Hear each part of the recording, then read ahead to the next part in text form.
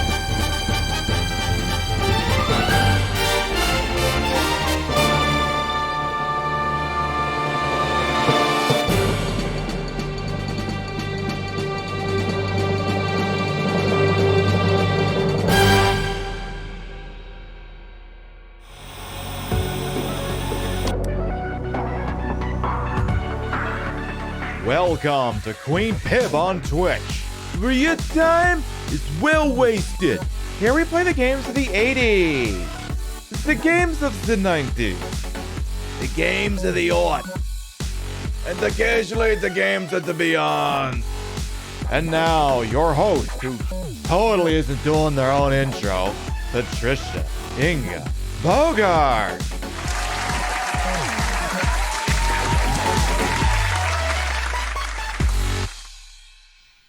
Definitely putting our best foot forward today.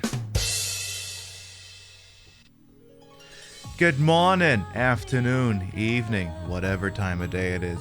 Welcome to the show. Hope you're having a good day so far. Yes, I know you're looking at this outfit. I know exactly what you're wondering, and I can give you the answer. Yes, this is a new belt. This is absolutely a new belt, brand freaking new, and I know you have no other questions about this outfit. Let's start from the top and make a drop over here. Let's see who we got before we get into the legal shenanigans. Angel Yuma, welcome on in. Queer Pigeon, thank you for the 8-month resub. Welcome back. Heron, welcome on in. Arthagzilla, hello as well. Vervain, Dewizzy, Buongiorno. I believe Pietro said that buongiorno means it's going to be a good giorno in Italian or something. Something like that. Let's see what else we got here. Sourness, exactly. If the broad don't fit, you must quit. Exactly, Johnny Cochran. Who else we got here? My Feelings, welcome on in. Ruby Snowdrop, Jumi Yumi, Hanklin, Don Zebo, welcome on in. Lady Penny. Who else we got here? Sam with an F. Hey, enjoy that lurk. Chart Enthusiast as well, welcome on in. Rio, hello as well. Your story don't have questions about logistics or physics, exactly. I break them all anyway. Logistics, physics, I defy them all whenever I want to. So, we haven't been to court in a while. We also haven't been to court since we got the new webcam. So I figured we would do one of the other race attorney cases I've been meaning for us to do. It's almost kind of a seasonal one because it takes place around a particular time of year. Not that it has a whole bunch of bearing on the case, or does it? Gosh, we'll just have to get in and find out. So of course during these, now Ace Attorney is ostensibly a visual novel. Sometimes there are long stretches in which chat's real fucking quiet, and you know what? That's a freaking okay. You're basically watching a 6-hour crime drama where I sit here and I shoot off at the mouth the entire fucking time to the point where it feels like I gone balls deep on someone for a fucking hour. Like, my throat is gonna be a wreck tomorrow, and honestly, kind of love that for me. That's how you know you had a good time. Alright, not gonna waste too much time here because, as I said, we got a lot of legal shenanigans in front. Lot of legal shenanigans in front of us. So I think without much further ado, I'm gonna pause alerts for a moment, and we are gonna get going.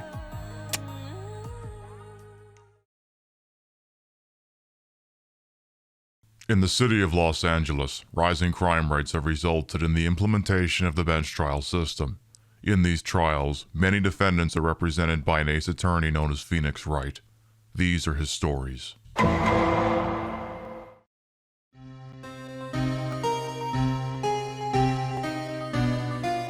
It's been, what, 15 years? Ooh, about that, yes. 15 years is a long time to wait. You can't imagine how much I've suffered. You've suffered? But now, the perfect opportunity has presented itself. At last, I shall have my revenge. What? Merry Christmas.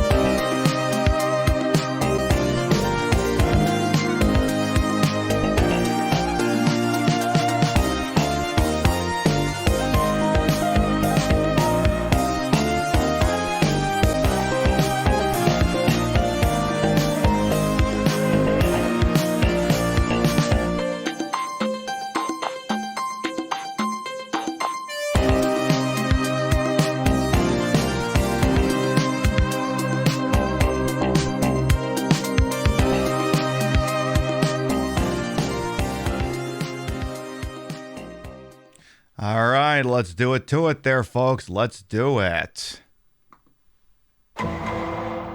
December 25th, 10:08 a.m., the Wright & Co. law offices. Hey, Nick. Hello, Maya.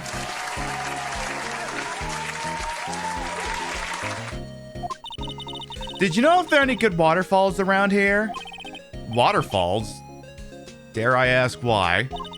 Duh, Nick. Isn't it obvious? I need a waterfall to stand under, preferably a freezing one. What?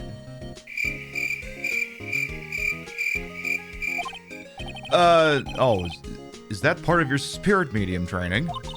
Of course, except I've been slacking off lately.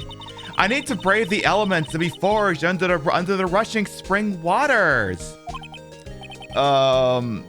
Okay. I don't know about any falls per se, but Gourd Lake is pretty close. Oh, darn. Sorry, but them's the breaks. Couldn't you just take a cold shower or something? She's thinking about it. Hey, it's your lollipop. No, this is from the original Ace Attorney, but we're doing the HD collection because why the hell not? Hey, Memnod as well. Welcome on, and Joda. All right. Good idea. So much for rushing spring waters. Next in the news, a large unidentified animal was sighted at Gourd Lake. The town is buzzing with excitement. Locals are calling it Gordy in a tip of the hat to Nessie, the Loch Ness Monster. Though its namesake Nessie proved to be a hoax. Locals are confident their Gordy is the real deal. ...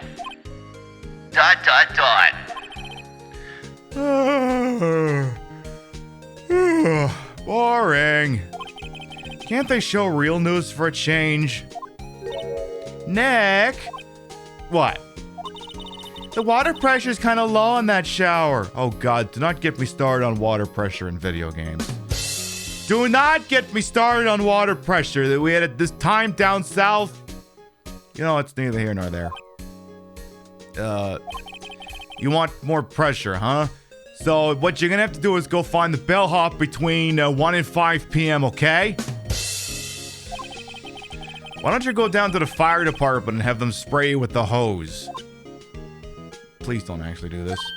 Good idea, Nick! Wait, don't... apparently Fey blood is no aid in detecting sarcasm. We interrupt this program to bring you a special news bulletin. Strange occurrences continue at Gourd Lake, but this time it's murder! Gourd Lake again? The body of a man was found in the lake early this morning. A suspect was apprehended. Sources inside the police department revealed that the suspect's name is Miles Edgeworth, age 24. Edgeworth was an up-and-coming prosecutor known for his skill and connections. He was guaranteed a long and rewarding career, as he thrown it all away.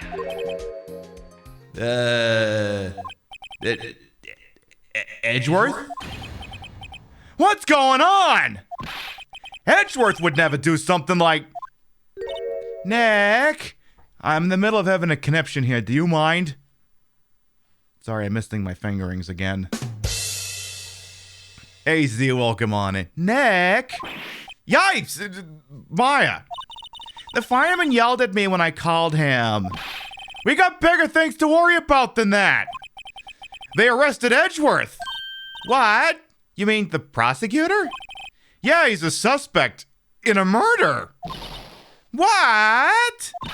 When? Where? Whom? Why? How? Do I look like a fucking clue board? I don't know. Let's find out, Nick. Okay. I'm on it. Let's go to the detention center. December 25th, detention center, visitors room. You know, Nick, we've all been in here one time or another, haven't we? I guess it comes with the territory. I'm not sure it's something we should mention it to too many people. That we've been fingered for murder several times. Ah!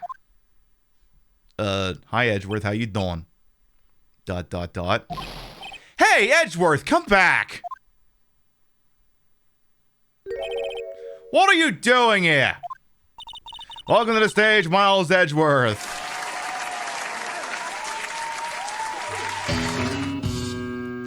Nick, I don't think he's in a very good mood. Well, yeah, no shit, he's just been blamed for murder. Well, he is in detention. Hey, Trista, welcome on in. Hope y'all have been having fun at that Twitch What There London Town there thing, eh? Welcome on in. Make yourself nice and comfortable. The pillows are very comfy. Well, he is in detention.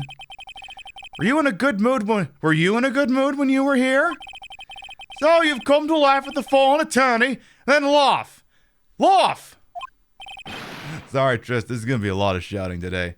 Well, why aren't you laughing? Isn't what I'm saying a little bit just fucking funny? Hey, Mary, welcome on in as well. Nick, should we be laughing? Nah, it's a trick. Laugh and he'll get mad. Or burst into tears. Edgeworth, we don't have so much free time we can spend it coming down here to laugh at you. Yes, you do. Oh, for fuck's sake. We're 5 minutes into this thing and he's already burned us legendarily.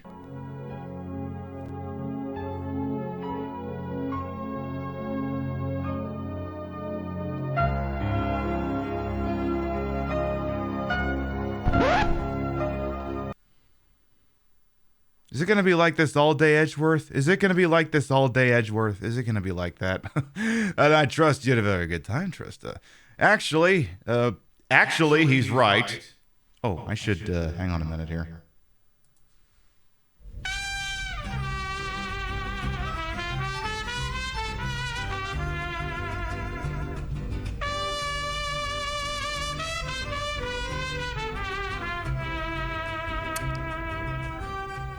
Prince Harming. Why is Leon dressed up like a broadcast salesman? I don't know, but thank you very much for the Twitch, baby. Thank you.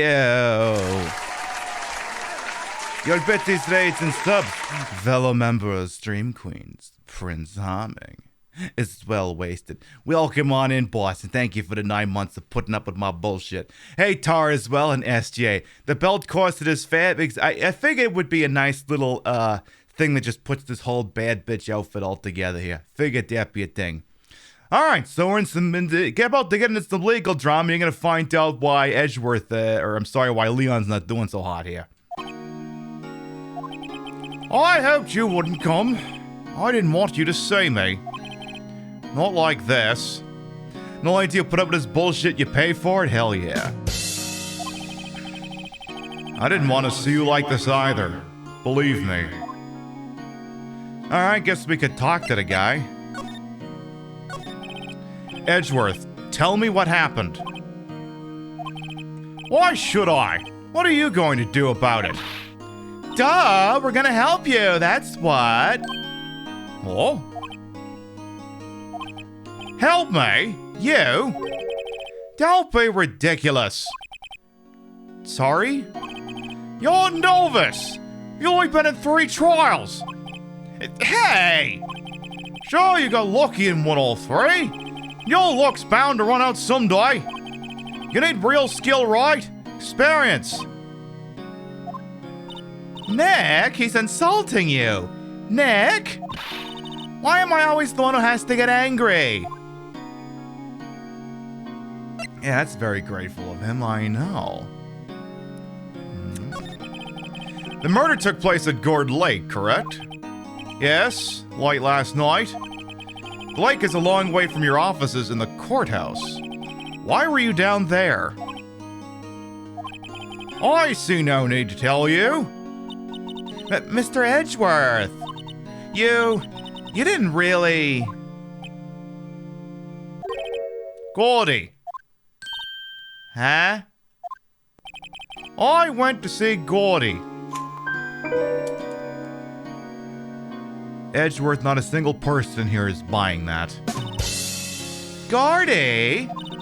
What's that? Oh, I'll tell you later. Why won't Edgeworth talk to us? Hey, apropos of nothing here, edgy boy. You do realize I'm an attorney, right? With a badge? This one right here on my lapel? Huh? Your Tony's badge. Edgeworth.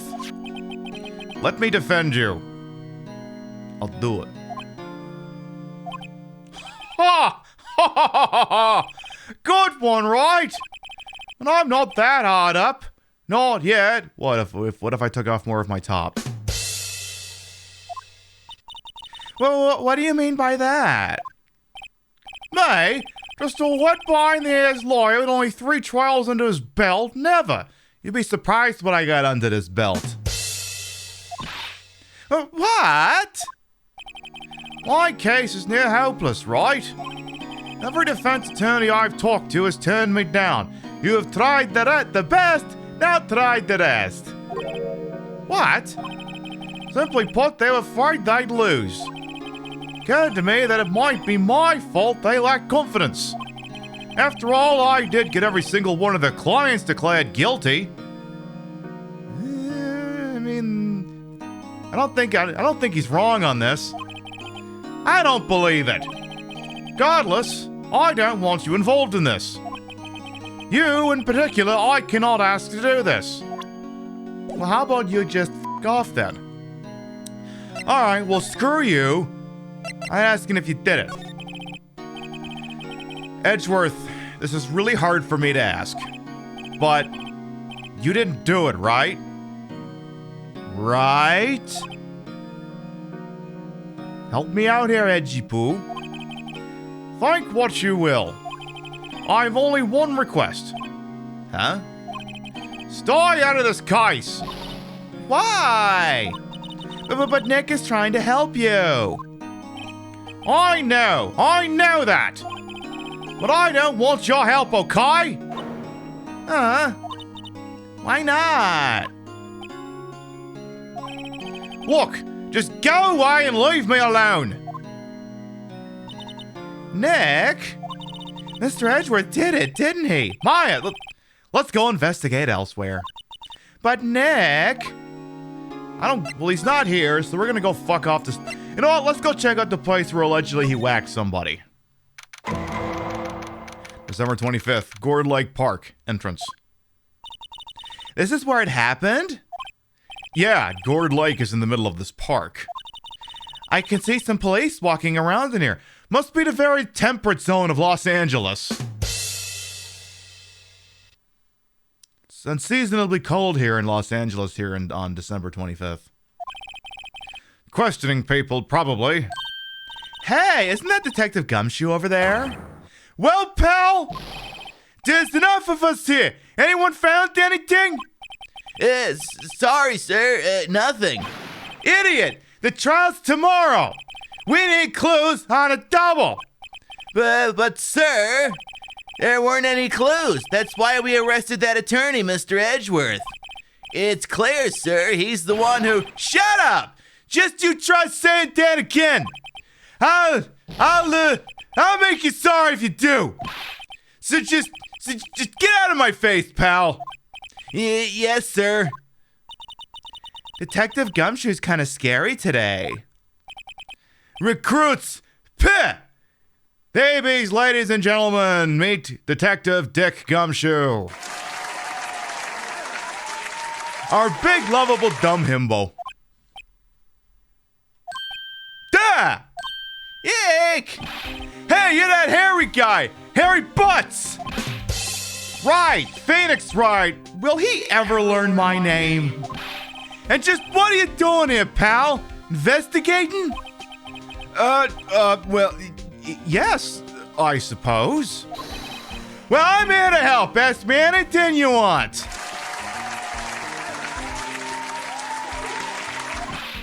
Bring it! He seems different than usual. I wonder what's up. Mr. Edgeworth hasn't actually asked us to defend him yet. Duh!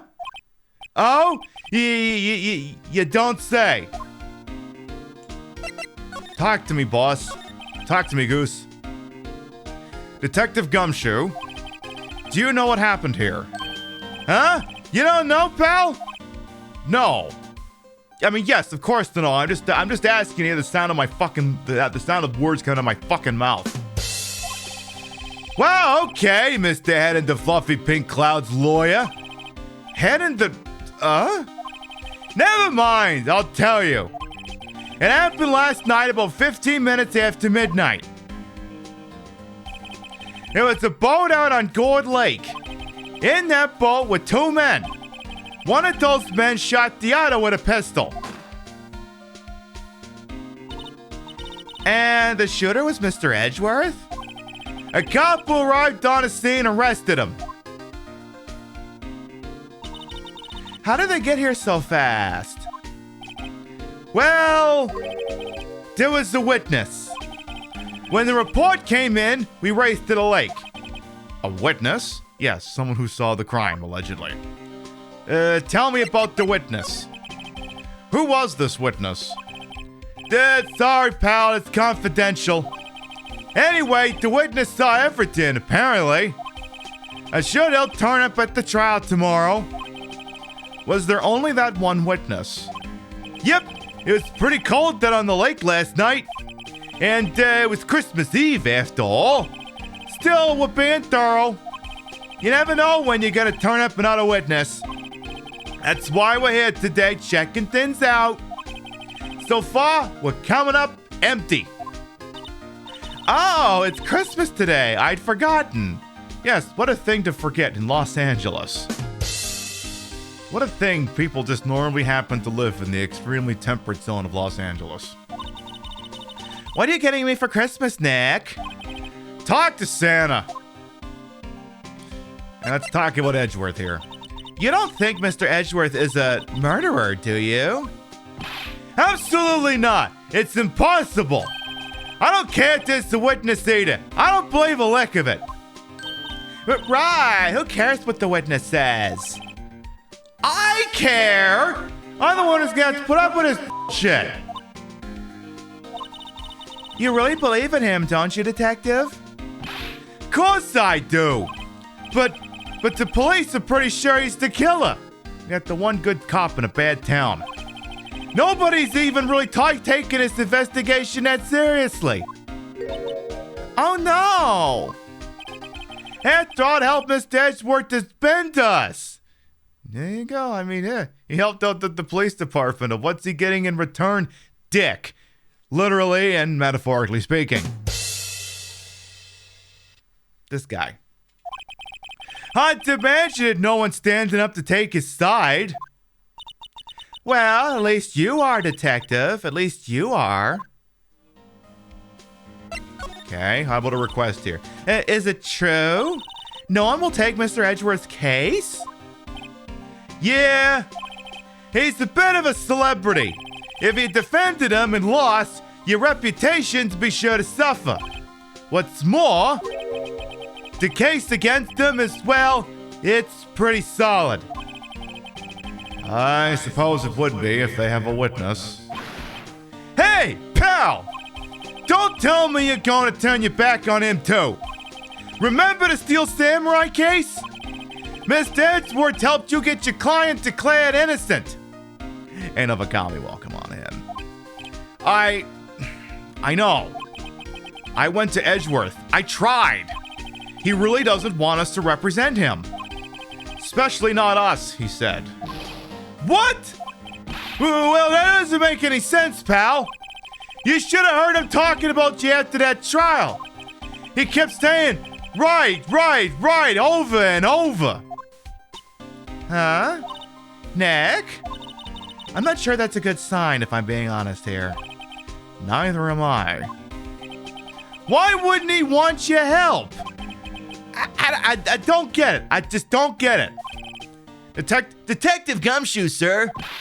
What? Find something? No, sir, not yet. But there was a call from the precinct. They want to hold an investigation briefing. A briefing? Right. All right, I'm off. Oh! Sorry, pal. I guess you heard. I gotta go.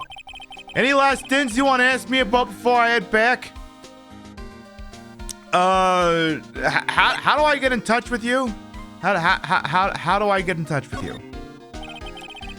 You're not coming back, detective? Probably not, pal. So, what should we do if we have something to talk to you about? Ah, right.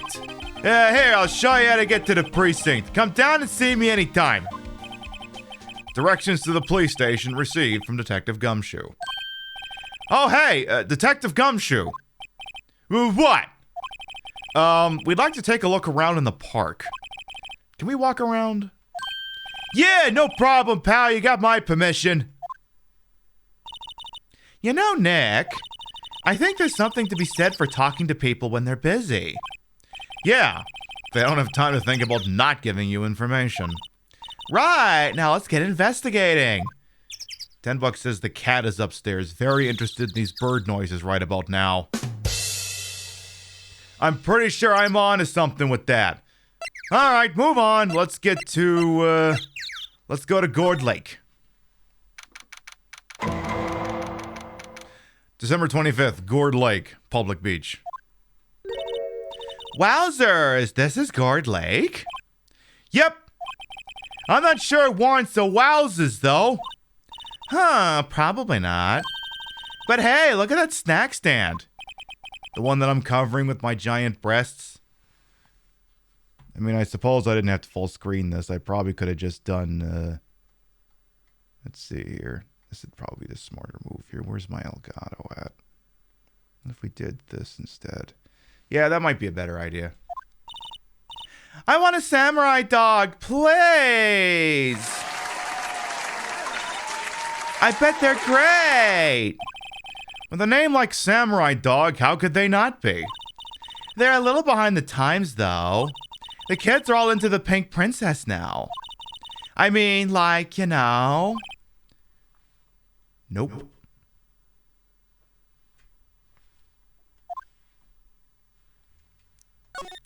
What do we got here? We got, someone left some poppers here. You know, you pull the string. Oh, not that kind of popper. You pull the string, and it goes pop. Yeah, I know the ones. You see them a lot around New Year's. Hey, Nick, they might be a clue. Let's take them. Come on, admit it. You just want to pop them, right? Was it that obvious? Poppers. Yes, I think we will take the poppers. I suppose it couldn't hurt, in moderation. Huh? Where'd they go? Into my pocket. Poppers put in pocket. This shit writes itself. Anything in a wastebasket? The trash can is empty. At least the place is well maintained. And over by the samurai dog stand. A hot dog stand. It's closed. The Christmas fringe looks a little half-baked. The banner reads, Samurai Dogs. Somebody needs to redecorate. Alright, where else can we go here? We have the entrance, the Lake Woods, and a boat rental shop. Let's check out the Lake Woods. December 25th, Gourd Lake Woods.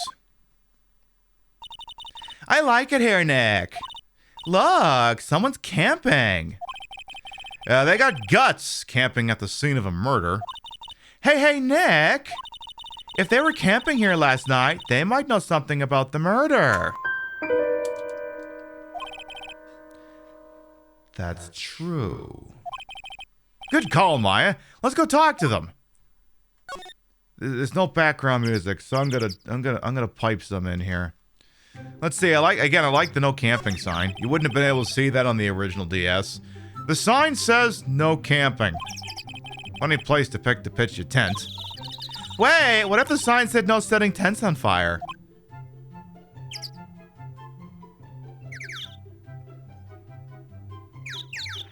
What's your point?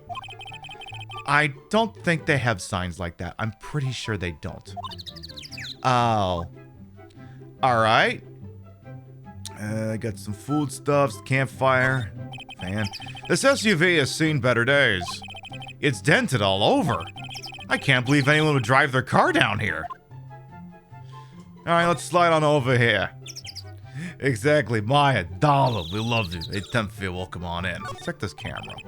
This camera has a mic and some sort of attachment. It must take pictures when triggered by noise. Wow, cool. Let's try it out. Hi, I'm Nick. I don't think that worked. Maybe I'm not saying it loud enough. Hey, I'm Nick. Fucking nothing. Huh. Nick! Will you stop that? Maybe it's broken. Don't kick it.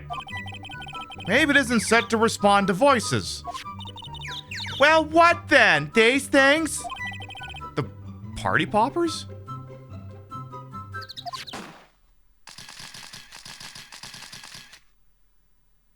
I'm gonna take that as a yes.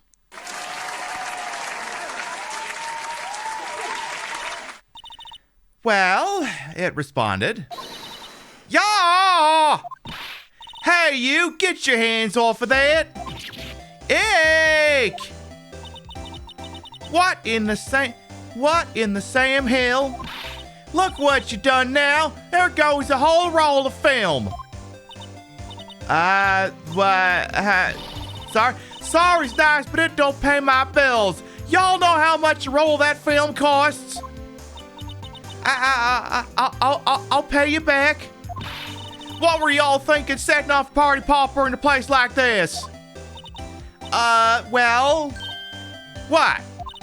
Don't try to play stupid with me just cause you think I'm some country bumpkin. Yeah, I know how y'all Yanks think. I say those Southern folks talk with that exasperated drawl. Wow, they must be dumb. Well, let me tell you, just cause I might be dumb don't mean we all are. Nick, help. And who are you now, her chaperone? Yeah, no, rather, we're sort of friends? Just figure out who y'all are gonna say and say it for bejesus's sake. God, I'd rather sit through one of Papa's draws than listen to you stutter all day. Oh boy. I guess we should pay for her film. Watch it! Yes, ma'am. On second thought, I'll pay later. I'm really sorry. Alright. Who the hell are you? What? Can't y'all see I'm changing the film on camera here?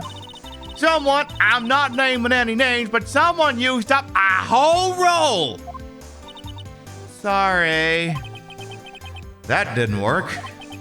I wonder if I have anything to show her that would get her attention. Well, I can think of two no. Just flash the badge. Not the badge, flash the badge. This is my badge. Huh? Our badge is supposed to be all shiny and impressive. You a cop or something? I'm a lawyer. What?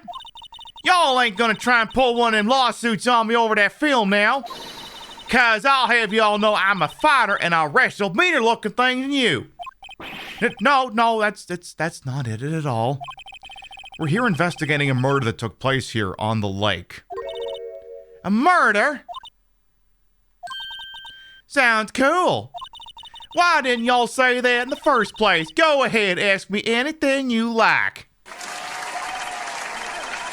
Finally, in cooperation. You two, y'all come out of hiding now. I won't bite. Hard.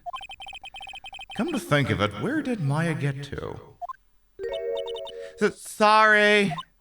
I was feeling a little overwhelmed, the culture gap and all. Never you mind, honey. I can talk Yank for you if it pleases you. Thanks. I think I'll be okay. Great then. I'm Lotta Hart, but y'all call me Lotta. I'm here photographing meteor showers for a research project. Mighty pleased to meet you. Right. Well, we have a name. Maybe she'd be willing to talk to us now. Yeah, meme not. They play up Southern charm in the localization for this character and throughout the franchise. Oh yeah, when was that murder anyway? I ain't seen much television lately. It happened late in the night on Christmas Eve. That's so, Christmas Eve. A man on a boat was shot. Did you see anything? Well, let me see. A boat, you say? I reckon I might have seen one. Not sure, though. Y'all gotta remember I've been watching this here lake for a good 3 days now. I seen enough boats to choke a mule. Kinda hard to remember which I seen when. A bandit will come on in as well. To ask about her. So, what is it you do, Lotta? Huh? Me? Y'all don't really want to know that, do you?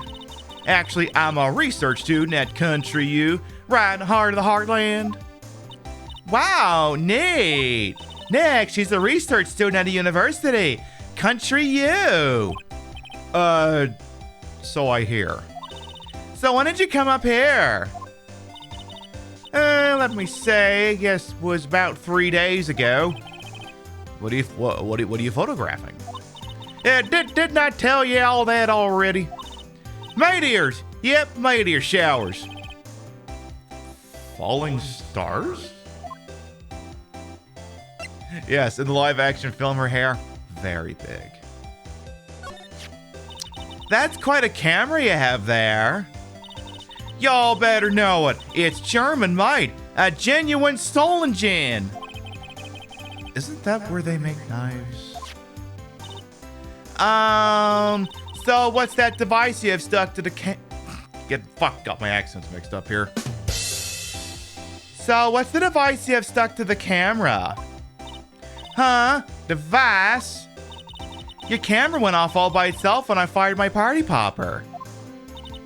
Oh, that mic triggers the shutter whenever it detects certain sounds. It's programmed to pick up loud noises right now. A programmable camera? Neat. Lotta's camera added to the court record. Alright, anything we can show her? Can we ask more about the camera? Lotta? Yeah? So your camera, it triggers on loud explosion noises. Yep.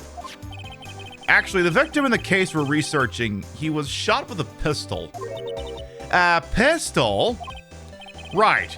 Now, wouldn't a gunshot make a similar noise to our party popper? Yeah, she must have a lot of pictures on that thing, Minxie Pixie. You figuring out already? I guess it would. Do your choices have an effect? It depends. Your camera didn't get a picture of the murder, did it? Hey! Y'all pretty bright. Huh? I see what you're saying. Tell you what, I'll have a look-see at my film. It would have been a photo taken late last night. I checked it once, don't remember if there was anything on them, though. But what if I got something? I could be a witness to a genuine murder. Yeehaw! Yee!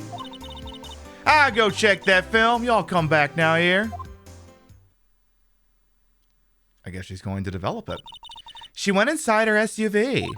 I guess we should come back later. All right. I think we still have some other open leads here. Let's go back to the public beach.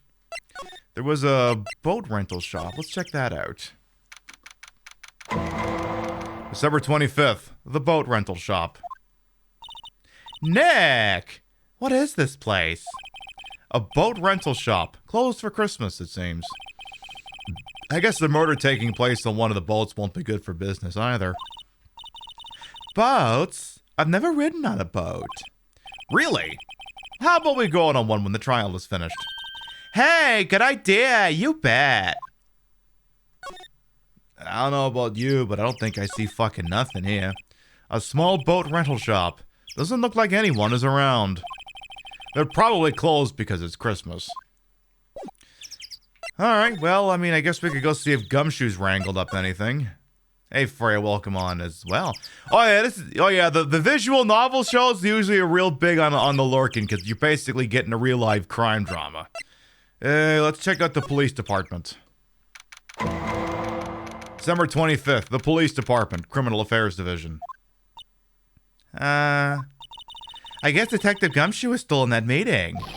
Hey! Thanks for coming down, pal. Detective Gumshoe! We just finished the meeting. For better or for worse. I get the feeling we're in for some bad news. Alright, Detective Gumshoe, what do you got for me? Tell me about the Vic. Do you know anything about the victim yet? No, still can't ID him. Has Mr. Edgeworth said anything? Not a word. Okay, tell me about the meeting then.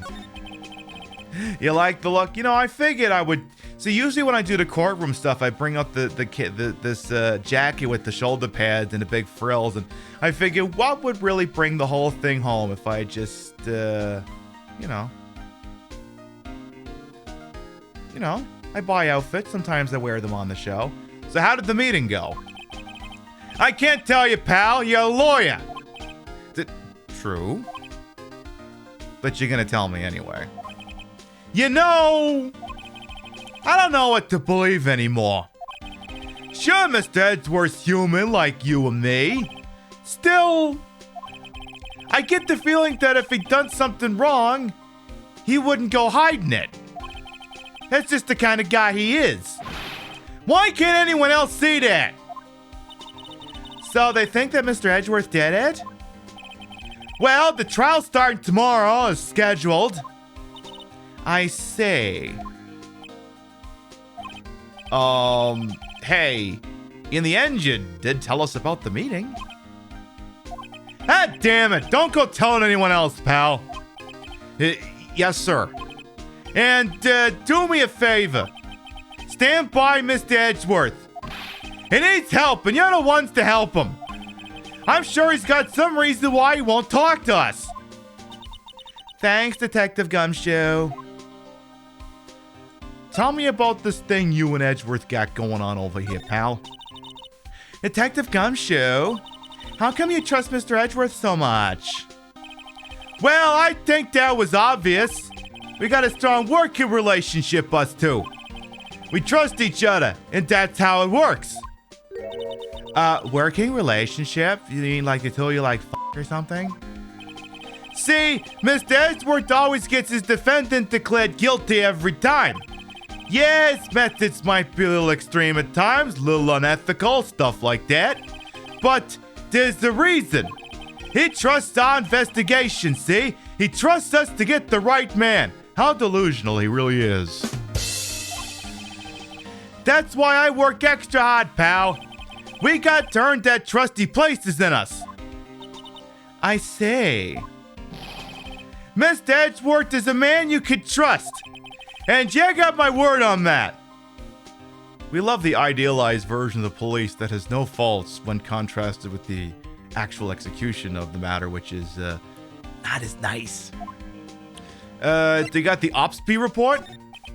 I was wondering, did you ever get that autopsy report?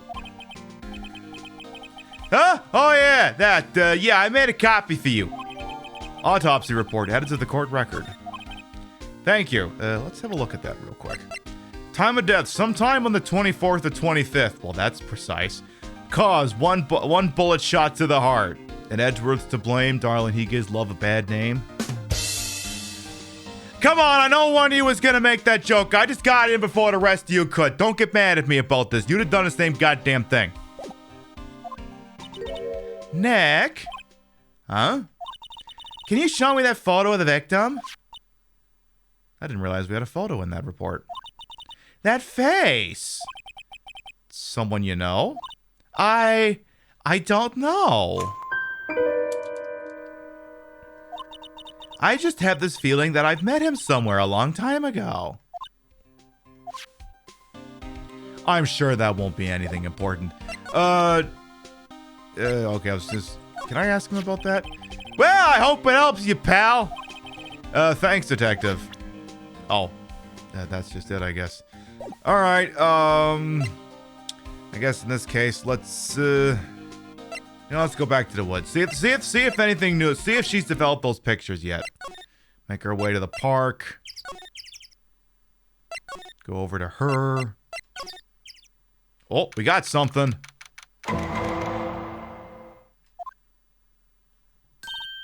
Hey, y'all. Lotta. Wait up sec, we got bingo. Bingo?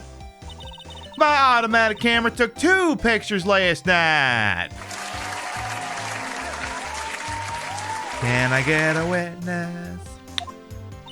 Hey! This is them, take a look. Oh, jeez. Wait. See? He's shooting with that pistol. It looks like that, yes. But you can't really tell who that is shooting. Yeah, well, there was enough fog out there last night to strangle a bullfrog. But you know, seeing these photos reminded me of something. What? I saw the murder happen. I'm a witness. Why? Are you serious? Of course. How do you forget? Never mind. Y'all reckon I should tell the cops? I reckon no. I reckon no. What's that? Now, don't y'all think y'all can pull one on me just because you speak the lingo? I know enough to know that when you see a murder, you best tell the cops. It's my obligation as a citizen. Oh, fuck off with this. Hey, so I'm off to talk to the cops. Y'all can have this photo. Deuces, bitch. Later. Ah, fuck. Wait, Lotta! What? Can't y'all see I'm kind of busy? Tell us what you saw too, please. Nice try, honey, but I wasn't born yesterday. I'm a witness. That means I'm on the side of justice. That means the cops. I'd sooner eat the south side of northbound skunk than tell you. Lotta! Don't yell, don't let it get your skivvies in a bunch. Friends today, enemies tomorrow. Or was that the other way round? No matter, I'm gone. Arrivederci, hasta lasagna. Hey, maybe they'll let me do some testifying. Hot darn!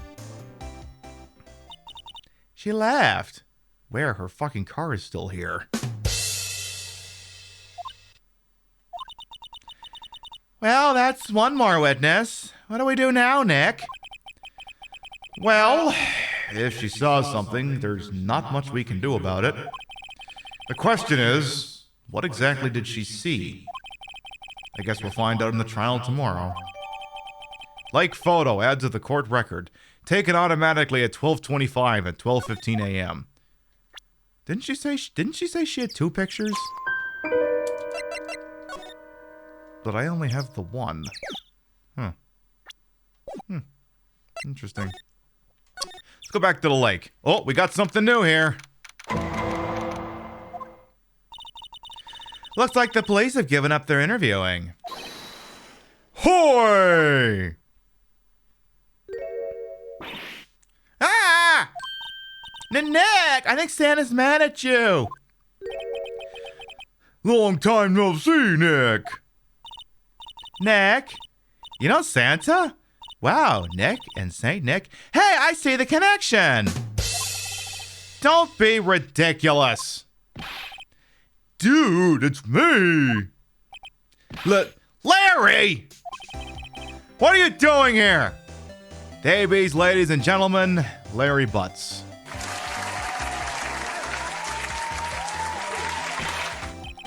Isn't it obvious? I'm working my day job. I sell samurai dogs. Want one? Gotta get money for dates, you know. My girl Kianse deserves the best. Kianse? Not another model, I hope. Sudden flashback to the last time he dated a model who wound up dead. Oh, Kianse's a fine, fine woman, Nick. It was her idea that I wear this costume. She was all, you go, girlfriend, you know? She bought this costume for me. That's great, Larry. The hell is a samurai dog? It's a reference to a previous case in this game where a television character by the name of the Steel Samurai was wrongly accused of murder. Wow, a Santa costume. She must be really nice. Whoa, cute. Nick, who's she? She's not your... Not my... What? No, she's not. I'm his partner, Maya Fey. I'm, the little sister. Sister? Larry, don't you get any ideas? That girl ain't 18. Larry? Wow, Nick, must be tough. Working 9 to 5, having to take care of a little sister.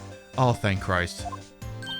No, I'm not Nick's sister. I'm my older sister's little sister. Huh? Sounds great. Don't worry, Maya. He's not listening. All right, Larry. Talk to me. Hey, Larry. There was a murder here last night.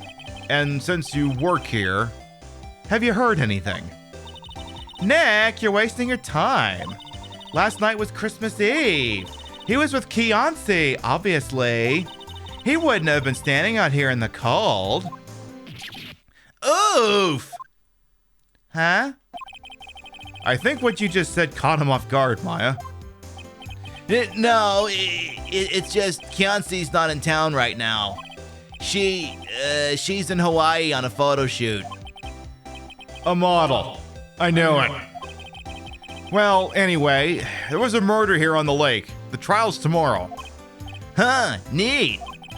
The defendant is Edgeworth. Miles Edgeworth. Nick? Why would Larry know Edgeworth? Whoa, Nick! You don't mean that Miles Edgeworth, old Edgy? Yeah, he's a murder suspect. Whoa, murder? Huh? You know Mr. Edgeworth, Larry? Yeah, of course. Edgy was in the same class as us in grade school. What? Before we delve into the backstory, let's deal with the samurai dogs. Tell me about the dogs. I'm hungry. Huh? Oh, you mean the samurai dogs? Well, why are they samurai dogs?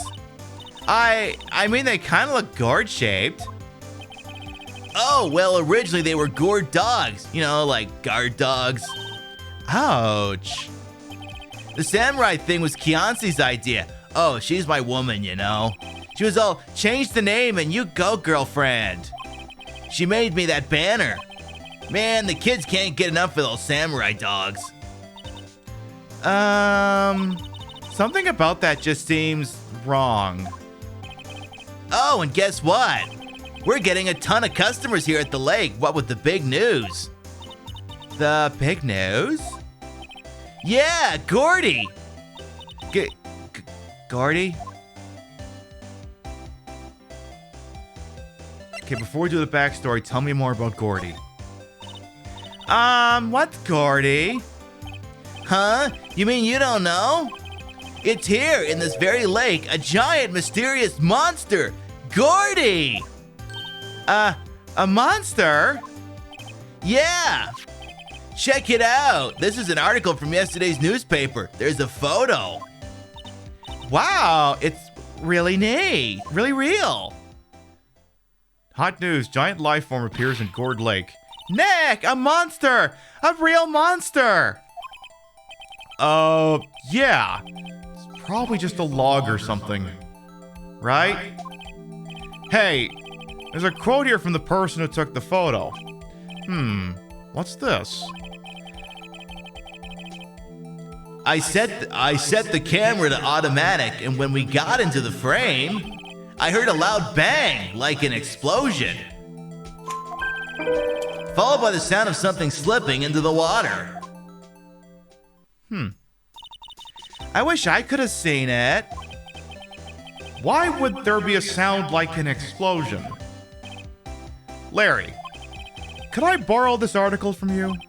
Sure, no problem. That'll be $1 million. $1 million? Grow up, Larry.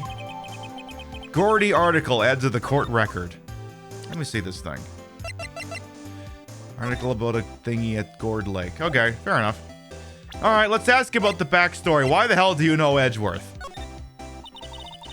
So, Mr. Edgeworth was your classmate, Larry? Yeah, Nick, him and I used to hang out all the time. Wow, I never knew. Don't get me wrong, he's always been kind of a stick in the mud. Studying all the time, trying to be like father. Like his father? Yeah, Edge's pop was a famous defense lawyer back in the day. Wow. Wait, you said defense lawyer? Yeah. Wait a second. Mr. Edgeworth is a prosecuting attorney. What? Edge's got a proboscis on his knee? Words? Yes, he has a proboscis on his knee. Ugly sucker only says ficus.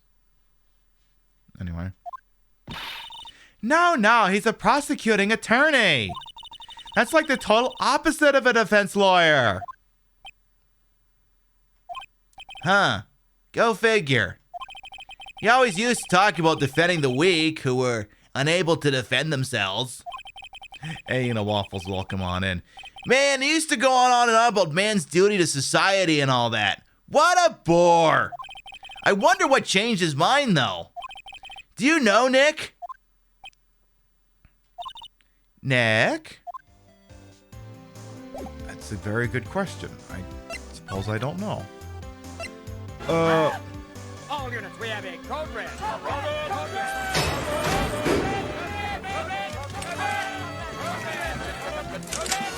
not attempt to move or we'll be shooting our GBUFO and Raiders, hello, welcome on in. Welcome on in, Chibi and Raiders. I am Queen Pib, Patricia, Inga, Bogart. You may also call me Trish. Retro Variety Drag Queen streamer, member of Team Stream Queens, and your time here is well wasted. Welcome on in. What was you up to on over there? We playing the Mace Attorney. It's the holiday season, so we're doing the holiday case. We're doing Turnabout goodbyes.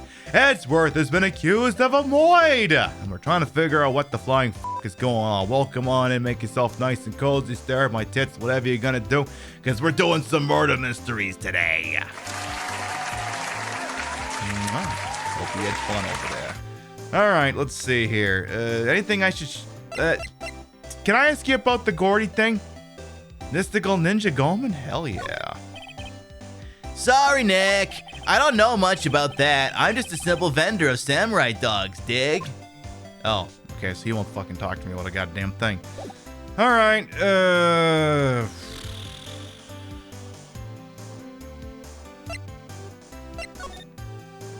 jeez. All right, where the hell do we want to go now? Boat rental shop? Okay, nothing at the boat rental shop. Let's make real sure there isn't anything else I'm supposed to ask him about. Oh, shit. What's that? It's a camera. You take pictures with it. Huh. But Larry, you mean you don't know what a camera is? Of course I know. Hey, you're looking at a bona fide junior high graduate. Yeah, good. He's got his grade 8. I was talking about the weird contraption on the camera. Oh, that's a fair question. Oh, that. Well, it's hard to explain. Just forget about it.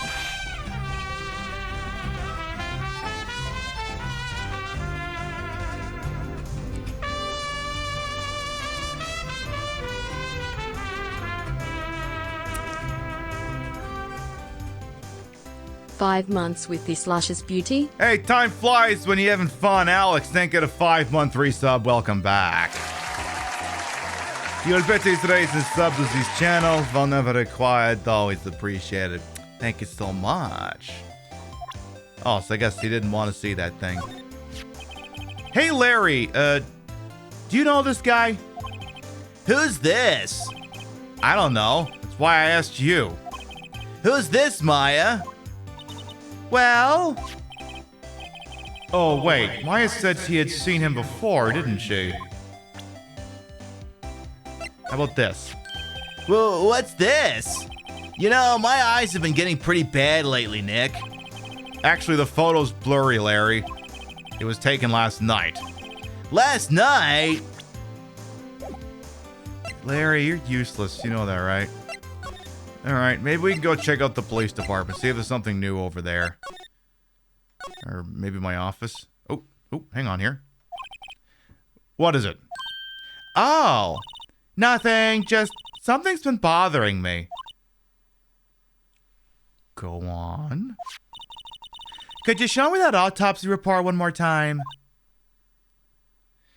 Larry, Larry's just a very laid-back kind of guy. Very laid-back. And maybe he does, who knows, it's California. Maybe he is.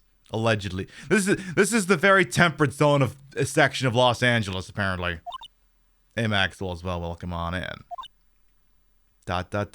You can really see the gears are starting to move in ahead over here. She's really thinking on this. Really thinking. Like, look at this bay. Like, is this someone I see on TV? Is it someone on the Pink Princess? Wait a minute, is that guy at that burger joint? No, I'd remember that if it was the guy at the burger joint.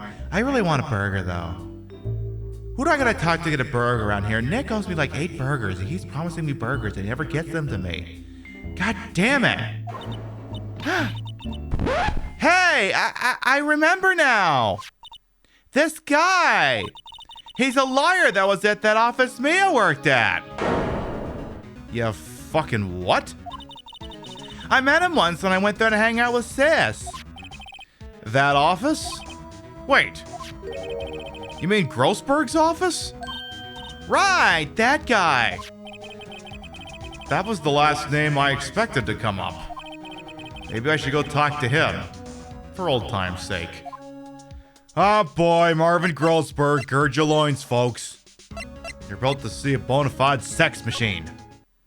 Whose painting is still missing. Must still be at Red White's office.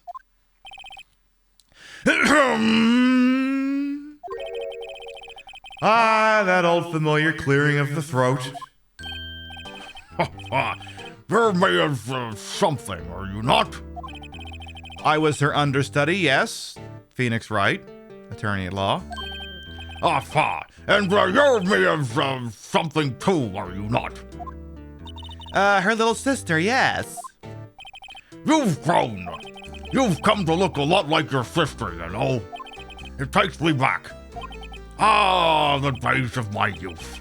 Like the scent of fresh lemon. You see? Mr. Grossberg, sir?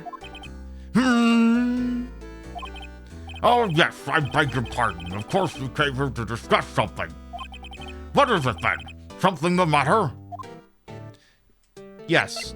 Why is that painting still missing, you know? Yeah, what's with the painting? Mr. Grossberg, whatever happened to that painting? Oh, yes. I do not think it shall ever be coming back home to this office.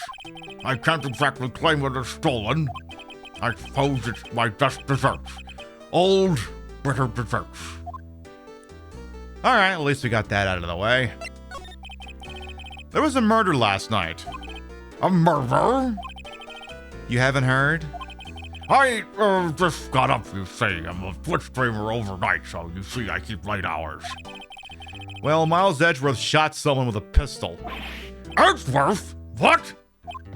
Who did he shoot? Well, the identity of the victim is still unknown. This is terrible news indeed. Terrible, terrible news. I guess he hadn't heard anything. Alright, we got that autopsy report. It's got the photograph in it. Strange. I feel as though I've seen this man somewhere before. Gears, they're really starting to move in his head over here. Very good voice. Hey, sometimes good things come out of this mouth instead of just yelling into it. I'm gonna take that noise to mean you remembered. He was a lawyer here in my office. That's Hammond. Robert Hammond. Mr. Hammond? And you say this is the man Miles Edgeworth shot? Allegedly, yes. Allegedly. Who is this Hammond guy, anyway? Mr. Hammond. He was the defense attorney in that case. That case? Yes, the DL6 incident. DL6? Why does that sound so familiar? Perhaps you remember. I'm sure someone mentioned it during the trial for Mia's murder. That was the incident where the police were so at a loss that they used a spirit medium. Oh, that's why I remember. Wait, you don't mean... Was that medium my mother?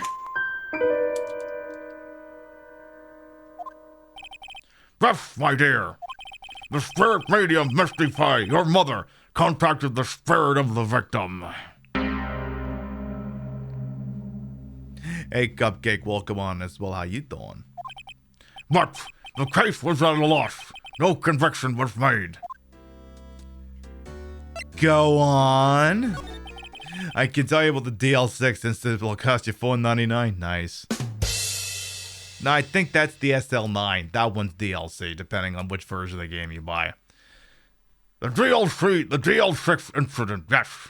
Hey, hello, Derek Kim as well. Welcome on in.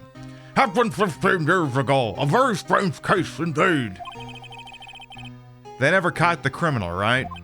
Correct. Misty Fay used her powers to talk to the spirit of the late victim. Her testimony led to charges being laid against one man. But Mr. Hammond won the case and the suspect was declared innocent. Kind of a sore spot. And the police blamed my mother, calling her a fraud. You're the one who helped her out then, right, Mr. Grossberg?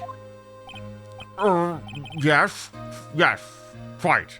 I don't know that I bought that. Thank you! No, please, don't mention it. I'm calling bullshit on this. He knows something he's not telling me. I'm gonna bust his balls later. DL6. Never thought I'd hear that name again. But wait. What does that case have anything to do with Mr. Edgeworth? It has everything to do with Mr. Edgeworth, my dear. The victim of the DL6 incident was none other than his father, Gregory Edgeworth. What? His father? If you want to know more, you should ask him yourself. Show him this. I'm sure he'll talk to you. Wait. This is a photograph of my mother. Misty Fay's photo added to the court record. An old photograph. DL6 incident Exhibit A is written on the back. Alright, okay, Edgeworth. Spill it.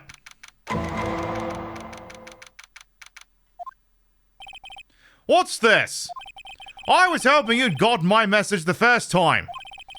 Edgeworth, what about your defense? It's no concern of yours. Guess he hasn't found anyone yet.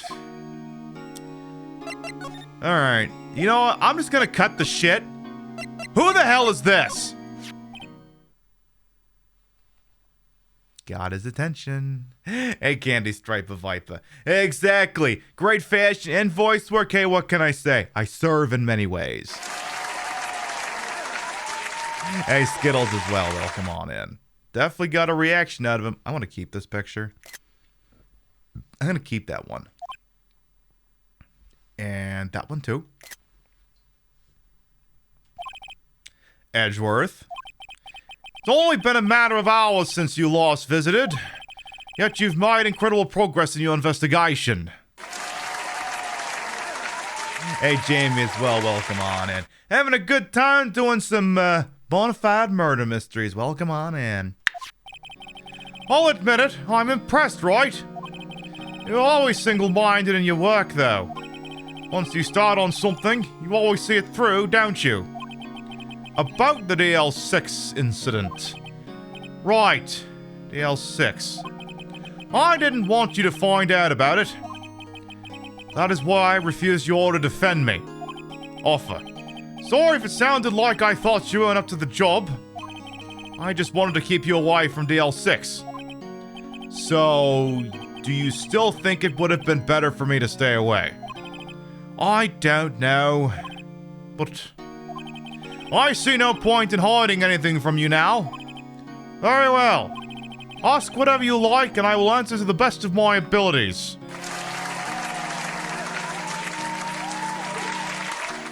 Damn. Hell yeah, Jamie Gaiman. Nice. I gotta do that sometime. Alright, now maybe I'll be a little bit more forthcoming. Tell me about the DL6 incident. DL6 incident was when my father died.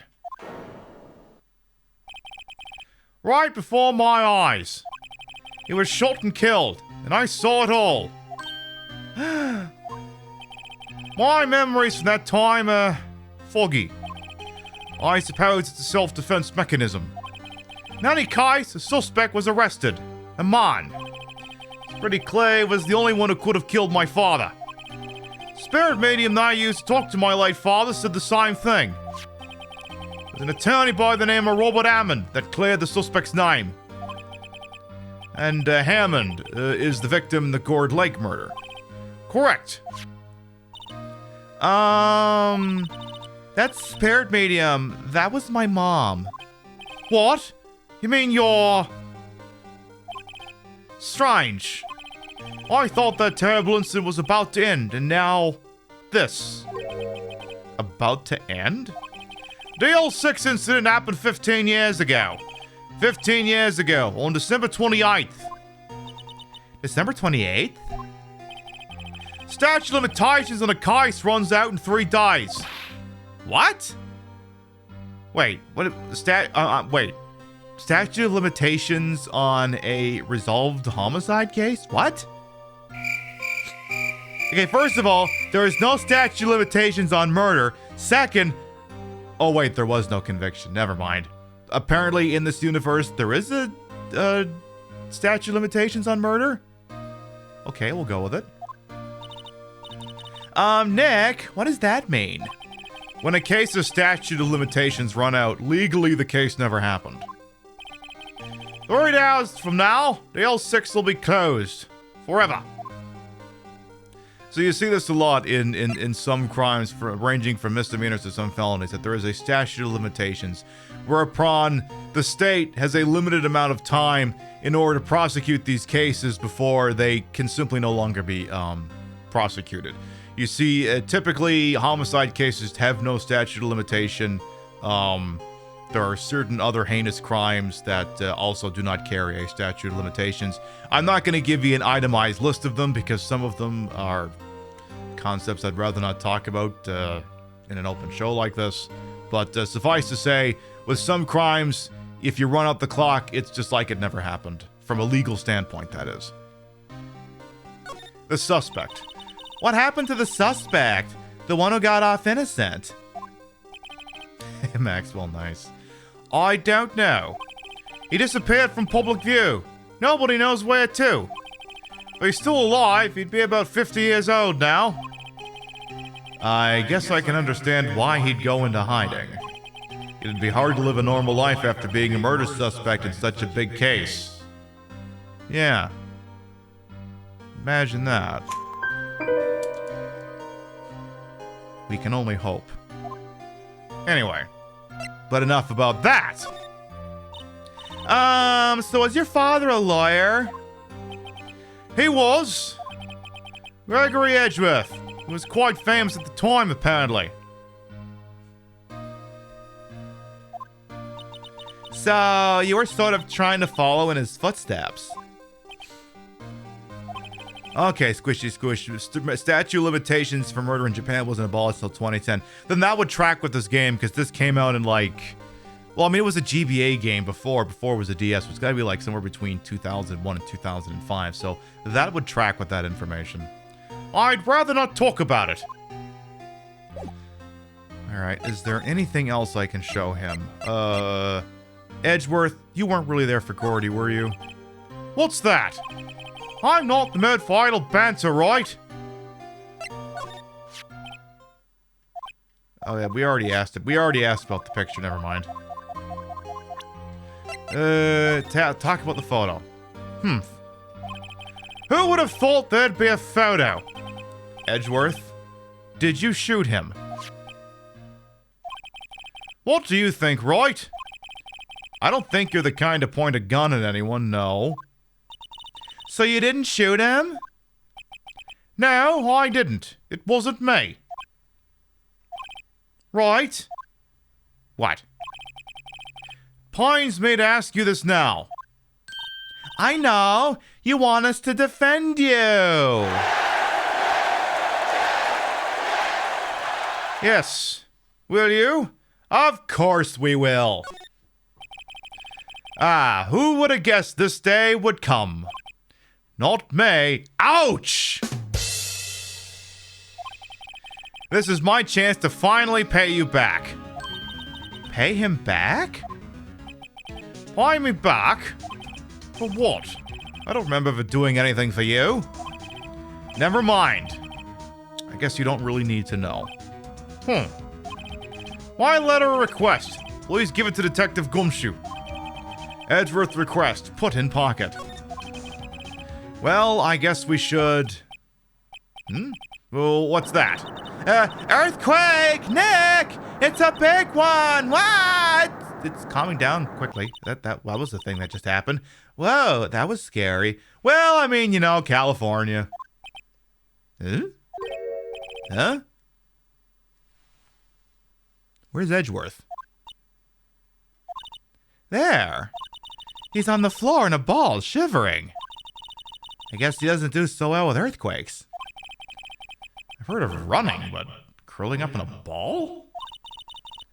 Well, I guess we're done. Mr. Edgeworth doesn't seem like he's gonna stand up anytime soon. Let's go, Nick. Right. We have to give Edgeworth's letter of request to Detective Gumshoe. Yeah, Chekhov's Quake 3 Arena, exactly. Chekhov's Earthquake couldn't possibly be important later. Couldn't possibly. Alright, Gumshoe, where you at?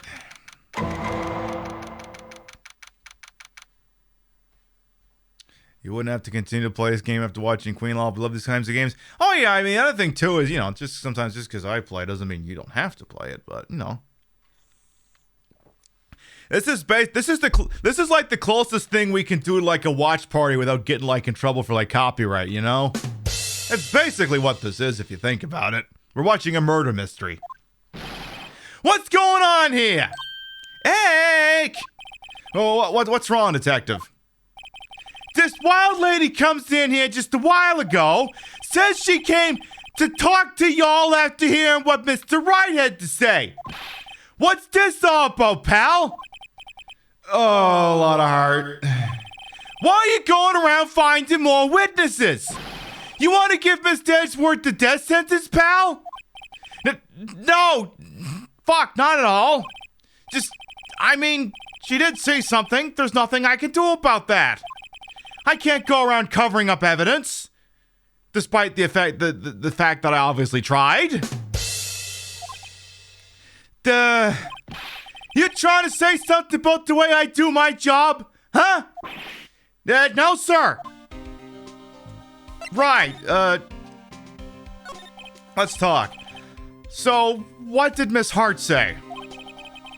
So I'm saying you shouldn't play Dino Rex Resurrection 3. I am advising against it. She says she saw Mr. Edgeworth fire a pistol. What? She even had a photograph to prove it. Right, I saw it too. But you really can't tell from the photo who it is shooting. That's why she said she's gonna enlarge the photo. She said it'll drop the quality a mite, but it should let us see who's who. She can do that? No. But anyway. Okay, so there's going to be an enlarged photograph that shows Edgeworth in the act. Great. Just great. Just fucking peachy. In any case, she's gonna be the one testifying tomorrow. Huh? What happened to the other witness? Well, apparently there was a cancellation. A cancellation?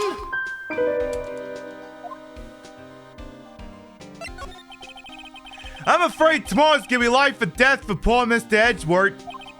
We got a witness who says she saw the very moment of the murder. And we got a photo taken when a shot rang out.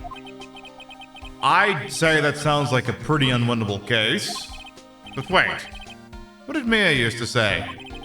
If he's innocent, there's got to be something I've overlooked. Yeah?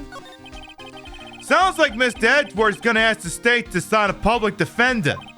I was just asked to file the paperwork. But you still got time, pal. Go talk to him again. For me, please. You gotta convince him. You gotta make him let you defend him. Please. I know you're the only one who could do it, pal. You're the only one who could save Mr. Edgeworth. Well, happy as it may be, I just so happen to have a request for me to do just that. Look what I got. Hey, you did it, pal! Glad I waited till the last minute to file those papers. I'll rip them up and start new ones for you. Thanks, detective. Well, see you in court tomorrow then. Good luck, pal.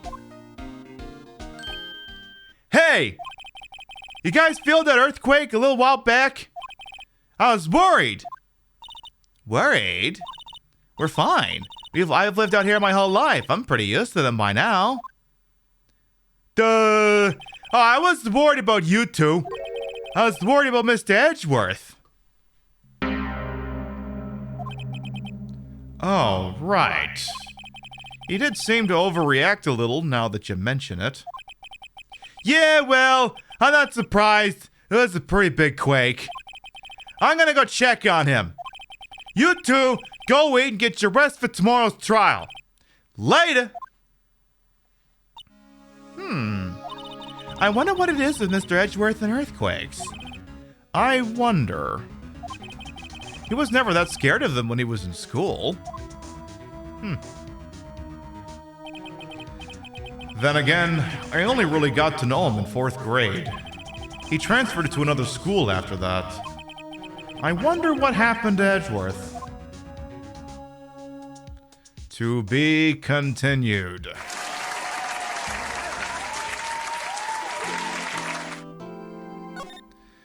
To be continued. To be continued. Right now. In the city of Los Angeles, rising crime rates have resulted in the implementation of the bench trial system.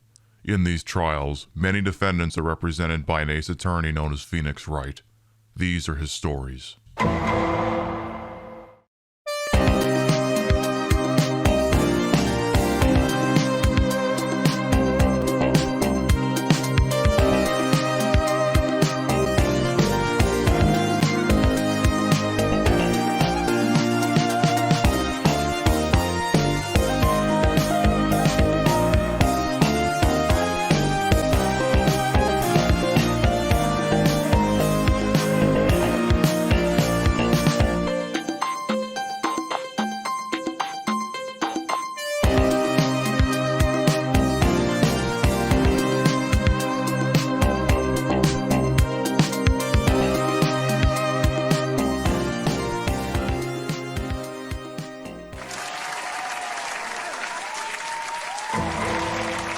December 26th, 9:44 a.m. District Court, Defendant Lobby Number 2. Let's go. Karma? That's right, Manfred von Karma. He's the best prosecutor there is. He hasn't lost a case in his 40-year career. He's a god of prosecution, right? A god! Not a single case? He'll do anything to get a guilty verdict. Anything. He'll blow him out of the parking lot if he has to. Sounds like someone else I know, Edgeworth. You don't understand. I mean, he'll really do anything. Manfred von Karma is a man to be feared. That's quite a claim coming from someone who forages evidence. He told me what it really means to prosecute. What? This picture of prosecutor as vicious as me, multiplied by a factor of 10. Oh, so this is basically the Mike Tyson's Punch-Out. Great! Good day for me. So, was he your teacher then, Mr. Edgeworth? Something like that. And now he's trying to get you found guilty? What a creep! Oh, wait. Maybe he's planning on losing on purpose to help you out. Not a chance. Don't! He hasn't lost once in 40 years. 40 years! He's as ruthless as my times 20. That's pretty ruthless. Well, like I said, he's a gold among prosecutors. I guess that's something like Mia was to me. Speaking of Mia. Maya? Uh-huh. We could really be using Mia's help right now. Don't you think? Oh.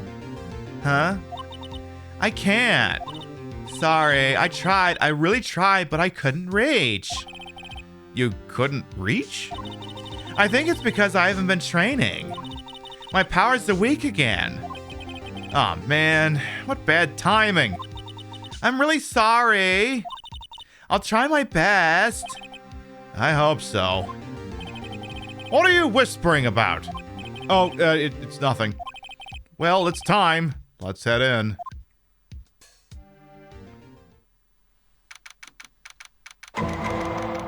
December 26th, 10 a.m., District Court, Courtroom number 3. Court is now in session for the trial of Mr. Miles Edgeworth. The defense is ready, Your Honor. Mr. Von Karma, is the prosecution ready? Fool! You seriously think that I would stand here were I not completely prepared? Babies, ladies and gentlemen, Manfred Von Karma.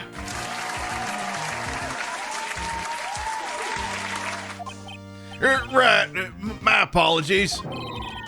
He's even got the judge scared. Very well, your opening statement, please. Decisive evidence. A decisive witness. What else could possibly be required? Nothing, of course. That should be fine. Prosecution may call its first witness. What's with this guy? Is he royalty or something? How am I supposed to fight against this? I called the detective in charge of this case, Detective Dick Gumshoe. Okay, Gumshoe's first. See how this goes.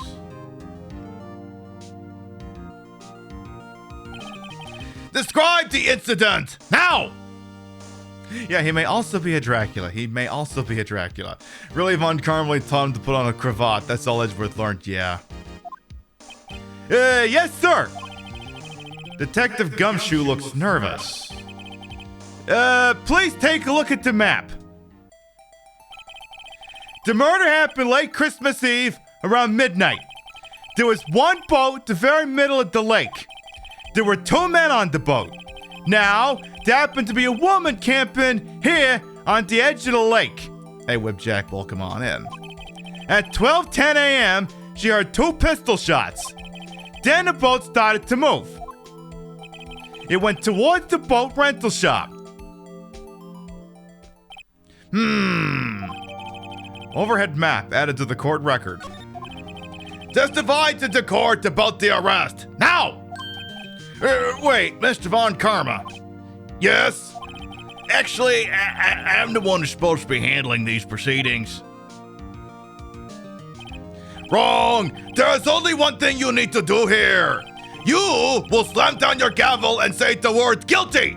That is your role. Yes, of course. You're quite right.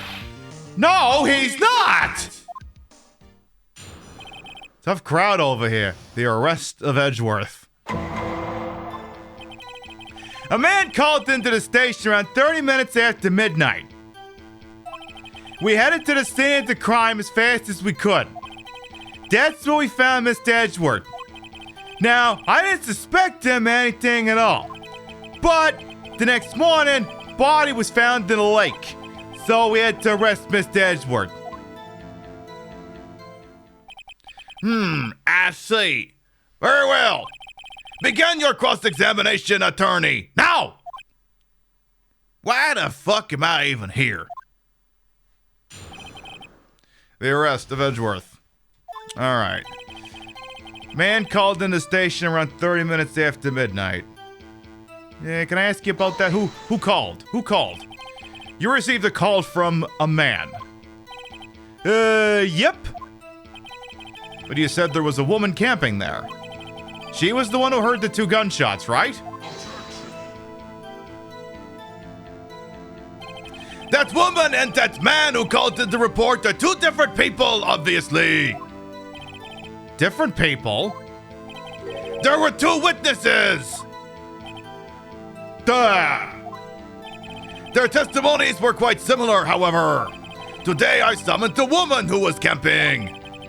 The woman who was camping. Lot of heart. What happens next, detective? Well, yeah, Phoenix is a perfect trial record, but, it's a small sample size. He's got a 40-year career. Crime scene as fast as we could. That's where we found Mr. Edgeworth. Now, I didn't suspect him anything at all, but the next morning a body was found in the lake, so we had to arrest Mr. Edgeworth. Tell me about the body. Did you find any clues on the body? A single bullet was recovered from the body. He was shot through the heart, fatally. Judge, here's the bullet. It didn't strike bone, so its shape is well preserved. Very well, the court accepts this bullet into evidence. Pistol bullet added to the court record, found in the victim's body, fired from a .22 caliber pistol. So we had to arrest Mr. Edgeworth, based off of what? Why is that? Well, we found the murder weapon in the boat. The murder weapon? Pistol. Detective Gumshoe, that is a vital piece of information. Please provide your testimony. Right, sorry, Your Honor. The murder weapon we found in a boat was decisive evidence. Explain?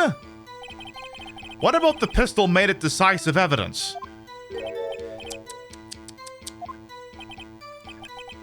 He has the same evil laugh as Edgeworth. There were fingerprints on a pistol found in a boat.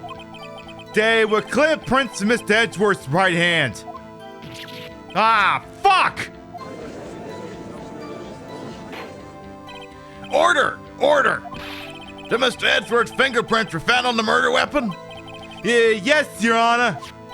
Judge, this is the weapon in question. Accept into evidence. Pistol added to the court record.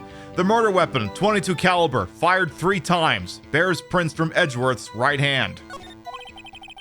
Members of the court, we now have the pistol used in the murder and the bullet found in the body. Detective!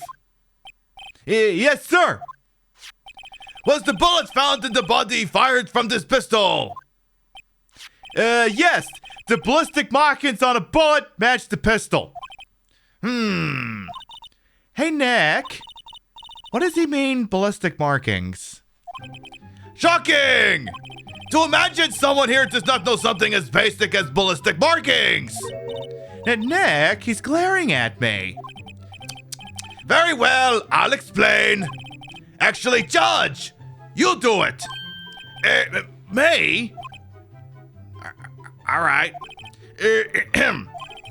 Ballistic markings are like the fingerprints of a gun.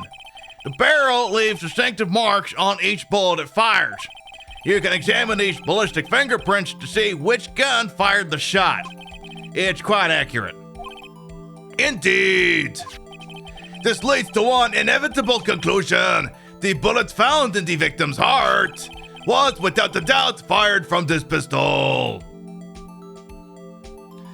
I guess we're all assuming the prints are actually on the part of the gun you hold to fire because this guy's Edgeworth's mentor. You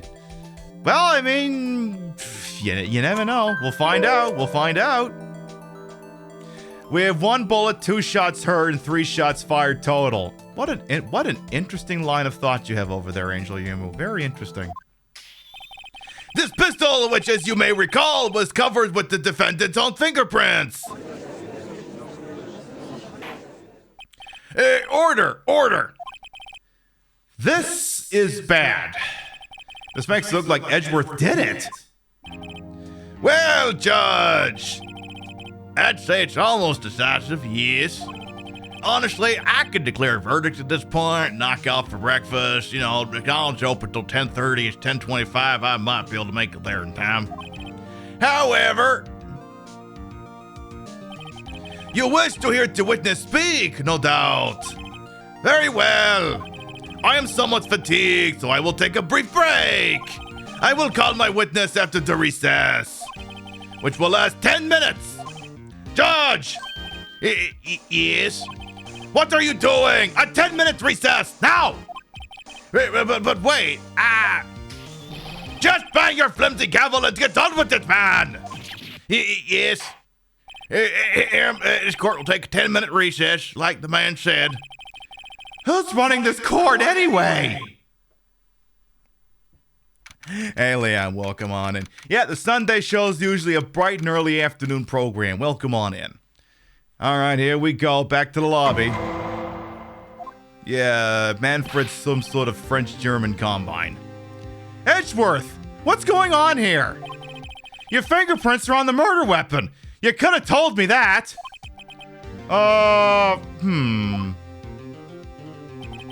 And that foggy photo makes one thing clear. The only one who could have shot that man was the person in the photo. True. Was that you in the boat? Yes, it was mine. What? But you must believe me, I didn't shoot him. Then who did? I don't know. You don't know? Weren't you right there?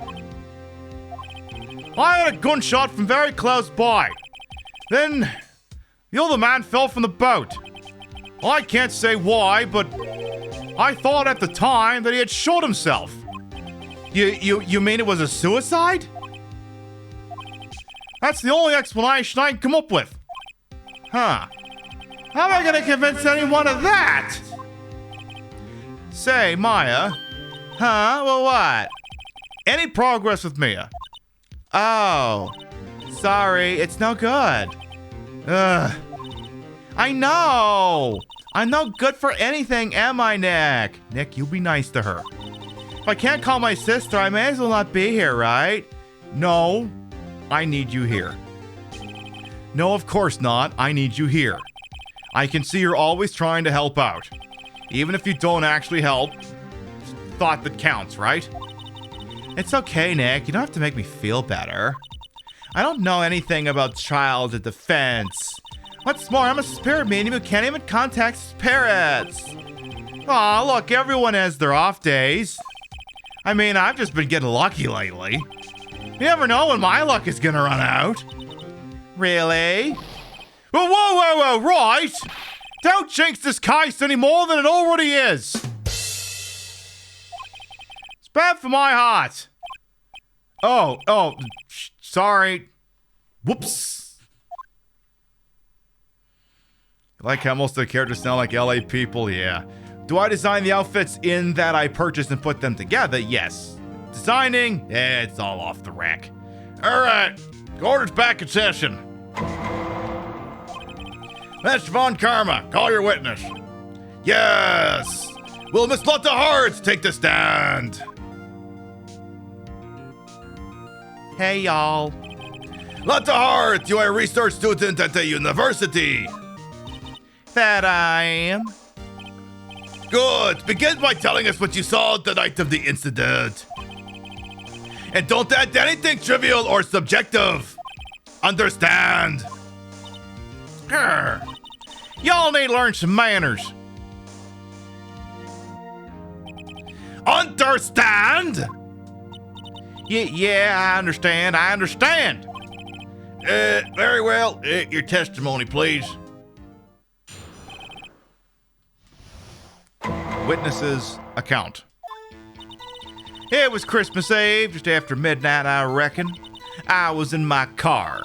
I heard this bang come up from the lake. When I looked out the window, I saw two gents in a boat. Then there was another bang. There wasn't nary a thing on the lake but that boat. Enough! Huh? Judge!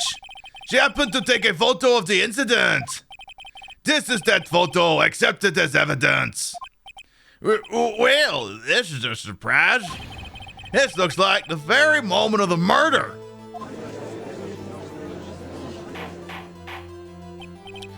Order! I will remove people from this courtroom if I do not have order immediately. As the witness testified, she looked at the lake when she heard the shot. There were no other boats on that lake.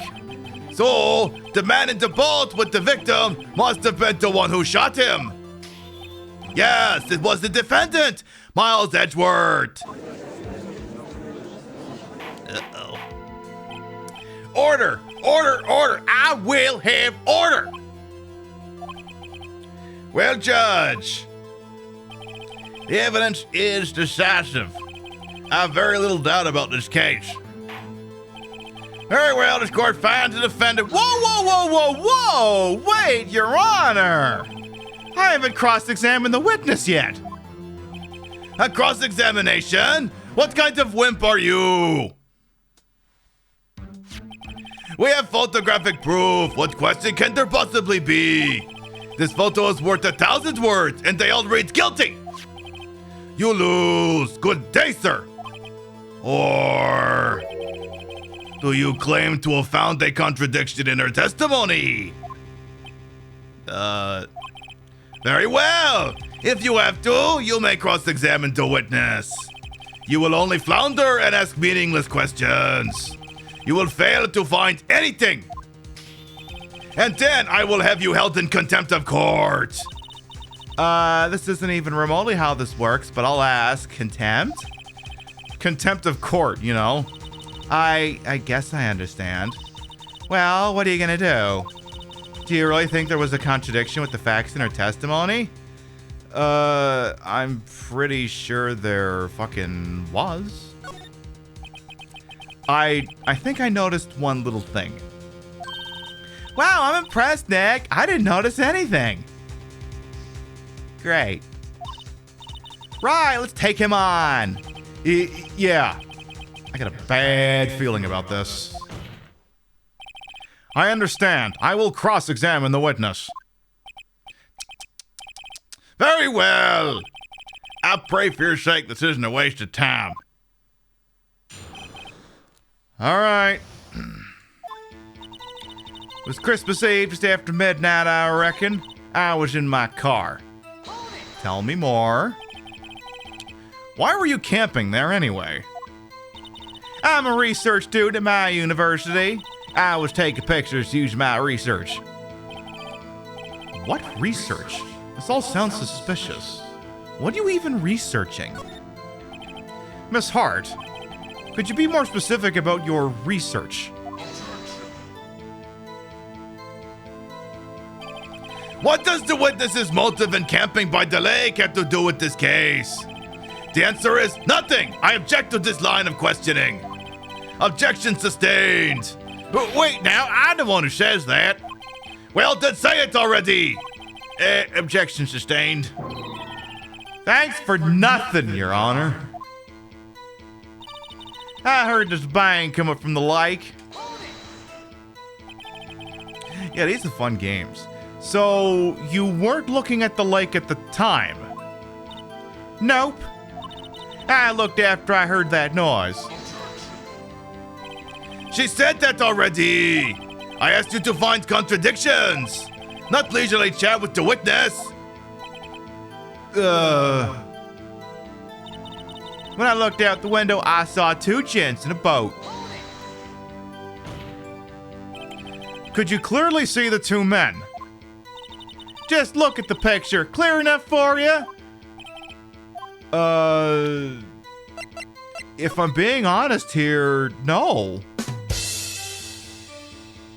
No, it's not clear enough for me. Absolutely not. Wait a second. I wasn't asking you about the photo. I was asking if you saw the two men. Yeah, well, of course. The witness has testified that she saw them. There's also a photo. I'm crying. I made Karma sound like former Canadian Prime Minister Jean Chrétien. He too is a lawyer. Yeah, I wonder if there's something behind that. I hear that Mr. Chrétien was a popular kind of guy. But anyway. You'd best look elsewhere for your precious contradictions. He jumped in quick. He's hiding something. Then there was another bang. Keep going, keep going. Were you watching the very moment the shot rang out? Well, yeah, sure. You're asking meaningless questions! Meaningless! Contradictions, Mr. Wright, not meaningless babble! Von Karma, I think I hate you. He's trying to keep me from talking to the witness. To what end? There wasn't anything on the lake but that boat. Are you sure about that? Yeah, sure as a country gal can be. That sounds pretty sure, but I'm gonna press further. How come you're so sure? Well, heck, I scanned the whole lake. I did an ocular pat down, as it were. Scanned the whole lake. Scanned, like you pulled out a little Xerox copy machine, just went, like, you really did that? You really did that. It almost sounds like she was more interested in the lake than the boat. Miss Hart, you... Mr. Wright! The witness has answered the question in full. Huh. No need for further questions. Objection sustained. That's what I'm... Sustained! Yes, of course. Ah, great. Enough. I think we've heard all we need to hear, Mr. Wright. It seems you're unable to find a contradiction in the testimony worth noting. But Your Honor! You'll keep your promise! Mr. Wright, I'm afraid I will have to penalize any further outbursts by holding you in contempt of court. And if that happens, you'll have to leave the courtroom immediately. Understood. Uh-huh. Nick? Lotta's testimony is fishy, Nick. Real fishy. You could have said suspicious. Can we just hotfix that to suspicious, please? We're gonna go with suspicious. I know what you mean. But if I can't say anything, what can I do? I believe we've covered the evidence sufficiently to make a decision. Then, pass your judgment. Very well. Miss Miles Edgeworth, please take the stand. Now what? Who was that? It was me! Maya! Is something wrong? Do you need to use facilities? No, I do not. Lotta Hart, your testimony stinks. It's unclear whether you were actually looking at the lake. It's highly doubtful you actually saw Mr. Edgeworth. Tell us the truth. This is a matter of life or death. Ah, Lotta! Did you really clearly see Mr. Edgeworth that night? Did you see him fire the pistol? You will stand down. The court does not acknowledge the offense's outburst. Answer me, Lotta. What's the big idea of treating me like I'm kind of criminal? I saw him. I swear it. I saw Edgeworth. Enough! Judge! Declare the defense in contempt of court. Yes, of course. I'm sorry, but you were warned. Guard, escort Mr. Wright out of the courtroom. He is in contempt of court and must leave. No. No. Wait a minute, I didn't do this. Why am I being escorted out? Wait! I was the one who made the outburst, Your Honor. Nick is innocent. Ha! What's the difference? All that remains is for the guilty verdict to be declared. Isn't that right, Mr. Phoenix Wright? Right. I mean, wrong. Wrong. What? Did you hear what Miss Hart just said? She said she clearly saw Mr. Edgeworth. That was not in the testimony. That changes her testimony, and I have a right to cross-examine her again. Yeah, bitch. Order! Order! Order! Order! Order! What is my goddamn accent? What is my accent anyway? You're in contempt of court. It's too late for what claims? Judge, sustain my objection. You know, I think I've had enough of you already. I'm sorry, Mr. Von Karn, but I cannot. What? Miss Loudehart has made a new testimony. The defense does have a right to cross-examine her again. But he is in contempt of court. No, I am. If you're going to arrest someone, arrest me, bitch. Very well. My faith, you will leave the courtroom immediately. Nick, I did what I could. You have to do the rest. Good luck. Maya. All right. Maya for the win.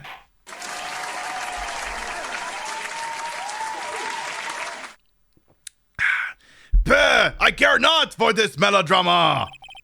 Listen well, Mr. Wright. I do not tolerate badgering of my witnesses. I'm running out of time. I'd better find a contradiction here or else. Mr. Wright, begin your cross-examination.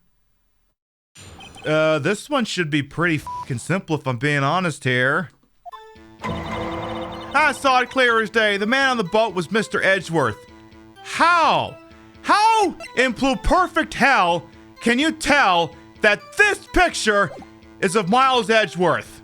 Objection! Got you, Miss Hart. Finally. What? You got what? Look at this photograph. Every time I do it makes me laugh. How does his eyes get so red? And what the hell is that on Ross's head? CDs available in the lobby. Tip your servers. Try to veal. Moving right along. The photo I took.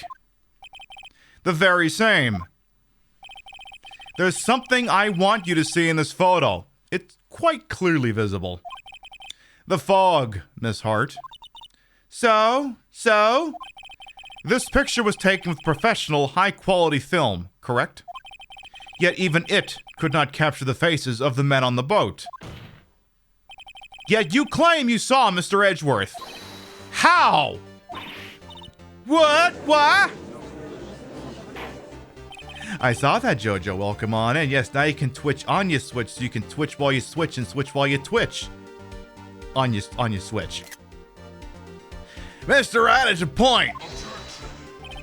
That's why I told her not to state that in her testimony. Please. Yet now she has said it, Mr. Von Karma. Face. How could you possibly see Mr. Edgeworth? Explain yourself. Miss Hart. What? Could you see the defendant that night? Of course. I said I could, and I meant I could. Then please testify as to the circumstances of your sighting. I did it! I finally found a hole in Von Karma's carefully vague testimony. How Edgeworth was seen.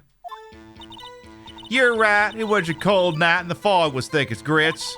So once I was finished setting up my camera, I got back in the car. Still, I brought my binoculars with me. When I heard that noise out on the lake, I looked out with my binoculars. See? No problem. You just magnified the fog, you dumbass.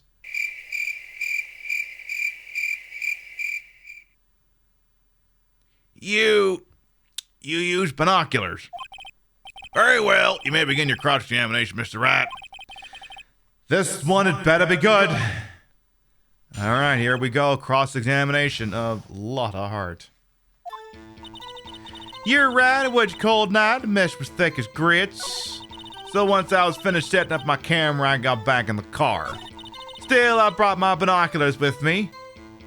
Why would you have felt compelled to do that?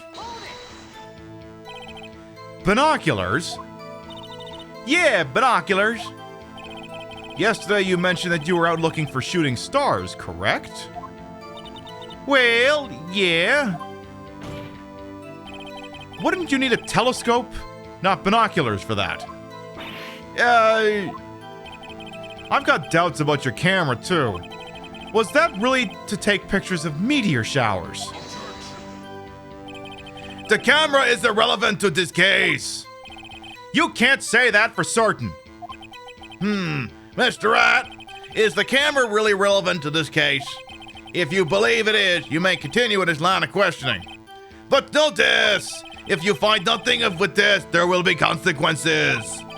Well, Mr. Wright, do you wish to press further about the camera? You bet I do. This is make it or break it time. The camera is of utmost importance, Your Honor. It is perhaps the key to this entire case. Therefore, I will continue my line of questioning. Wow. Maybe I went a little overboard there. Very well. Miss Hart, you will testify to the court about the camera. Yeah, I hear you. Camera was set up to take pictures of a meteor shower.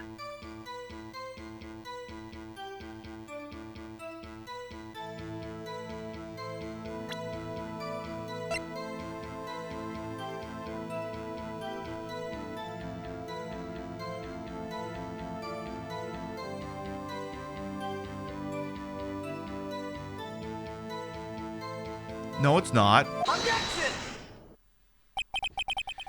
You were photographing shooting stars. That's a lie.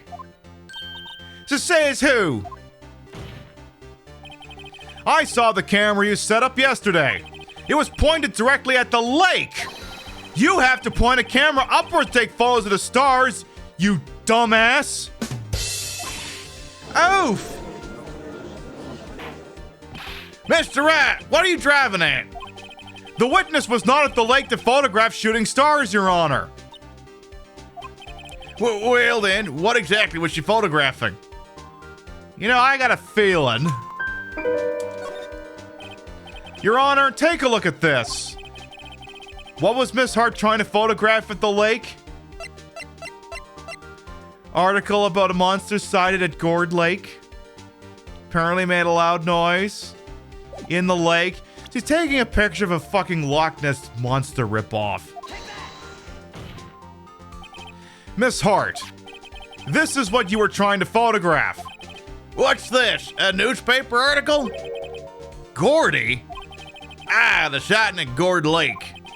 Well, Miss Hart, I never heard of no lake monster. You got proof or something? Let's see you prove I was down at the lake trying to photograph this Gordy. I have proof. I haven't even mentioned the other part of your fucking camera. I have it. Proof. Proof you're gonna eat shit. Intriguing.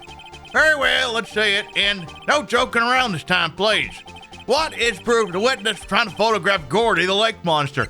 It's wired for sound, for fuck's sake. The proof, Miss Hart, is your very own camera. Yeah. Your camera was set to take photos in response to loud noises, correct? Thus, the photograph here, taken when a gun fired on the lake. And here, this article about Gordy. According to this article, Gordy made a loud noise when it emerged. Well, you were trying to photograph Gordy, weren't you? That's why you had set up your camera to respond to loud noises. Order, order. I say, I too thought it was a little strange. Yeah, sure, I'll bet. Well, Miss Hart, You were camping there to try and take a photo of Gordy, weren't you? Yeah. Not bad. Are all you lawyers that smart? So, smart boy, I was down there trying to photograph Gordy. You got me. So what? Huh? Yeah, that's a good point. That don't change what I saw now, does it? Exactly! What you just used several precious minutes of our time to prove is nothing more than that witness is an idiot who thinks monsters exist. Hey! But as she so succinctly said, so what? It changes nothing. Not true! You were hiding the whole thing about Gordy for some reason. I know it! But what could it have been?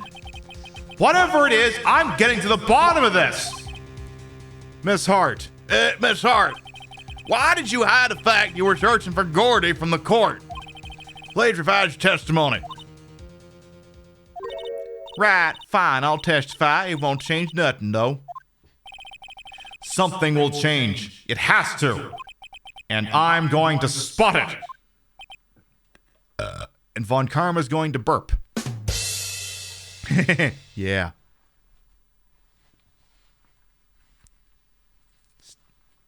Bottom. I'm an adult. Lotta's new testimony. All right, Lotta, what do you got for me now? Actually, I'm not a research student at a university. Shocking. I'm an investigative photographer. Imagine what a scoop it'd be if I got a picture of that monster. That's why I was camping out by the lake, but that's all I was hiding. When I heard the bang, I looked right straight out the lake. There wasn't much else to look at, so I just watched the boat the whole time. Then I saw a flash near one of the men's hands, and I heard another gunshot. I was looking right at that boat the whole time, crossed my heart and hoped to fry.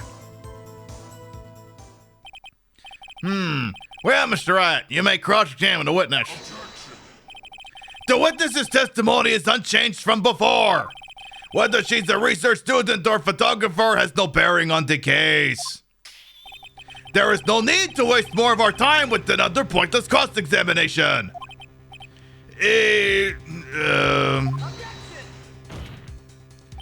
I claim the defense's right to cross-examine the witness, Your Honor. Von Karma's up to something. I know it. He doesn't want me to cross-examine her because... why? Was there a contradiction? Very well, you may begin the cross-examination. You seem sure yourself. You must have something in mind. That would be a first.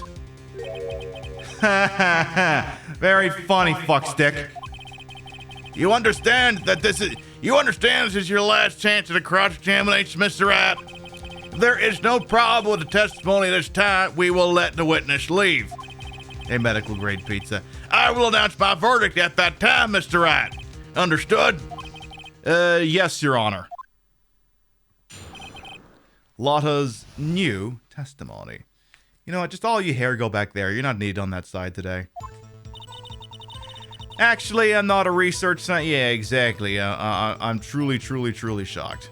So, all right. Not a research student. You're an investigative photographer. Probably got to be on a tight leash here. Scoop, what'd you get with a bond? So that's why you were camping up by the lake. That's all you were hiding. When you heard the bang, you looked right straight out the lake.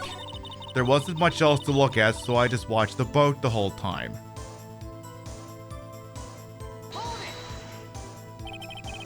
There wasn't much else to look at. Yep. I don't know. If she heard a bang and she thought Gordy was out there. Kinda doubt she wasted any time looking at a boat. What? What did I do now? What do you give me that look for? Definitely suspicious. Maybe it's time for some evidence. Witness, continue. Hold your hush, puppies, Pops. I'm getting there. Yeah, if you were out here looking for Gordy, you'd have been looking for Gordy! Objection! Miss Hart, were you really looking at that boat? Well, what's with you? Of course I was looking at it. It was the only thing out there. Any normal person would be looking at it. I agree. Any normal person would. But you are far from normal. Would you care to clarify that statement by any chance? What? Y'all want to step over here and say that? Say that to my face, fucker, not over there for the defense's bench. See what the fuck happens. You were camping at the lake to take a picture of Gordy. Think about it. What would you do if you heard a loud noise? You'd be scanning this lake for any sign of Gordy. That's what. You wouldn't give the boat a single thought. Ah! Order! Continue, Mr. Rat. You testified that you were watching the boat through binoculars. However, you wouldn't need binoculars to watch that boat. You needed them to search for Gordy. And that's what you were doing. Ah! Well? Well, now that y'all mention it, I did sort of take my binoculars and kind of scan the lake a little bit. I mean, Gordy might be out there and all. It's hard. Are you saying you were not watching the boat then?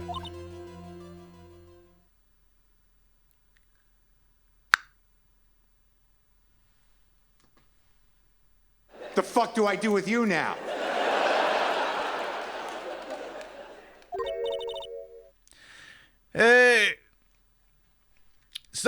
Sorry, y'all. I wasn't fibbing, really.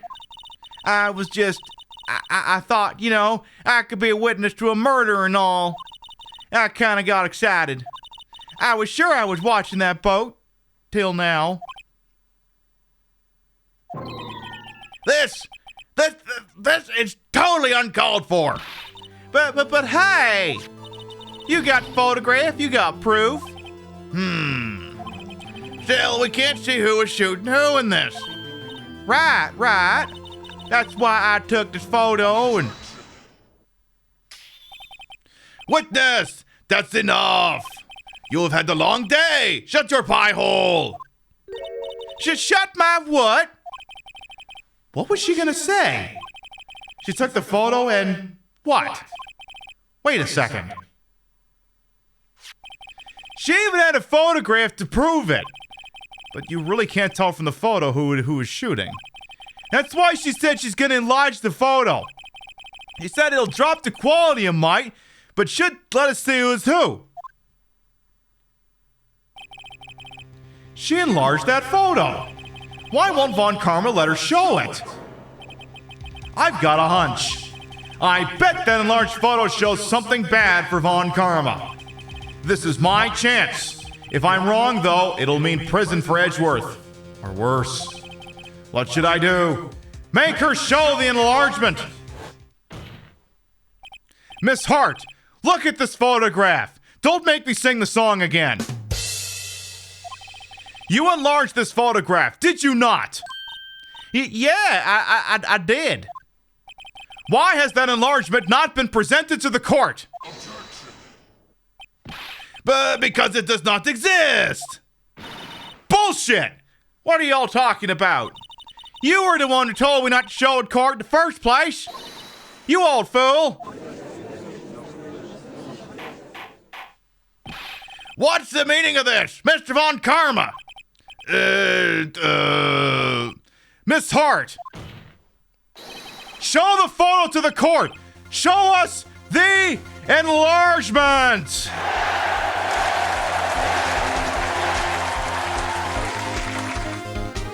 The You Fucked Up Royal music's playing now. See this? The world's smallest violin. It's playing just for you, sweetheart.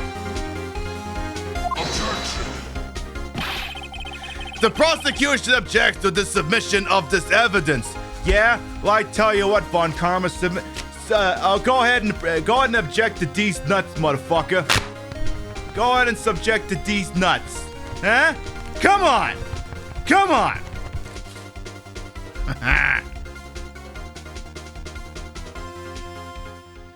Get rolled, dickhead.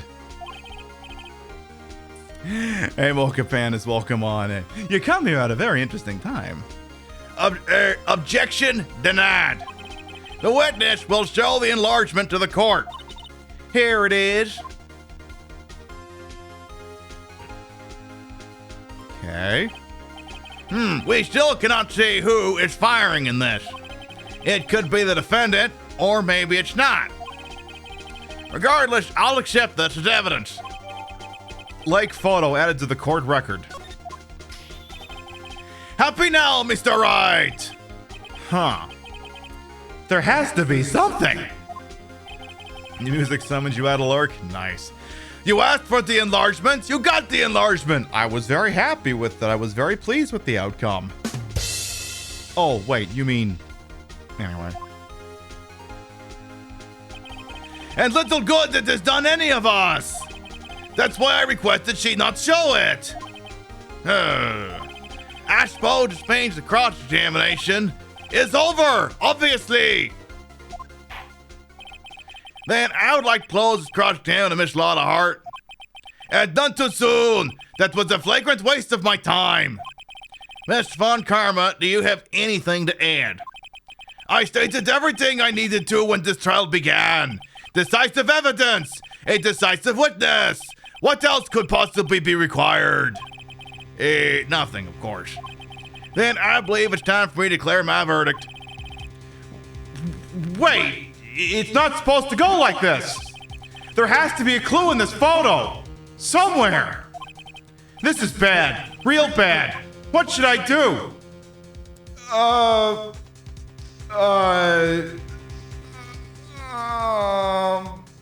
object to the enlargement! Your Honor! There is something decidedly strange with this enlargement.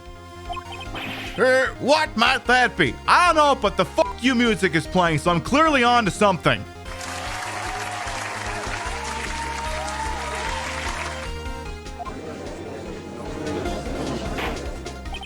Mr. Wright, you will show the court what you mean. What about this photo is strange? Oh, okay. Here goes nothing.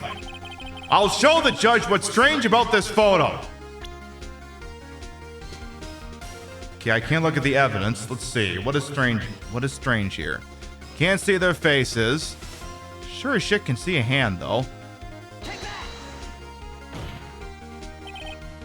Here, Your Honor. The shooter? I'm not sure I understand. What about the shooter is strange? Look at the hand holding the pistol, Your Honor. The hand? That hand directly contradicts another piece of evidence. This man's left hand does what? Let me show you. I'll show you the evidence that left hand contradicts. The alleged murder weapon bearing prints from Edgeworth's right hand. The evidence is clear. The man in this photograph is holding that pistol in his left hand. However, the prints on the murder weapon were from Edgeworth's right hand. Ergo, concordedly, the man shooting the pistol in this photograph is not Mr. Edgeworth.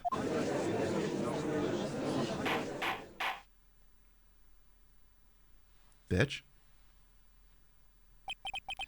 Now that everyone in the court has quieted the fuck down, I would like to reconvene this court of law. Mr. Wright. Yes, Your Honor. You have given us definitive proof today. We now know that it was not Mr. Edgeworth who fired the pistol that night. However, this leaves us with a rather large problem. Mr. Edgeworth didn't do it, then who shot our victim? How the fuck should I know? That's all I gotta do is prove him not guilty. I don't have to find the real fucking killer. Precisely! As we have seen, there were no other people on the lake that night. Hey, this place selling. Not strictly legal terminology, but boom! Roasted, exactly. Who but the defendant could have shot the victim? As much as I'd like to go with a joke answer, it's not gonna be Miss Hart. We don't know that Larry was involved in this, so...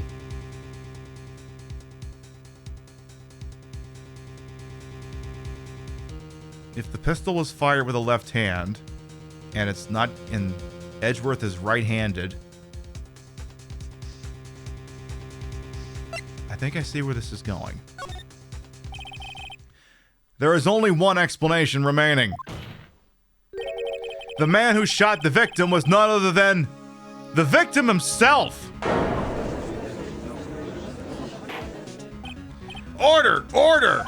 So, you're saying the victim voted for Ralph Nader? Yes, Your Honor. I can think of no other explanation. Indeed, that does seem to be the only remaining option. I'm so very, very sorry, Mr. Wright. But voting for Ralph Nader is out of the question. What? An examination of the victim's wound reveals the distance at which he was shot. The distance. The victim was clearly shot from further than a meter away. A meter? That's 3 feet. There is no way it could have been voting for Ralph Nader. Order! Order! Mr. Von Karma, are you sure the accuracy of your data? Of course! I had already considered the possibility of voting for Ralph Nader, you see. Autopsy report updated in the court record. Shot from approximately 1 meter away. See, the thing is, if you're shot from point blank range, it creates stifling marks on the body, burn marks, because the propellant being expelled from the firearm is very hot. It would burn skin. So they can tell if you've been shot at point blank or not. I see. Very well, allow me to state my opinion. Considering the situation, the shooter had to be the defendant, Mr. Edgeworth. However, prints on the gun revealed the shooter was not Mr. Edgeworth. This is a conundrum. Therefore, I would like to suspend proceedings for this trial for the day. The court orders the defense and the prosecution to further investigate this matter. Understood? Yes, Your Honor. Oh, he's pissed. That is all. This court is adjourned. We got a continuance. Hell yes.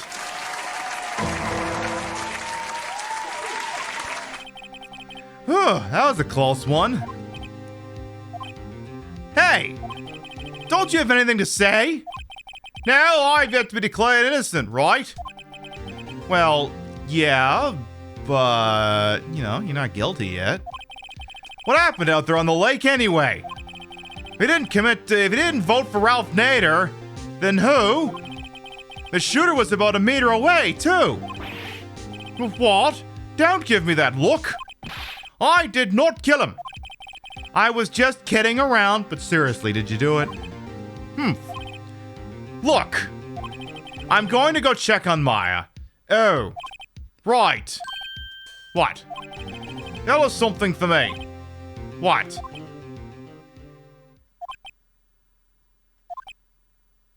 Out with it. Tell her to watch what she says in court. That's all. Would it kill you to just state how you really feel with a thanks, Edgeworth? Would it kill you? I requisitioned a transcript of Lotta's entire testimony. I thought it might give me some ammunition for the trial tomorrow. Of course, she didn't see the shooter, so the only part of her testimony that stood was the bang she heard. Lotta's deposition added to the court record. I heard two sounds like gunshots just after midnight on 12/25, Christmas Day. To be continued.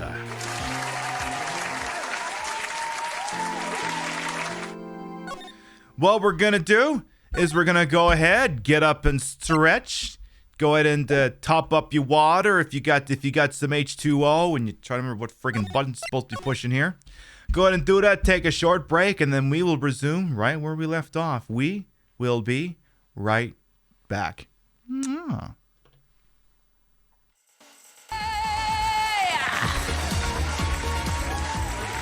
Get them friggin' marbles in the chat! !Play gets ya in. Yes, I was a choir girl back in the day. You know I got the vibrato. Apparently Jenna Marbles is coming out on me. I'm not sorry. I'm not sorry. I could be handing out more gift subs. We could be playing marbles. I could have stopped the whole show dead and play Umbrella Card. God, I hope not. Let's get spin number 1 in the box. No, I have not seen the new Mortal Kombat yet. Please, no spoilers. Spin number 1 is gonna be, you son of a bitch.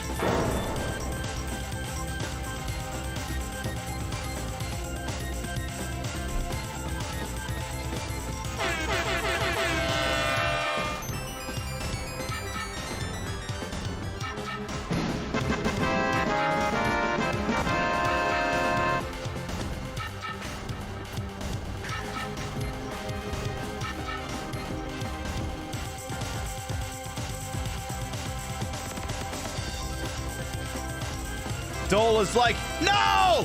No! No! Like, I'm sure she's coming back anytime now to claim her base. Frankie, I didn't realize you were down here. Oh, God! Frankie! Frankie! Frankie! Frankie! Frankie Capone, you broke my heart. You broke my heart. How dare you! Puh! Dare he do this to me? Break my heart!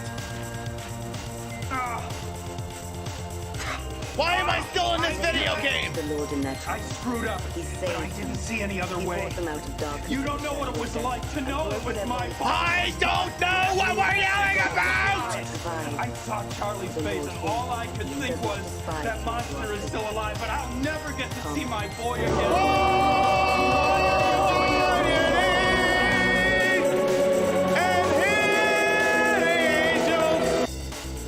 Something? Oh, are we not screaming anymore? Seriously, why are you guys all bent out of shape about invading? In the city of Los Angeles, rising crime rates have resulted in the implementation of the bench trial system. In these trials, many defendants are represented by an ace attorney known as Phoenix Wright. These are his stories.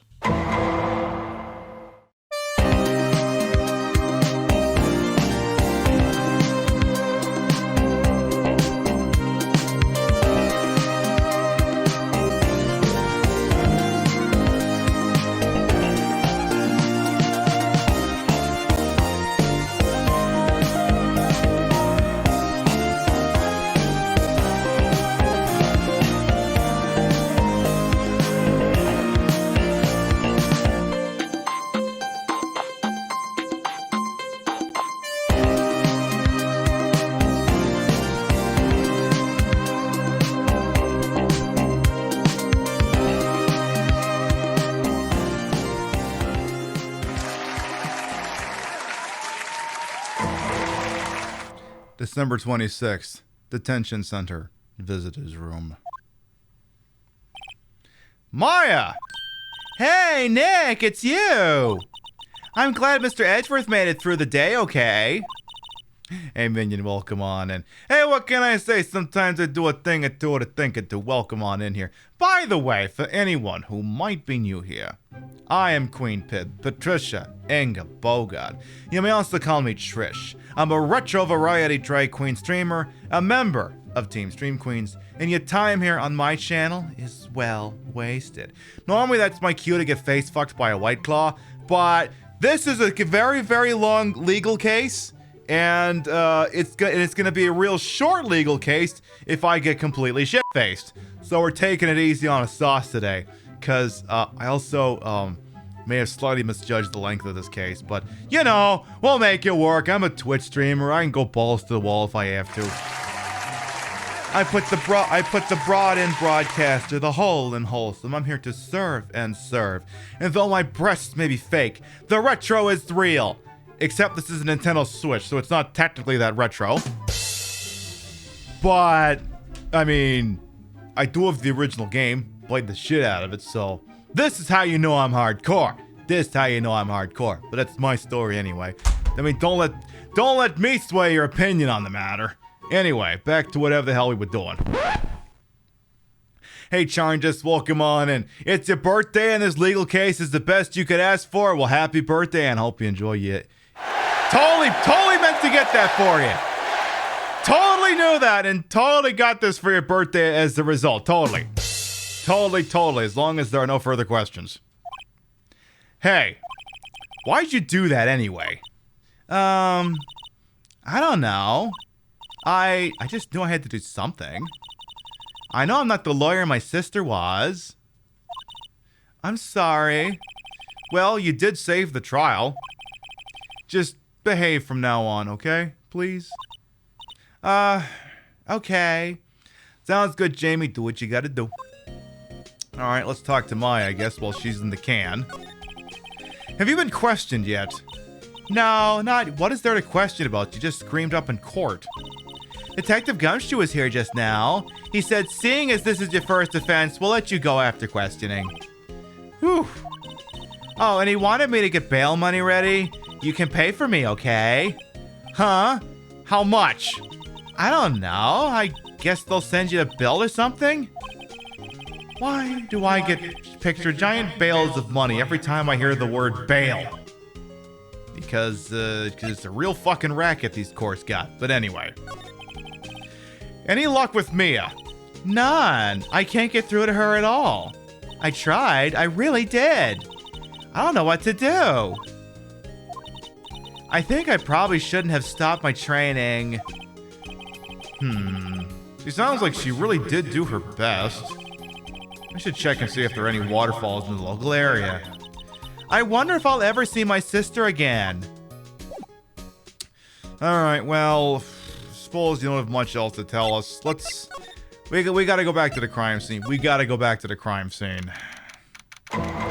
26th, Gourd Lake Park, entrance. There are fewer than there were yesterday, but the cops are still around in the park. I wonder if Detective Gumshoe is here today. Alright, let's enter the park proper. December 26th, Gourd Lake, public beach. Haven't seen Larry around today at all. Probably off paying through the nose on a date with the lovely Keonce, or whatever her name was. Alright. Lotta, you over there? Well, let's see. Gourd Lake Woods. Oh, Gumshoe's here. Hey, Detective Gumshoe! Hey, pal! The trial today, it was weird. You didn't lose. Yes? What about the trial? Well, I was gonna say good show, but it wasn't really all that. Though you did save Mr. Edgeworth, I guess. I just wasn't sure how to thank you, you know? Thanks? What do you got for me? Detective Gumshoe, any idea what strategy Von Karma is planning for tomorrow? It sounds like he's bringing in another witness. Another witness? Alright, he says something about that on the trial today. There were 2 witnesses! He said that specifically. I was wondering who the other witness was. Who was it? Sorry, pal. As much as I'd like to, I'm not at liberty to divulge that information. Right. Alright, how's Edgeworth doing? Oh, right, I wanted to ask you something about Edgeworth. What's up? Is he afraid of earthquakes? I never heard anything about that before. Mr. Edgeworth doesn't talk about himself too much, see? But there's one thing that's clear as day. Him hating crime the way he does, and him becoming a prosecutor, and him being scared of earthquakes. It all started with that incident. The DL6 incident? Yep, that's the one. 15 years ago, when he saw his father shot before his very eyes.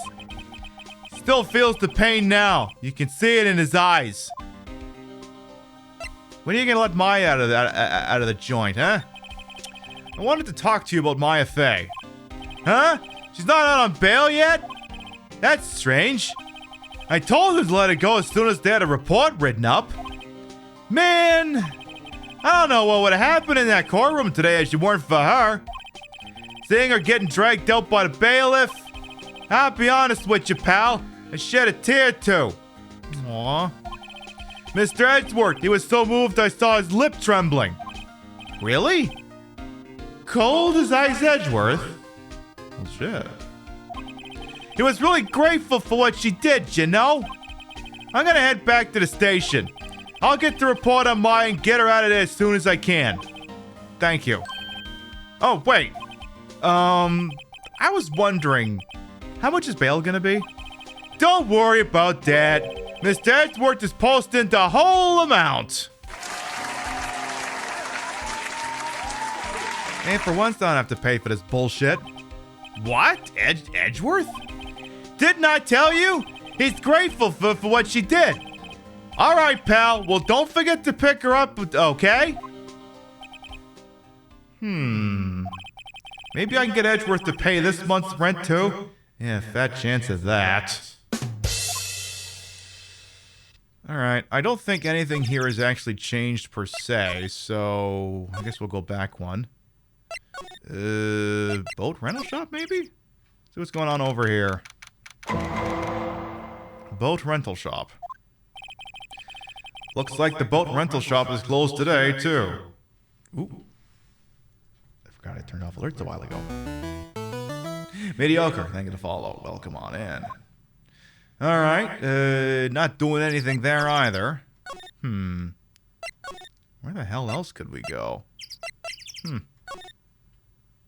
Maybe go see if we can get Maya. Maybe we see if we can go get Maya out of the joint? Criminal affairs? See what's going on over here? Detective Gumshoe's not here. Gumshoe's at the scene again today. Huh? Oh, really? He's a live wire, that one. Got into a fight with the chief for not following protocol. Not following protocol? I bet he wouldn't help them build the case against Edgeworth. Well, let's see if Maya's out of the joint now. It's that, or I just go back to the office. Okay, we got something new here. Hey, Nick, you finally came. They just finished the paperwork. I'm free to go. Free at last, huh? Those interrogators, they're really mean. They were like, okay, what did you do this time? Like I was some kind of criminal. Can you believe it? Well, they let you out in the end, didn't they? Yeah, but they were still jackasses. Oh, that reminds me. Thanks for bail. Thank Edgeworth. Huh? He posted bail for you. Said he was grateful for what you did. Mr. Edgeworth did that? Huh. I have to make it up to him. We've got to win this case, Nick. Alright, well, if you're done here, let's go to the goddamn crime scene. You've been here only for a short time. You have to say you love the look and narration is so entertaining. Hey, settle in. We're gonna be at this. We're doing the whole fucking case. That means if I'm here for anywhere from 6 to 8 hours. We're doing it. We're gonna do the goddamn thing. We'll do it live. Fuck it. Fucking thing sucks. Make yourself nice and comfy. We're gonna be at this a while. There aren't many cops around today, are there? They're probably back at the precinct working up the case against Edgeworth. Hey, y'all! The Lotta voice is great. Well, good. You're hearing it again. Hey, it's Lotta! Y'all really did it today. What did we do now? No, I'm not complaining. See, I did a little thinking, a little self-reflection, you might say. I realized being a witness is a mighty big responsibility. But I just went up there and started blabbering any old thing that came to mind. Lotta. So you see, I want to make it up to y'all. Make it up? Exactly, just put on a pot of coffee. You're basically watching the closest thing to a movie without getting into copyright trouble. What did you think of the trial? To be honest, I was doing it half just say I'd been a witness, even though I didn't really see anything. Kinda convinced myself I had, though. I'm sorry, I know I caused y'all a lot of trouble.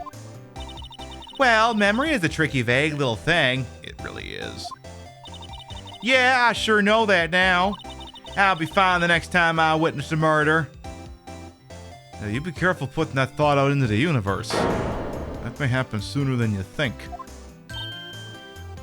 Hello. Second murder case of the next game. Come on. Right. You mean the first time you witnessed the murder? Right. Gordy. What about Gordy? Right. Well, the way I figure, this trial is only stoking the flame to Gordy fever. I'll get my exclusive photos and rocket stardom. All right, Lotta, you go, girl. I wish I could be an investigative photographer, too. Finish your spirit medium training first, please. Making it up. I don't know. Lotta, what do you mean by making it up to us? Well, you say... Actually, I got a bit of information for you. What? That Von Karma didn't want me to say nothing about it. What information? Now we're getting to the heart of it. See, I reckon we might be able to do ourselves a little exchange. Exchange? I thought this was to make it up to us? Right. I proposed a little exchange to make it up to you. What? Information doesn't come cheap, my friend. Hey, I see you thinking, how unsophisticated these Southern folks are. It's written all over your face. Let me tell you, most Southerners way more sophisticated than you. I'm just the exception, okay? Well, what'll it be? We gonna deal or not? Well, what do we do, Nick? Obviously, we kind of have to deal. We don't have any other leads, so I don't think we have a choice here. Okay, how much? Huh? You completely off your rocker? I may not be sophisticated, but I'm not trying to rob the poor. Huh? The only fair exchange for information is information. Listen good. What I need from you is information about Gordy.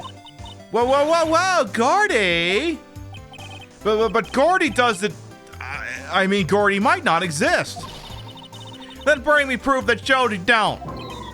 I'll be keeping watch from the car, okay? You see something, y'all come to me first, got it? Okay. Right, see y'all later. Okay, Nick, let's get hunting. Hunting? You don't seriously mean... Gordy, I sure do. What about Edgeworth? We're searching for Gordy for him, Nick. Don't you get it? Okay, and how exactly do we search for a make-believe monster? Maybe we can find a monster myth specialist? I don't know. We'll make our way down there in a second. I just want to futz with my chair for a second. Give me a hot second here, Chad. Give me a hot second. Yeah, they're spending a Boxing Day hunting for monsters.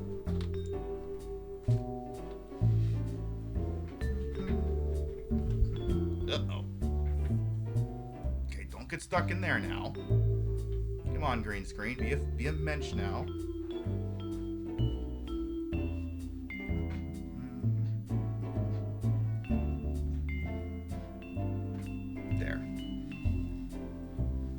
There.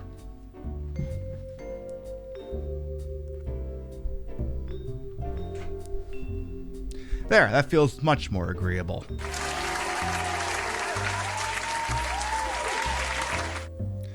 I was doing some green screen stuff last night. I had my whole setup moved around. I guess I never fully fixed the chair. The bounce is real? What bounce? It does feel much more cromulent. Yes, it do. Alright, let's move. Let's, go to the beach. Okay, that's different.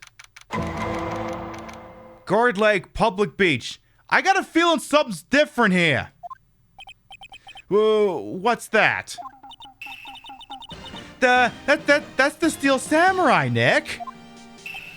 Yo, Maya! Hi, Larry. Larry, what the heck is that? Oh, it was my girl Kiance's idea. She was all, if you like put this here, it would be like really cool. Dude, she gave it to me along with the banner. Wow. That's real impressive she could find those for you. Well, she knows a lot of people. And that the show's finished now, so she got them for free. Right.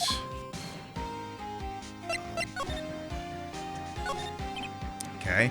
Yo, Nick! What happened with Edgy? Well, we made it through the first day in court all right. I don't know how good our prospects are from here on, though. Huh. Hey, Larry, did you know Mr. Edgeworth's secret weakness? He's terrified of earthquakes. He acts like a little boy. Huh?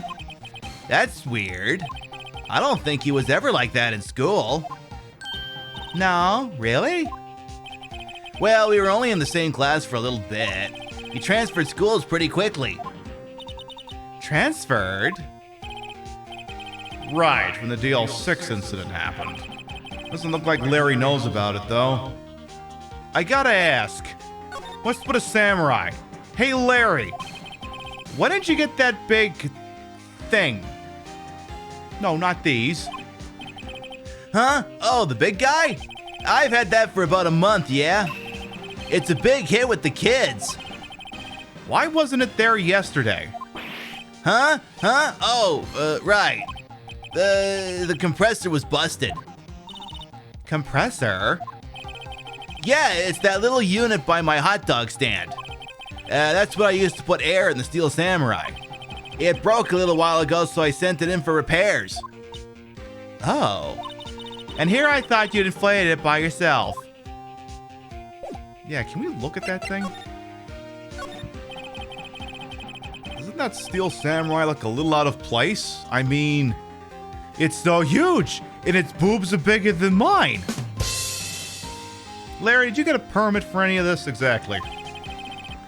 I guess it's good advertising. Something about the Steel Samurai just doesn't work for me. Huh? Really?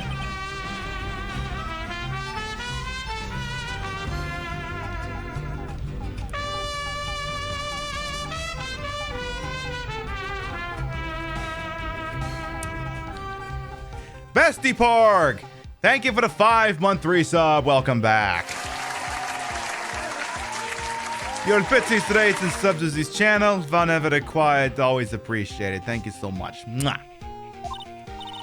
Huh, still a novice, aren't you, Nick? Really? True connoisseurs like Cody and me don't fall for this kind of stuff. These Steel Samurai fans are obviously in a league of their own. The Steel Samurai fans are winning in the marketplace of ideas. Very concerning. Very concerning. Tell me about the compressor. What's this machine? That? Oh, that's a compressor. I used it to fill up that balloon there with air. Huh, neat. Just got it repaired yesterday. Man, what a drag that was. No, this is the drag. All right, I guess that's it for content here. Is there anything I should ask him about? No, I don't. Well, I don't know. What does he know about Gordy? That's the guy that's selling my dogs faster than I can cook them. Do you think Gordy really exists? Nah, I think someone probably saw something else they just thought was Gordy. But I'll keep selling samurai dogs until the truth's out. All right.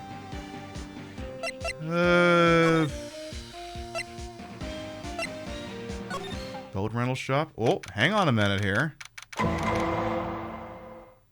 We got something here. Or do we? ... It's always so quiet here. Oh, we got nothing. I wonder if the boat shop is closed for good. Well, with the murder on the lake and all, they're probably just taking a vacation till it blows over. I get it. What if I just looked at the door?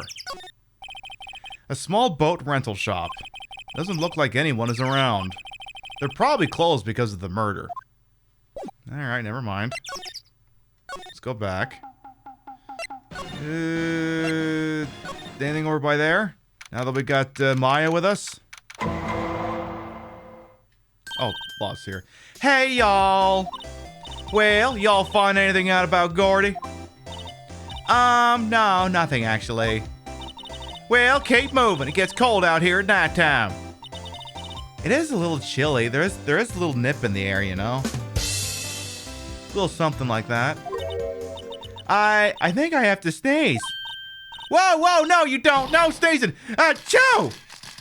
Ah, fuck. Uh-oh. I told y'all no sneezing. See, I set the camera to respond to things a little softer than a bang. Hit a trigger on one of Von Karmer's finger snaps now. Oh, I'm sorry. Yeah, well, sorry's nice. What about my film? Nick, pay the lady. I don't think we have anything new to tell her. I learned something today's trial, that's for sure. Testifying is serious business. That's why I decided not to talk about that case anymore. Huh? Whoa! Didn't you say you had information about the case? Tell us that at least. Like I said, I'll trade it for the dirt on Gordy. That dirt? What are you gonna do if Gordy doesn't exist? I quit being an investigative photographer. What? After all, I only have one photo to my name so far. Was it a good one? You bet. A UFO. A UFO? A UFO? Anyway, if I can't... Oh, it's a UFO. Anyway, if I can't get a career making photo this time around, then that's it. I quit, go back to school. Huh? So you really are a university student? Yeah, well, I'm taking a break for a bit. One of them sabbatty cattles. Right. Oh, so, okay. So it's just gonna keep doing the same one. Alright. Well, it seems we fully expunged Gourd Lake, so I guess, I don't know, let's go see if... Where the fuck Gumshoe got off to. There's nothing else here, is let's go to the Criminal Affairs Department. Oh! Alright, something new is here.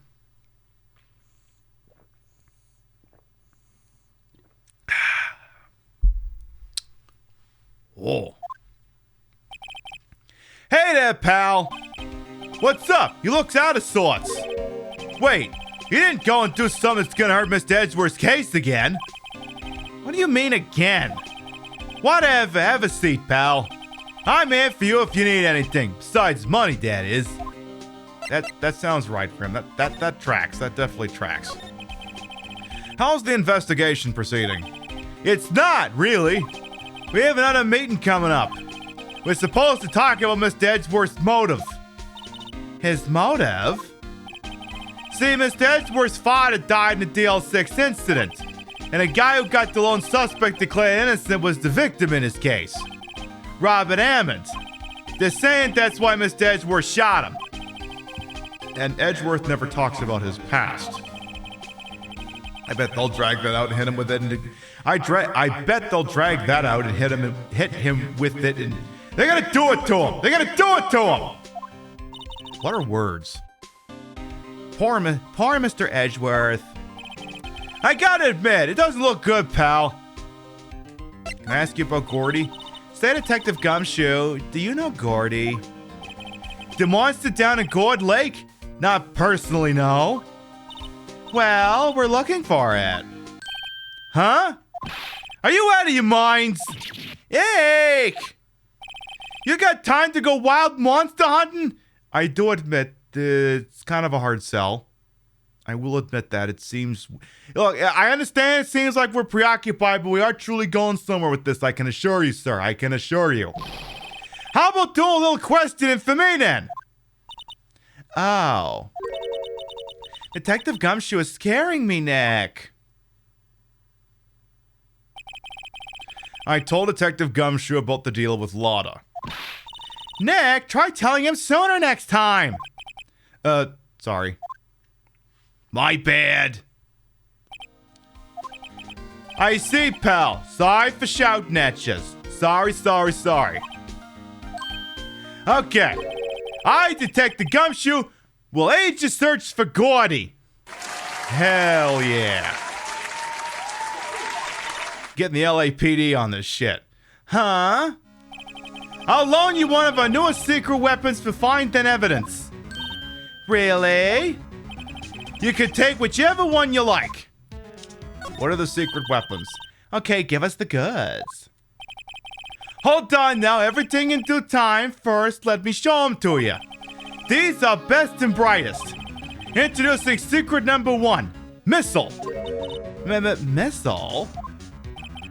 He's a canine police dog, still in training. Missile! Missile! Here, boy! Aw, what a sweetie!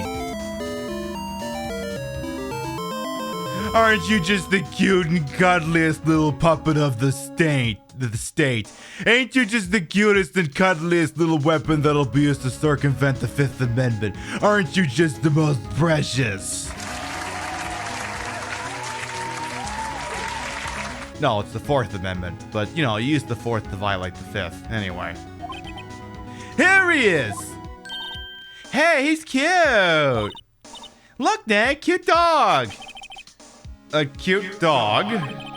And this will help us how? Woof, bitch.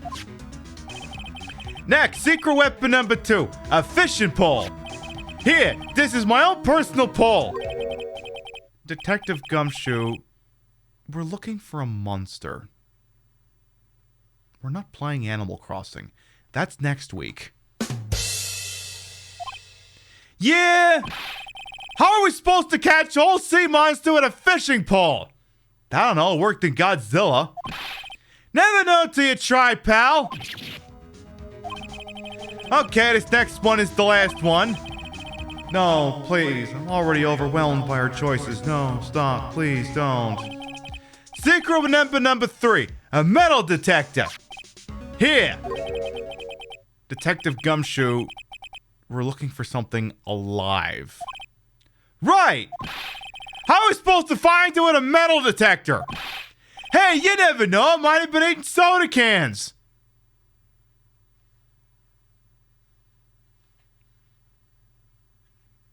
I suppose.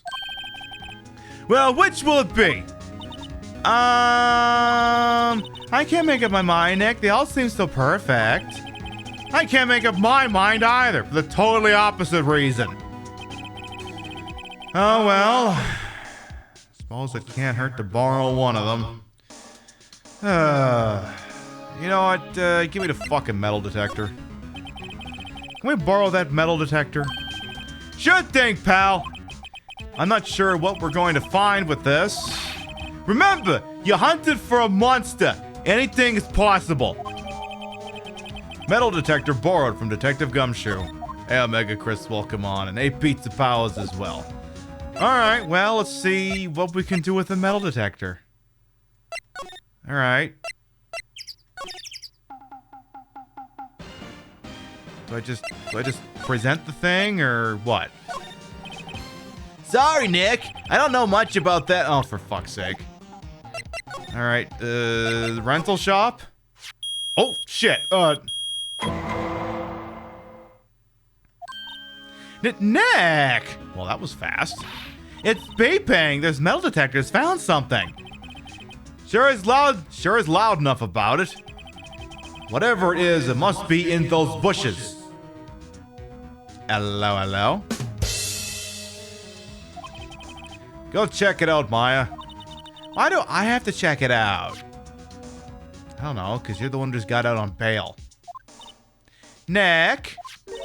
Look! Huh. An air tank? Huh. The valve looks broken. I thought it was Gordy. Maya, first of all, why would Gordy be in the bushes? Second of all, why would a metal detector react to a sea monster? Oh. Huh? There's something wrapped around this air tank. It looks like a string of flags. Well, we might as well take it with us now that we found it. It's heavy. Air tank of dubious value retrieved. An empty air tank. The valve is open, and a banner of flags is wrapped around it. Larry, You still out here? Can't help but notice the string of flags on this thing matches the thing but the doodad behind you. Yeah, some smells, and it's definitely the butts. What? An air tank? What about it? Larry, I wanted to ask you about this tank. Have you seen this before? Huh? Me? No, never. Who the heck would go diving in the middle of the winter? There is something about the way his eye twitched when I showed him the tank. I think I'd better pursue this line of questioning a little further. Oh, there must have been a multiple choice I went through by accident. Larry? Is this thing yours? Is this yours? Say, is this air tank, oh, I don't know, yours? Well, why would I have a thing like that? Look, see how there's a string of flags around the tank value? It's just like the string of flags around your Steel Samurai there. Must be a coincidence. There's strings of flags everywhere these days. Like elementary schools. And used car dealerships. Look, why would I need a tank anyway? It's not to go diving, it's to inflate something, you jackass. You used this to inflate that, didn't you? Inflate what? What else? That big puffy Steel Samurai, you dumbass. Now, why would you go asking me a question like that? Looks like I hit the nail on the head. Right. Actually, see, the compressor I always used was on the fritz. So I tried using the tank to inflate it just once, and it didn't go so well. As I suspected. Let's ask more about the tank. It didn't go so well? Yeah. Do you think you could be a little more specific? Come on. Look, it's embarrassing, so I don't really want to talk about it. Tell us. Fine. Whatever. It's like what I said. The compressor was busted. So I took the tank and tried to fill the Samurai up with that. And then... blam. The valve busted open and made this incredible noise. Usually I see something rapidly coming at me like that. Usually I'm trying to put it in my mouth. Jesus Christ. But that's a little bit too big for me, boss. And I know I don't usually have that problem. Holy fuck. Look, the snake is something phallic under the radar. What the fuck am I supposed to do in a situation?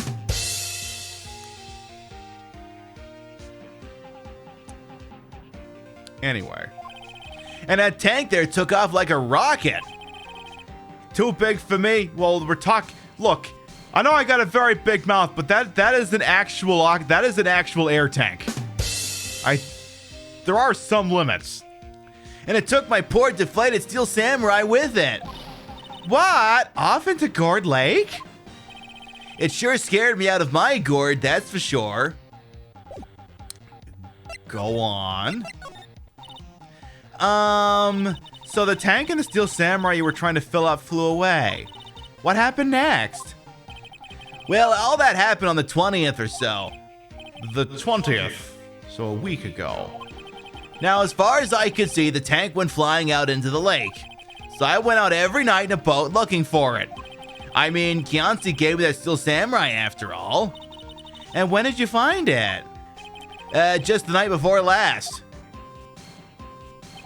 It flew way out there. It took me 4 whole days to find it.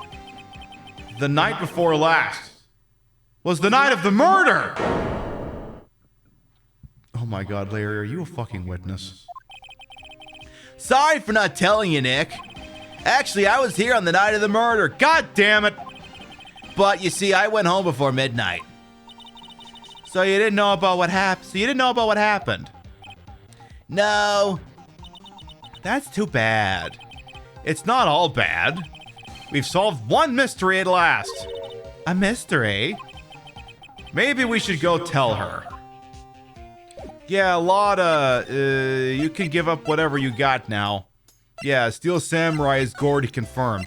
Yo, I got this air tank doll. Yep, I'd have to say I know exactly squat about that. Oh, I guess we're not doing it like that. I guess we'll have to talk. Well, Mr. Lawyer, I got the info y'all need. Y'all got the scoop on Gordy for me yet? Gordy doesn't exist. Lotta? There's no such thing as Gordy. Well, what? How can y'all be so sure? Really, Nick? Y'all got some proof Gordy don't exist? The proof that Gordy doesn't exist is here. Of course I have proof. No lawyer worth his badge would make a claim without the proof to back it up. Here's proof that Gordy doesn't exist. Now you can look at the air tank. Larry's air tank? What are y'all doing with an air tank? This is Gordy. Excuse me? Well, what exactly are you saying, Nick? There's a stand near here. A hot dog stand. There's a giant inflatable samurai doll there. But a week ago, an idiot, who happens to be a friend of mine, tried to fill it. He used this air tank, and when the valve blew, the tank flew into the lake. Which looked oddly enough like a dildo with balls in a suction cup. Apparently, it made a pretty loud bang when it flew. A bang? The tank, along with the still deflated samurai, fell into the lake. At the same time, a couple was taking a photograph of the lake. This photo. This one! Wait, so you're saying that Gordy is really the Steel Samurai? Yep. Well, that's a fine way to ruin a gal's dreams. I'm sorry, Lotta. Nah, it's okay, you win. I'll give you your info like I promised. Poor Lotta. Give me the info. Spill it, sister. So tell us this information you have. Promise is a promise, I guess. That was indeed a journey, mediocre biscuit. I overheard the cops around here saying something about the witness tomorrow. They said he's the caretaker of the boat rental place up the path here. Boat rental? There's someone there? I mean, it looks so deserted. Just an old guy living all by himself. Y'all should go check it out. Thanks, Lotta. We will. Let's get cracking, Nick. Hold on. Something else? Yeah, the night of the murder. My camera clicked twice, you know? That's right, it did. Wait, so you have another photo? Well, yeah, but there's nothing in it at all. Just the lake. Figured it wouldn't be much use to evidence, so I kept it to myself. Well, it might not be helpful at all, but here, take it. Second lake photo added to the court record shows an empty lake, taken automatically at 12:24 at 11:50 p.m. Yeah, we're doing some detective work. Hey, Dark GX, welcome on in. Bye now, y'all take care. Time for me to pack up and leave. Huh. Poor Lotta. It's all Larry's fault. The legend still lives on, I guess. The legend? Yeah, the legend of Larry. Familiar to all who know him for any length of time. When something smells, it's usually the butts. Huh. Someone should whip that butts into shape. I know, they should. Alright, so let's go to the exactly when something smells, it's usually the butts. Alright, here we go. What do we got? Hey, Nick! This is the boat shop that Lotta was talking about. You're right. Doesn't seem to be anyone around at all. Well, let's go check it out anyway. Can we go inside? Oh, okay. December 26th, Caretaker's Shack. You love the excited voice? Hey, Alias, welcome on in. How you doing? Hope you're doing all right over there. I do hope my fellow putzer of the survival horror games is doing all right over there. Welcome on in. We're doing some Ace Attorney bullshit. Meg! All units, we have a code red.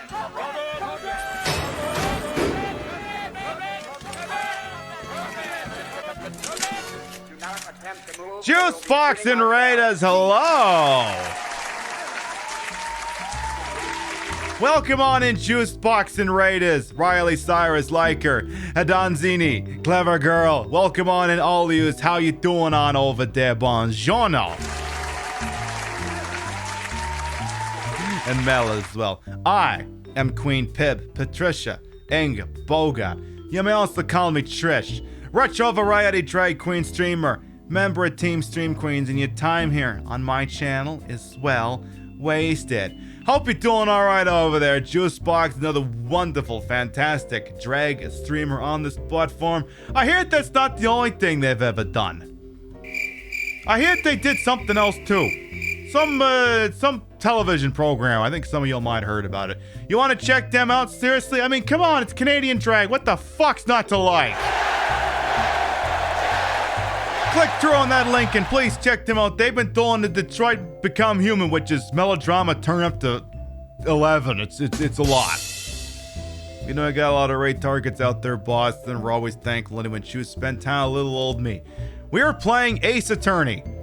It's gonna get wild. It's gonna get wild. Riley, thank you for the follow. Welcome on in. We are about to interrogate this man and then take him to court.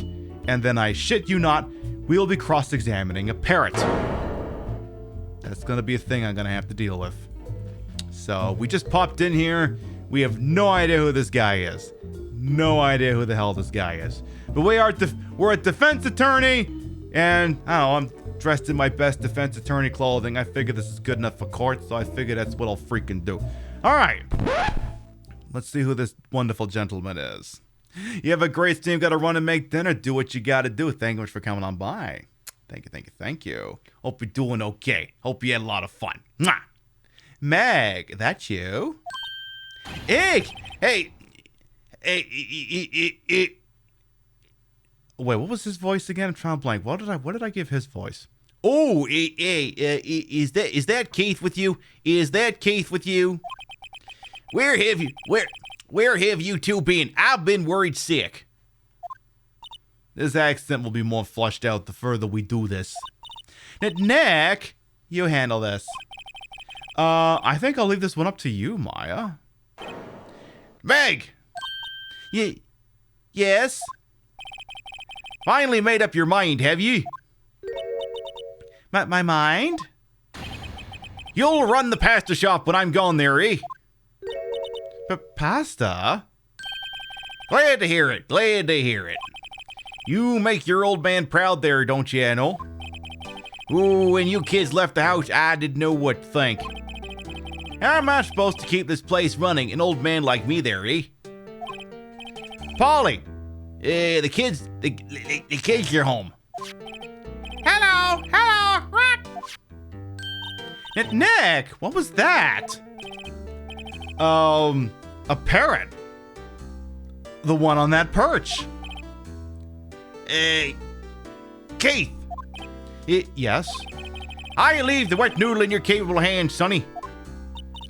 Nick? What's the wet noodle? Based on the available evidence, I'd say it's the name of his pasta shop? Ooh, that's a relief, isn't it there, Paulie, eh? Hello, rock! Yep. It's 2 in the afternoon. Are you already pissed drunk, person? This is the best Christmas story, isn't it? Oh, jeez. He fell asleep. I guess he's relieved. Can I look at the parrot? Wow, what an amazing parrot that is. Good morning.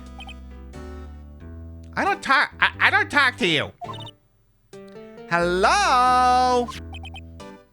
I got nothing for you, bitch. It ignored me. Yeah. Oh, jeez. Ooh, what you forgot, Meg? Ooh, you gotta call her name first there, eh? Her name? Polly. Oh, how you been there, eh? Hello. Rock. Oh, see? Nay, so the parrot's name is Polly. Parrot, added to the court record. The erstwhile companion of the boat shop caretaker answers to the name Polly. Too bad all she can say is hello. Har there, eh? Oh, old Polly can say lots of things there. Oh, you just need to know the secret words. The secret words? Alright, how about we just talk to this guy? Oh, jeez, he fell asleep again. Hey, man, Earth as well, come on in. Wake up! A pasta shop? Yep, I think the wet noodle will live on while I'm gone. My father started it, you know, so that makes you the third generation there, eh? Meg? Hey, yes? Tomorrow we'll start with the secrets of dough tossing there. Dough tossing? Oh, you too there, Keith. Yes? You'll be the best pasta wrangler the West's ever seen. Pasta wrangler? The West? Isn't pasta from Italy? Ooh, Meg! Yes? Ooh, you know the best pasta's always been made west of the Rockies, don't you? Right, of course. Everybody knows that. Nick? Huh? How long do we have to keep up this all in the family charade? This old man must know something about the murder. We're not leaving until we find out what that is. Can I ask you about this establishment? Ah, yes, the famous pastas of Utah, exactly. How very Sicilian. This is a boat rental shop, right? What are you talking about? This here is the Palace of Pasta, the wet noodle. Oh, now that you mention it, ooh, we haven't got many orders for spaghetti there lately, eh? Ooh, all the kids come and say, yo, dude. Like a thing to follow, by the way, welcome on in. Yo, dude, we want to ride in one of your boats there, eh? That's why I keep them boats out there. Youngsters these days. Darned if I understand them there, eh? I'm pretty confused myself. Nick, this isn't going anywhere. But this old man is the witness tomorrow, right? We've got to find some way of getting information out of him. Hey, Stubby, welcome on in as well. Oh god, he fell asleep again. Eck! Ooh, my memory's gotten worse of late. That's why I just tell everything important to old Polly here. Everything? Important? I wonder. Polly, what's the number to the safe? Rock, 1228. Rock. All right. Hey, Polly, watch it there, will you? See, Nick? All it takes is a little clever thinking. And a criminal mind. Remember that Gowan song there, Zach? No? Never mind. Quick, Nick, write that number down. Hey, don't get me involved in your little heist schemes. Dad? I think you're my dad? Here. Let me flash the badge. Not vag, badge. It's right there. Ooh, that's the lawyer's badge? Yes, it is. I don't believe it. This old guy is the first person to recognize my badge. Ooh, I get it. Huh? Yep, I got you figured out now. You're not Keith. No shit. Nick, now's a chance to clear things up. Sir? No, I'm not Keith. And I'm not Meg either. We're here investigating a murder that took place on this lake the other night. Please help us. Well? Ooh, a lawyer, huh? Please, mister. Ooh, all right, I'll help. But on one condition, Neri. What's that? When this case is over and done, you'll run the wet noodle.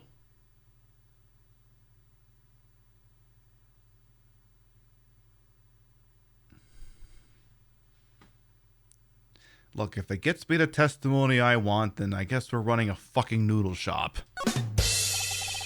Okay, we promise. Nick, are you sure about this? Hey, anything to get this case solved. Also, who wouldn't want to eat Phoenix's noodles? I guess so. That's my boy. Good for you, Keith. Oh, wait, didn't I just say... You too there, Meg. Yes? You bring a tear to your old man's eye, you know. Yeah, what was it you wanted to know? Speak up, Polly. Hello.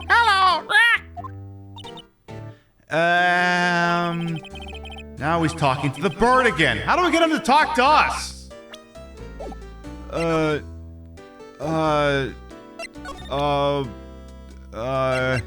Hey, do you know the victim? Nah, he fell asleep again. God damn it. That doesn't help me.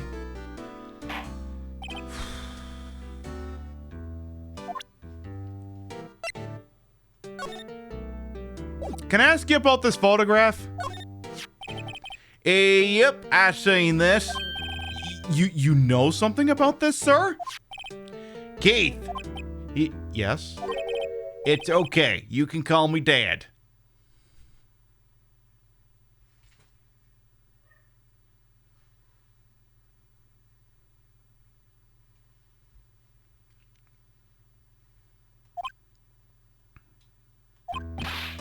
Dad, you know something about this? Yep. Oh, the other night, out there on the lake, was the real beaut there, eh? Yes. Oh, I know all about that. I seen it. What? Tell us what you saw. Well, I suppose, since you're taking over the shop and all, yeah, could you tell me about, I don't know, the murder? Could you do that for me, please? Ooh, I forget the time, but it was pretty dark outside. Probably not. Yep. It was after midnight, but okay. Then I heard this bang, so I looked outside there, eh? Then I heard another one, bang.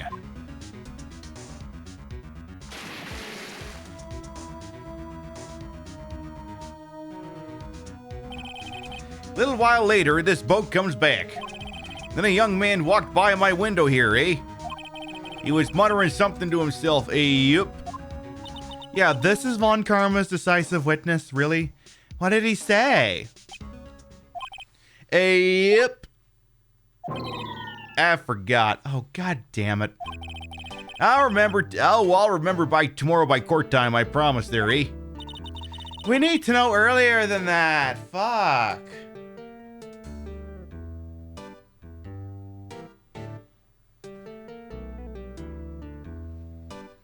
Some days I don't know why I even bother. Ooh, you know what day? Little Terry was just here. Terry? Yep, that kid next door. You used to always make him cry, remember? He was wearing his tattered old coat, got himself whiskers growing out of his face. He must be talking about Detective Gumshoe. Ooh, he comes and tells me to come down to court tomorrow there, eh? Really? Somehow, I don't think we're gonna get much more useful information from this guy. Maya, maybe we should be leaving. I think you're right. Oh, wait, I have one more question. Huh? Polly, have we forgotten something? Rock! Don't forget DL6! You fucking what? What did she just say, Nick? One more time, Polly. Don't forget DL6! Rock! What? The DL6 incident? Hey, mister! I mean, Dad! And he's asleep. This is getting weird. Who is this old guy? Why would that bird Polly know about DL6? We have to figure out who that old man is. Oh. What? He locked the door from the other side. Huh. Who could that old man be? I think I need to do a little more research on this DL6 incident. Maybe I should ask Detective Gumshoe. Yeah, we should do that. We should probably do that. Let's get back to the police station right the fuck now. Go, go, go, go. Nope, not there. Though I guess we could go here. Oh, looks like Edgeworth is in questioning. Let's come back later. Okay, we don't actually have to go here. We need to go here. Beautiful. Merry Christmas. Hey, pal. Long time no see. You don't look so happy. What's wrong this time? Actually, we wanted to ask you something. Yeah? Yeah, I do, actually. I freaking do. You know this boat rental shop down at Gourd Lake? Oh, yeah. The old man who runs it is appearing as a witness in court tomorrow, right?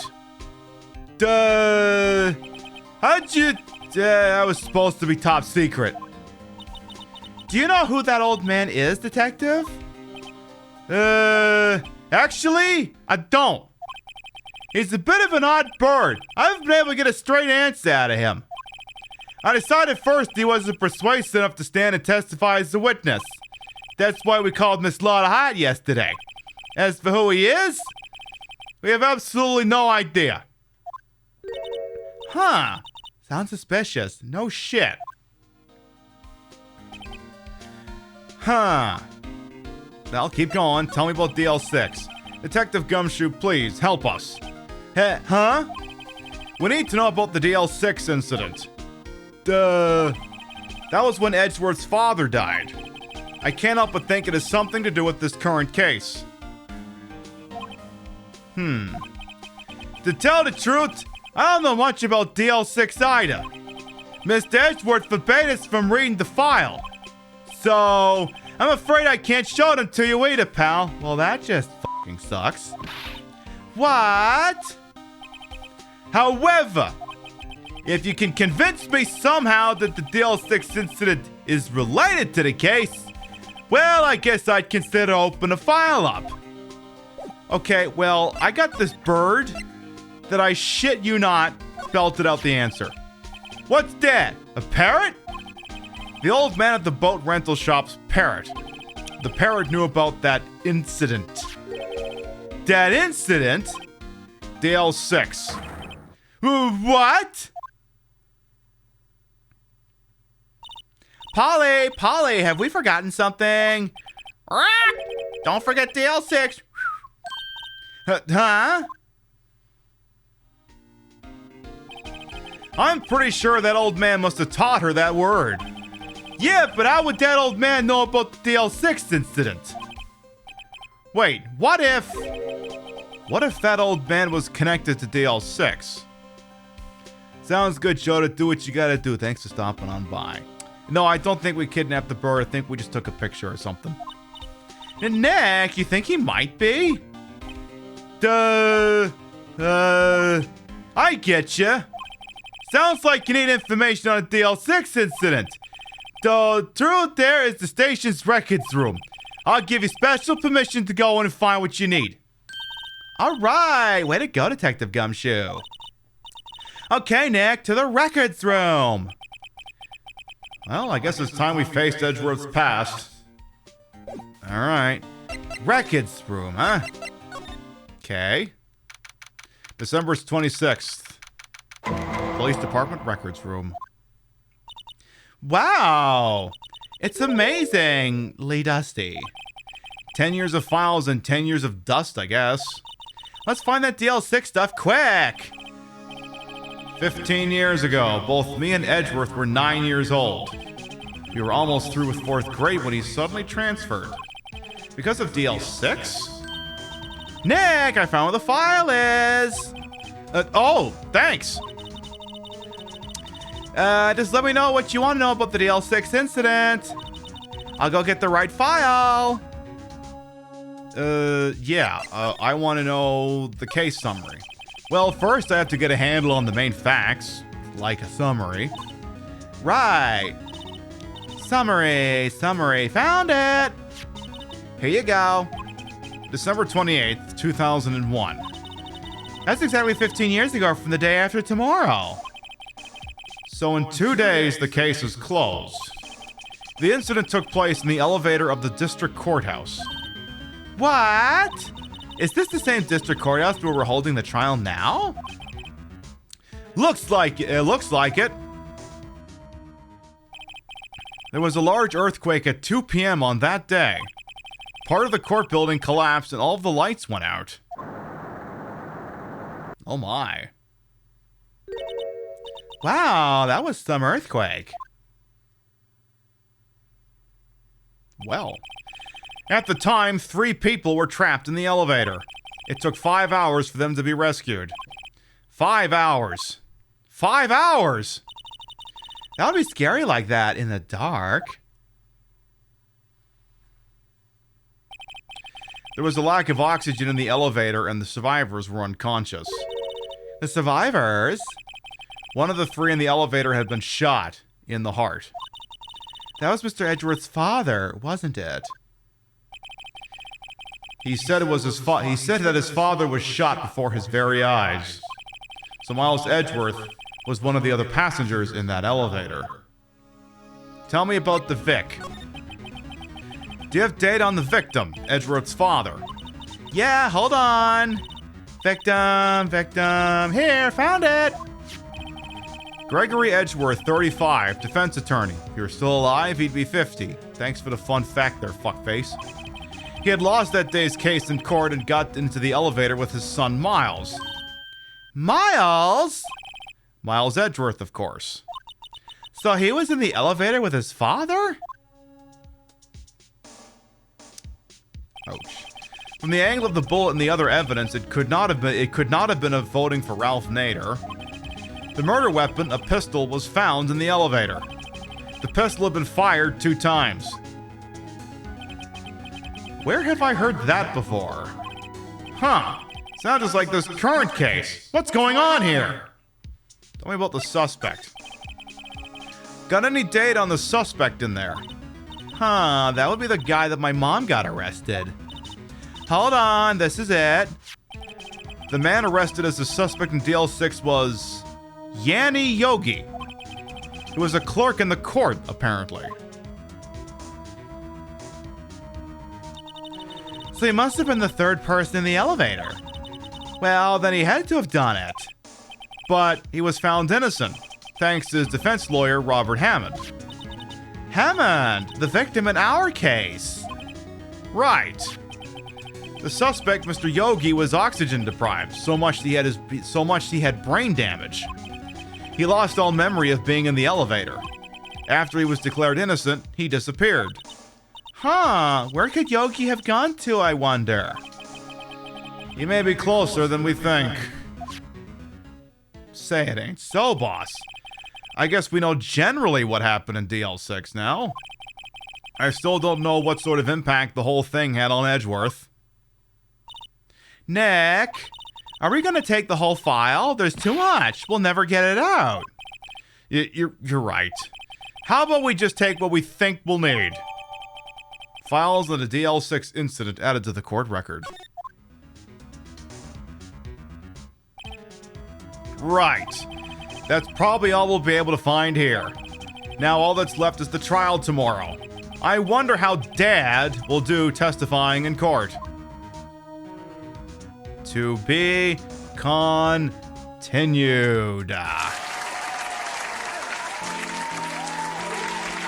We're gonna take a short break, get up and stretch, have a snack, whatever the flying fuck you need to do. And then when we get back, we're going right back to court. See y'all shortly. Mwah. Period. He would just say it to himself, so it doesn't work in that context. To kill. Period. All right, Brady back in the shotgun here. Pass across center to Gronkowski, who rumbles across the 18-yard line for a first down. Gronk, I believe that's his 2nd reception of the day for 26 yards. Gronkowski, once again Tom Brady's favorite toy. He broke out the same year that Aaron Hernandez came into the league. And don't get me wrong, Hernandez and Gronkowski were a killer tight end pairing until we found out that Hernandez took that moniker just a little bit too far. It's because, hey, I want to look the best I can for the people on the internet who are willing to put up with my bullshit. I mean, don't get me wrong, it also means I get to stare at this too, so I get something out of this too. I get to look at me and push this stupid button. I look good. I mean, really good. Hey, everyone! Come and see how good I look! As one does. Yes, it also helps me to maintain my status as the fattest bitch on Twitch, I guess. Help me, sir. They say I'm the hero and treat me badly. Are these two separate things? They're saying you're the hero and you want me to treat you badly? You want me to call you an arrogant little piss-faced snothead? You want me to just... No? Are these two separate things, or is this all part of the same request? I guess is what I'm asking here.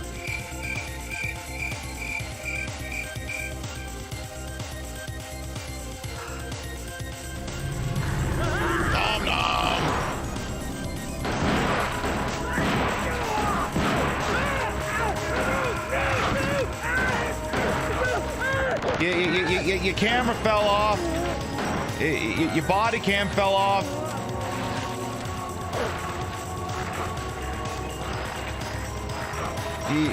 Could you pick up your body cam, please? Those things are expensive.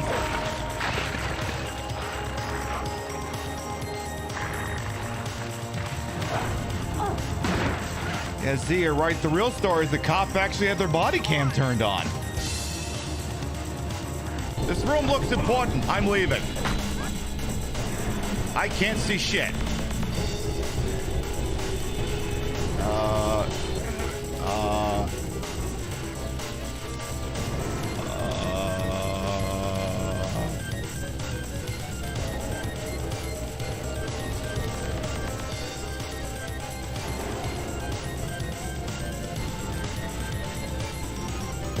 What do we got here? Today's special meals: lemon mint risotto, a Chinese style. Hey! I'm trying to read the goddamn menu over here! Chinese style steamed fish, deep fried mussels, ooh, falafel combo, garden vegetable special. Hey! Keep it down, hey! What do we got for desserts? We've got a tiramisu cheesecake and a chocolate swirl. Hey! What did I fucking say? Keep it down over there! Hi, Zone. Thank you to follow. Welcome on in. Oh, for the fucking love of... That's it. Shoot me one more time. I dare you. I double dare you, motherfucker. Shoot me while I'm trying to read the menu one more goddamn time. Are you done? Are you finished? You through? Here, let me make sure you... Okay, Okay, now to serious. Now to serious. We should go. Well, let's see how funny it is with a fucking bullet in your head. Now, police officer, sheriff officer TJ Karen, I do have a question for you. Now, when you're telling me to picture it with a bullet in my head, that's kind of ambiguous. Are you trying to tell me that I should picture a bullet inside of my head, or picture the bullet being inside of my head? Do you understand how this could be considered confusing? In the city of Los Angeles, rising crime rates have resulted in the implementation of the bench trial system. In these trials, many defendants are represented by an ace attorney known as Phoenix Wright. These are his stories.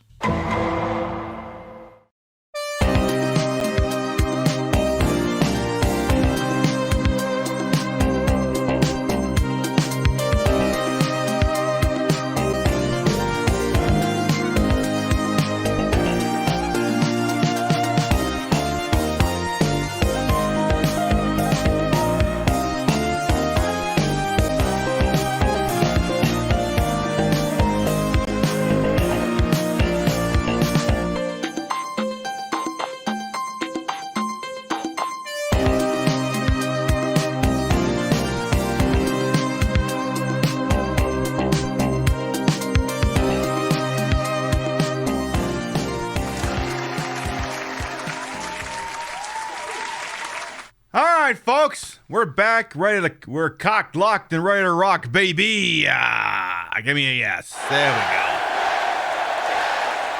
Average Joe Bro, welcome on. You love the Phoenix? Right, me too. I tell you what, it's been a little while since I said hello properly.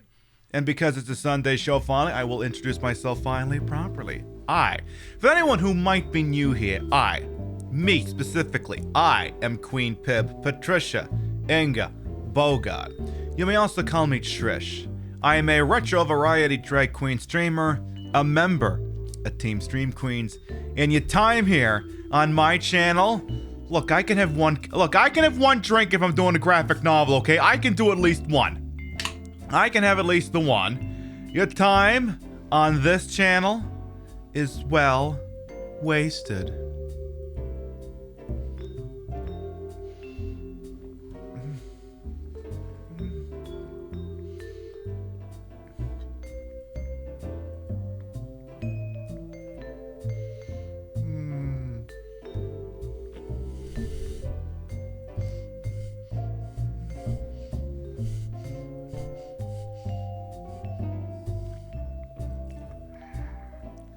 As we say, spit as a quitters. I put the broad in broadcast to the whole and wholesome, and though these breasts may be fake, the retro is real. Normally if I'm playing an old-timey video game, it's hooked up through the dumbest ass ways possible to make it look like shit. Like, I can't really simulate it now, but since this is an HD version of the game, it doesn't really work like that. But if I just wave this in front of the camera, will this let everyone know that I'm hardcore? Bought back in the day, didn't buy it on eBay. I've owned it ever since it came out. That's my story, and I'm sticking to it. All right, it's court time.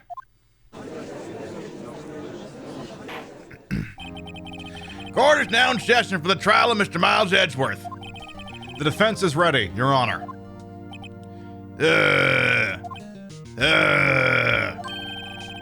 Very well. I suppose prosecution is also ready. Who is the judge here, anyway? Mr. Von Karma, your opening statement, please.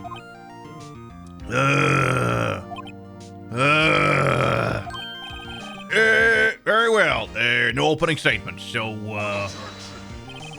Not so fast, Judge! I was taking a meaningful pause before speaking. Right, of course. A prediction! Today's trial will end 3 minutes from now! Order! Order! I see you're taking your baseball bat and pointing at the right field bleachers, you cocky son of a bitch. Master Von Karma, what is the meaning of your statement just now? Bah! Must you question everything? It will be over in 3 minutes, so we have no time to waste. I'll call my witness now. Right. I call my witness, my decisive witness, to the stand. It's that mysterious boat shop owner.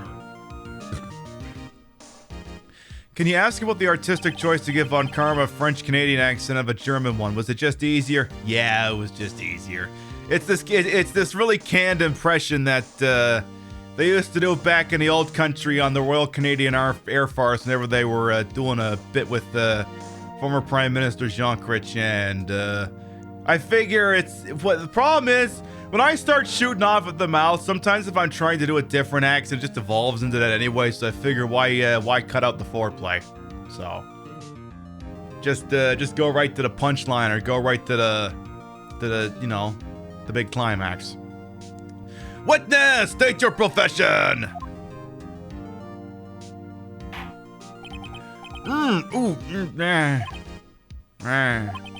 I am the proprietor of the restaurant, the Wet Noodle at Gourd Lake there, eh?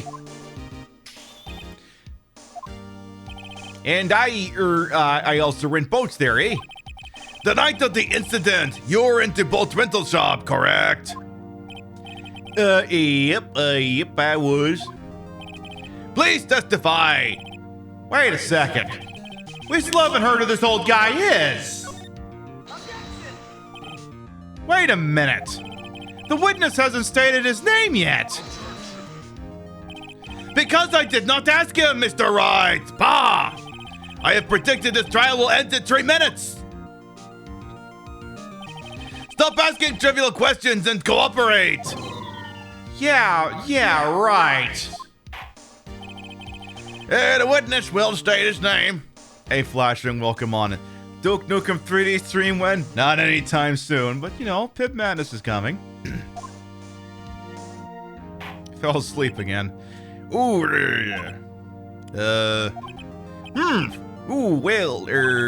I'm not really sure. Yep. What do you mean? My, memory. Your Honor, the witness does not remember anything beyond the last several years. Ergo, he cannot recall his own name. He can't recall, you say? Yes, but this incident in question took place 3 days ago. He can testify. Very well. Let's hear his testimony then, shall we? Witness? All right, here we go, Dad. The night of the murder.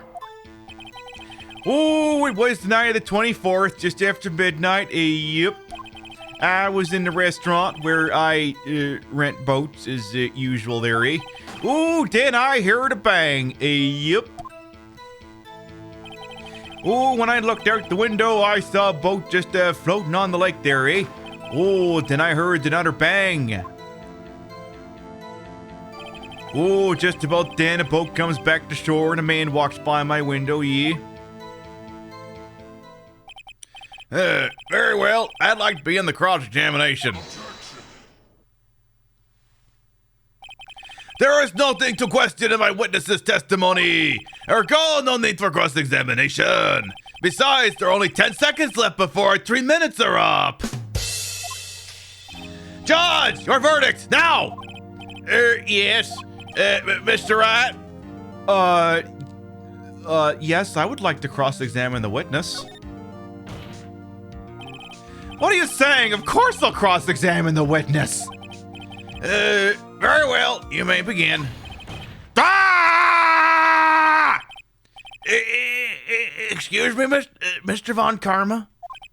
3 minutes just passed! I see. Well, then, let's just take our time. You may cross-examine the witness. So that's the fun thing about doing these Ace Attorney shows. Like, for real, y'all notice that I only ever do them, like, every other month. And it's gotta be on a Sunday where I'm not doing a Saturday night show before. Because these shows have the most amount of talking than any amount of show I ever do. Because by the time I'm done, it's gonna feel like I sucked a million dicks. Like, my throat is just... I ain't gonna be able to talk to anybody tomorrow. And you know what? I'm kind of okay with that. Would I prefer the other manner of achieving the same means? Well, you know, I suppose that's a question that's a question that's up for interpretation. But in any event, let's do it to it there, folks.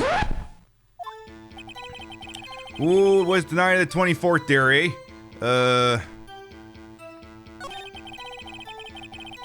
Alright, you were renting boats as usual there, Then you heard a bang, okay. Let's not have to go heavy on the Mo voice. Yeah, because we already did that case. We're good now. When I looked out the window, I saw a boat just floating on the lake there, Then I heard another bang. Just about then, a boat comes back to shore and Manny walks by my window. Could you elaborate on that, please? Because I'm sure that's all Von Karma wants to hear about. By your window. Yep, by my window, right outside the window of my little shack there, And could you see the man's face? Well, the fog was pretty darn thick, but he was right there in front of me. I did see him. That is to say that I saw him. This is a rather important detail. Please add it to your testimony.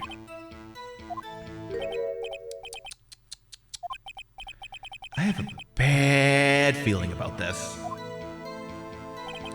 Ooh, that man was the defendant. He was saying, I can't believe he's dead. Are you sure?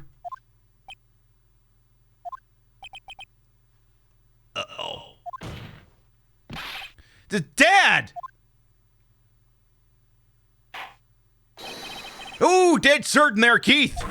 He said, I can't believe he's dead as he was walking by too there, eh? Well?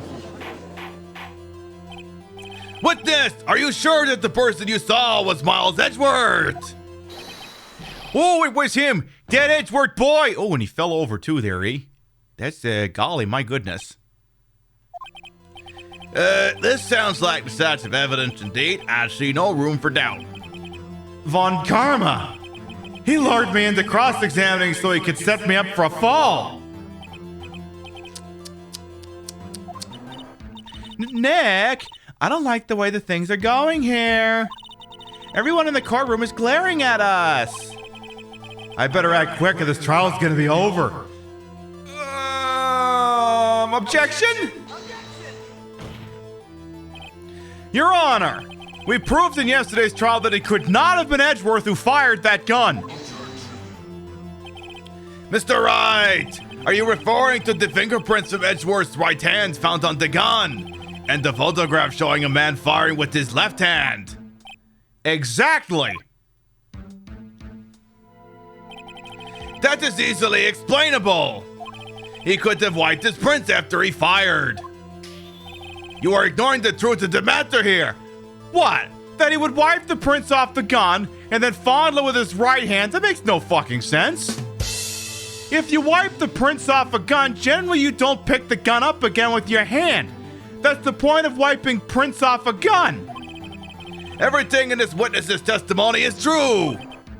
The judge is lost in thought. What should I do? Have a fucking drink. Alright, I guess we can wait and see what happens. I can't see any room to raise an objection. I better hold back and see how things develop. Nick, we have to do something. If we stay quiet now, Mr. Edgeworth will be found guilty for sure. It's no good. There's nothing I can do. Are you sure? To be honest, I don't know what to do anymore. Please! Can you hear me, sis? Please! We need your help. Nick needs you. 3 minutes was perhaps too high an expectation. However, 15 minutes isn't bad. This must be a new record. Enough. The witness may leave the stand. He appears to have already done so, Your Honor. This court sees no reason to further prolong the trial, nor is there any need for any more time to decide the case against the defendant. This case is extremely clear. I see no room for misinterpretation of the facts. Wait, what? No! This court finds the defendant, Mr. Miles Edgeworth. Uh-oh. The accused will surrender to the court immediately, to be held pending trial at a higher court within a month from today's date. That is all. This court is adjourned. But wait!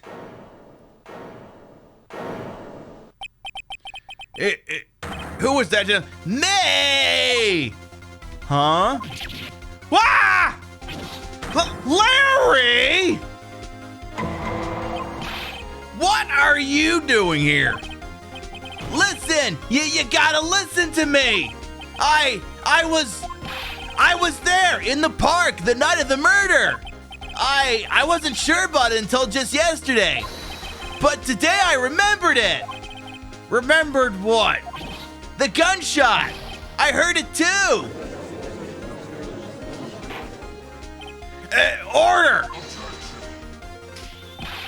What is the meaning of this? The verdict has been decided! I call for adjournment! One moment, Mr. Von Karma. So, you say you heard a gunshot? Yeah, I did. A gunshot that night. I was sitting here in the audience listening to the testimony. Then I realized something he said was different from what I remember. Anyhow, I can't just sit here and let you call Edgy a murderer. It's just not right. I'll testify. Let me testify. Oh, God. Well, I mean, I mean, we're already fucked, so this constitutes an improvement. Order! Order! Well, this is the first time something like this has happened in my court. I'm not quite sure how to proceed. Judge, you've already given your decision. The trial is over. Nick! This is it. Larry's giving us one final chance at this. She's right. If only it wasn't Larry. He could make things even worse. Mr. Edgeworth was just declared guilty, Nick. It doesn't get any worse. Exactly. Look around you, Helen. We're at the gates of hell. You're right. Okay. Your Honor, if there is another witness, it is our duty to hear him speak. Right here, right now. A waste of time. The verdict cannot be overturned. About that, fuckface. Allow me to speak my opinion. In all court proceedings, it is our duty to prevent an inaccurate verdict. In order to make sure no mistake has been made, every witness should be heard. Well, what is this? I withdraw my previous verdict of guilty.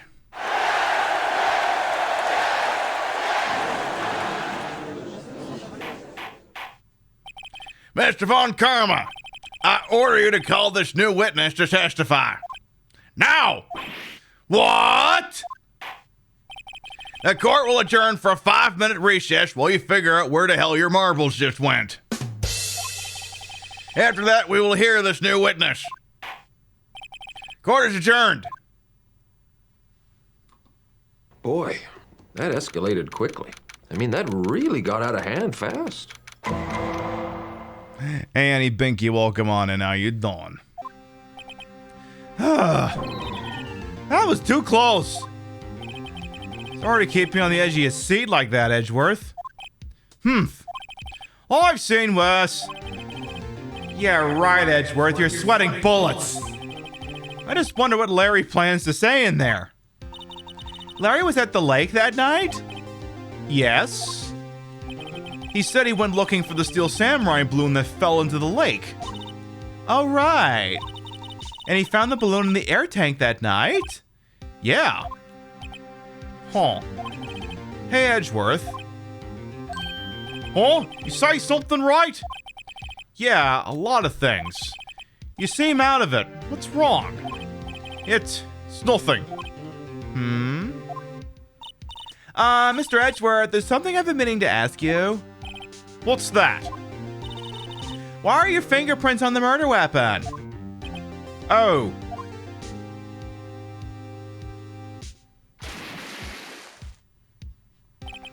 When he fell into the lake, I went into a daze. I couldn't understand what had happened. I couldn't think straight. When I saw the pistol lying on the floor of the boat in front of me, I picked it up without thinking. Yeah, don't do that. Never pick up a gun that you don't recognize. I didn't have a reason, really. That's actually good legal advice. If you have no business picking up a gun, please don't do it. Please don't do it. Otherwise, you may get rung up like this. I see. Right? Yeah. This might be our chance. Our chance? Von Kamm has only ever run perfect trials. Perfect trials? Perfectly prepared witnesses. Perfectly complete evidence. That's the secret to his success. This is the first time he's ever had to deal with something unexpected. He has to let someone he hasn't even talked to testify before the court. And that someone is Larry. What are you getting at? It's likely his testimony will be full of holes, right? That's right, Nick. No 10-minute trial this time. We'll milk this one for all it's worth. Hey, it was 15 minutes. 15. Everything's on Larry now. A flash ring as well. All right, here we go again.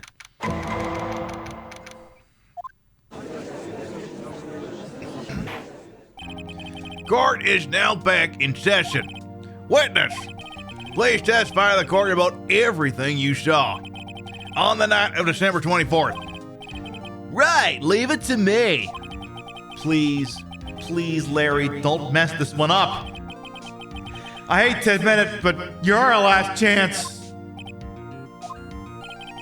Von Karman didn't even have time to prep his witness. I just hope Edgeworth is right about this being our big break. All right, the night of the murder. That night, I was out in a boat on the lake. I was looking for something, and I found it. So I quietly slipped the boat back in the rental shop dock. Then, just as I was thinking about going home, I heard this bang. I looked out over the lake, but I didn't see a boat. So after I heard that single gunshot, I went home. That was an unusually vague testimony, even for this court. See, the funny thing is, so Larry, I don't think comes up in a case at all in the second game. Like, I don't even think he's in the second game, like at all. So when he figures into the mask case in the third game, when presented with the real chance that Larry could be testifying in the court, I believe the judge's exact reaction was when being presented with a photograph of Larry's like, something about I don't know who this person is, but just looking at this picture, it's just making the bile start to rise in my throat. and it's like, yeah, he remembers who this is. He remembers. All right, anyway. In any case, Mr. Wright, you may begin your cross-examination. Yes, Your Honor. Fleds, thank you to follow. Welcome on in. What's wrong, Nick? It's Larry. I have no idea what he's going to say if I press him. I'm a little scared. Huh. Well, we've come this far. There's no way to go but forward, Nick. Very forward. All right. The night of the Moida. That night, I was out in a boat on the lake. I was looking for something and found it. Tell us more. Looking for something. Yeah. Mr. Butts, what was it you were looking for? What the witness was searching for is irrelevant. Most likely it was hunting for this Gordy. That's surprisingly close to the truth in a sense. This is all irrelevant. Let's get it over with. All right. He quietly slipped the boat back in the rental shop, and as he was thinking about going home, he heard this bang. He looked over the lake, but didn't see a boat. Wasn't there a boat on the lake? Order! Order! Well, Mr. Butts. Whoa! Everybody just calm down, okay? I mean, it was real foggy that night. I'm not sure whether there was a boat out there or not. Oh, okay, no problem. That's just the most important part of this case. So after you heard that single gunshot, you went home. So you only heard one bang, correct? Yeah. Huh. Well, Nick? Huh. It's a pretty wishy-washy testimony, wasn't it? I guess I should just start working out the contradictions. Sorry. I wish I could be more helpful. I wish I could call my sister. I gotta say, he's been willing to blab about everything like he's lying, but he seems pretty sure that he only ever heard one gunshot. But here's the problem. The murder weapon was fired 3 times. I don't know where we're going with this, but... Nope, that ain't it. This evidence clearly reveals the contradiction in that statement, Your Honor. How exactly are that evidence and the statement just now related? They aren't, are they?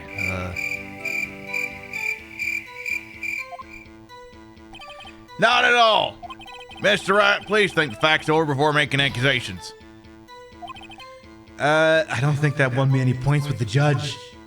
So it's gotta be something on that statement. Okay, attorney's badge, no. Lauda's camera, maybe. Autopsy report, no. Lake photo, no. Second lake photo shows an empty lake. Misty Faye photo, Gordy article, overhead map, pistol bullets, fired 3 times, that's not it. Lotta's deposition, I heard 2 sounds like gunshots just after midnight on 12/25. Lotta, girl, darling, hopefully you just saved my ass. Sure sounds like it. Wait a sec, Larry. What? You only heard 1 bang. You're sure? That's what I said. But Miss Lotta Hart testified yesterday she heard 2 bangs. And the old man just said the same thing. They both heard 2 gunshots that night. Huh? Were you even listening? Were you paying attention to all of what they said? Yo, Nick, please. Huh? You know, something's been bothering me. I'm a witness, see? I'm like a customer here. So you gotta treat me nice and stuff, okay? Sure. Mr. Butts, What? you only heard 1 gunshot. Are you sure? Well, to tell you the truth, I'm not sure. Eh? Not sure? How could you not be sure? Yeah, well, I might have missed the other gunshot. I was, listening to something else. Something else? My radio, dude, with my headphones. What? Order, and stop that booing. Mr. Butts, you were listening to the radio with your headphones? Yeah, so what? That a crime? Well, it depends. Did you pirate it off a Napster or something? I listen to my radio. Everybody listens to the radio. What's the big deal? Mr. Von Karma, your opinion? Waste of time. I do not accept this witness, nor his shoddy testimony. I do have a accept Jarbo. Thank you for the follow. Welcome on in.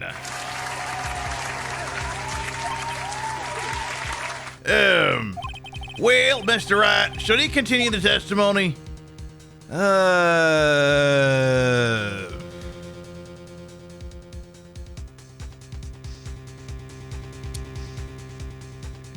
I think that's the. I think he should continue. Your Honor, please allow the witness to continue his testimony. Bah! Nothing is more pitiful than the lawyer who doesn't know when he's lost.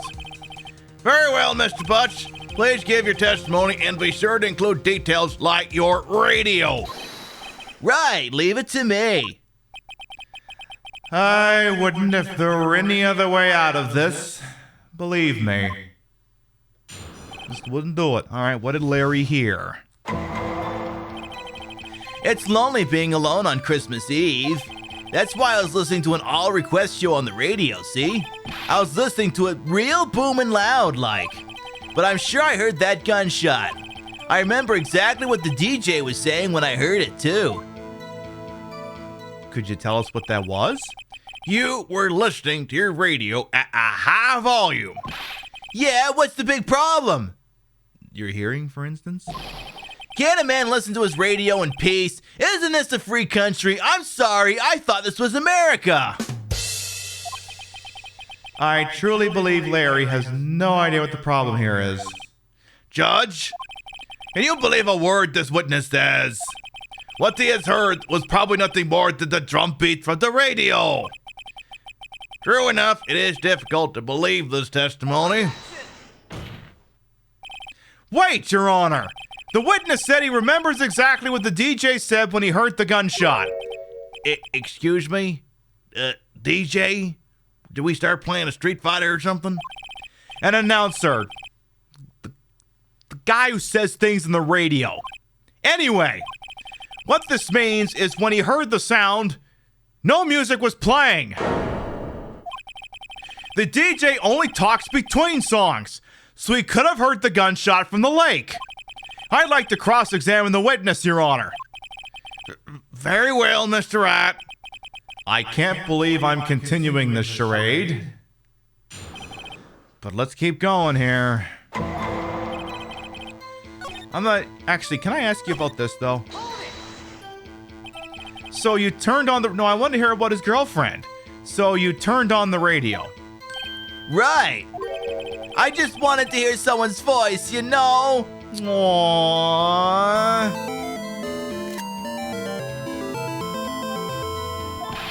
You don't know what it's like up there alone on Christmas Eve. Alone! I shouldn't have said anything. Listen to an all request show, real loud, shirt the gunshot. Okay, I'll bite. What did the DJ say? What did she say? Mr. Wright, please cease these pointless questions. What possible good could knowing what the radio DJ said do us? Indeed, Mr. Von Karma has point. I'll allow the question only if you see some reason why we should care. I just say we should care. Why? I don't know. We should care, Your Honor. Why? Hey, Katie Kiss, welcome on in.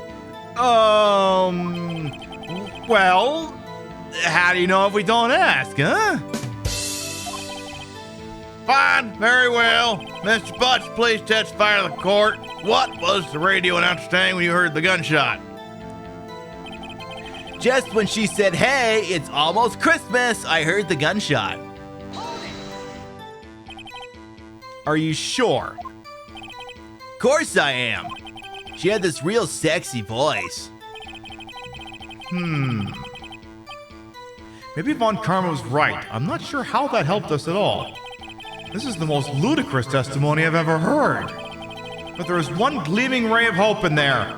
I've got to press it until we get to the bottom of what happened. So this is the statement that got the change. Hey, it's almost Christmas. I heard the gunshots.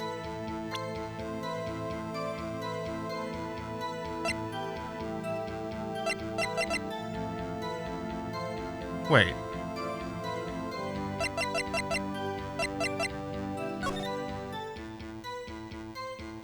Huh.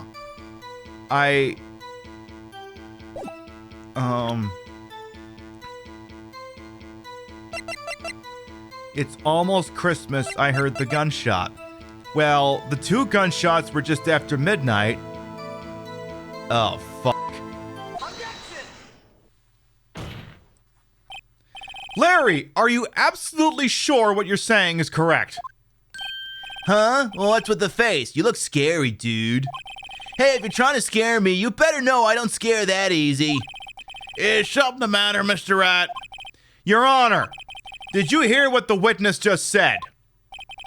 The DJ said, hey, it's almost Christmas when he heard the gunshot. Indeed. And?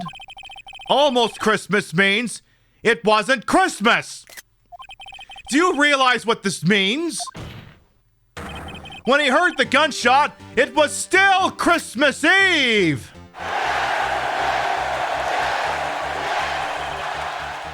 That would seem to be the case, yes. But that contradicts the two testimonies we have heard so far, Your Honor. Both Miss Hart and the old man said it was after midnight when they heard the shots. In other words, when they heard the gunshots, it was already Christmas. This is a clear contradiction, Your Honor. Huh? Order! Order! What does this mean? The two prior witnesses heard gunshots after midnight. However, this witness says he heard a gunshot before midnight. Judge, the answer is simple. The current witness is plainly mistaken. Just look at him. Suspicious. What?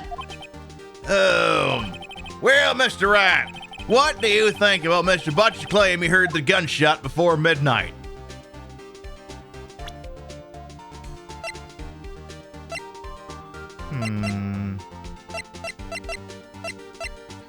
Second lake photo shows an empty lake taken automatically at December 24th at 11:50 p.m. Larry's right. Larry's not mistaken, Your Honor.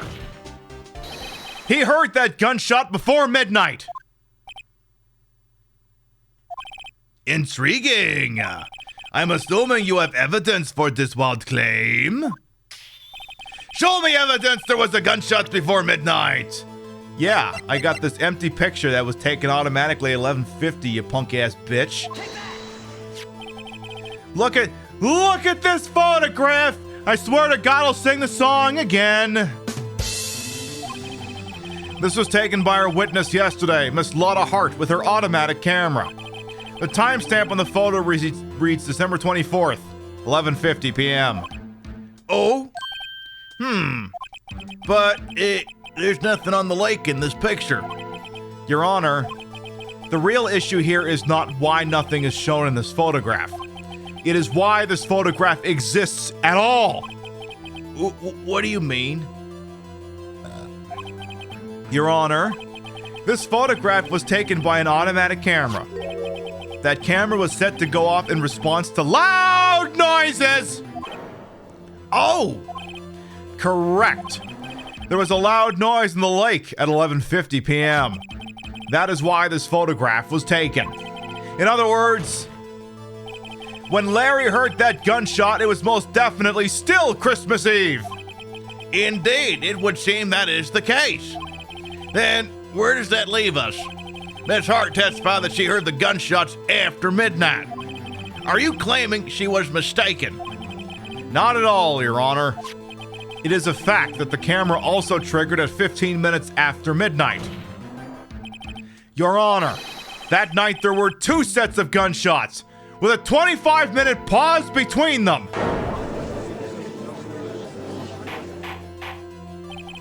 Why would this be? Don't be fooled, Judge.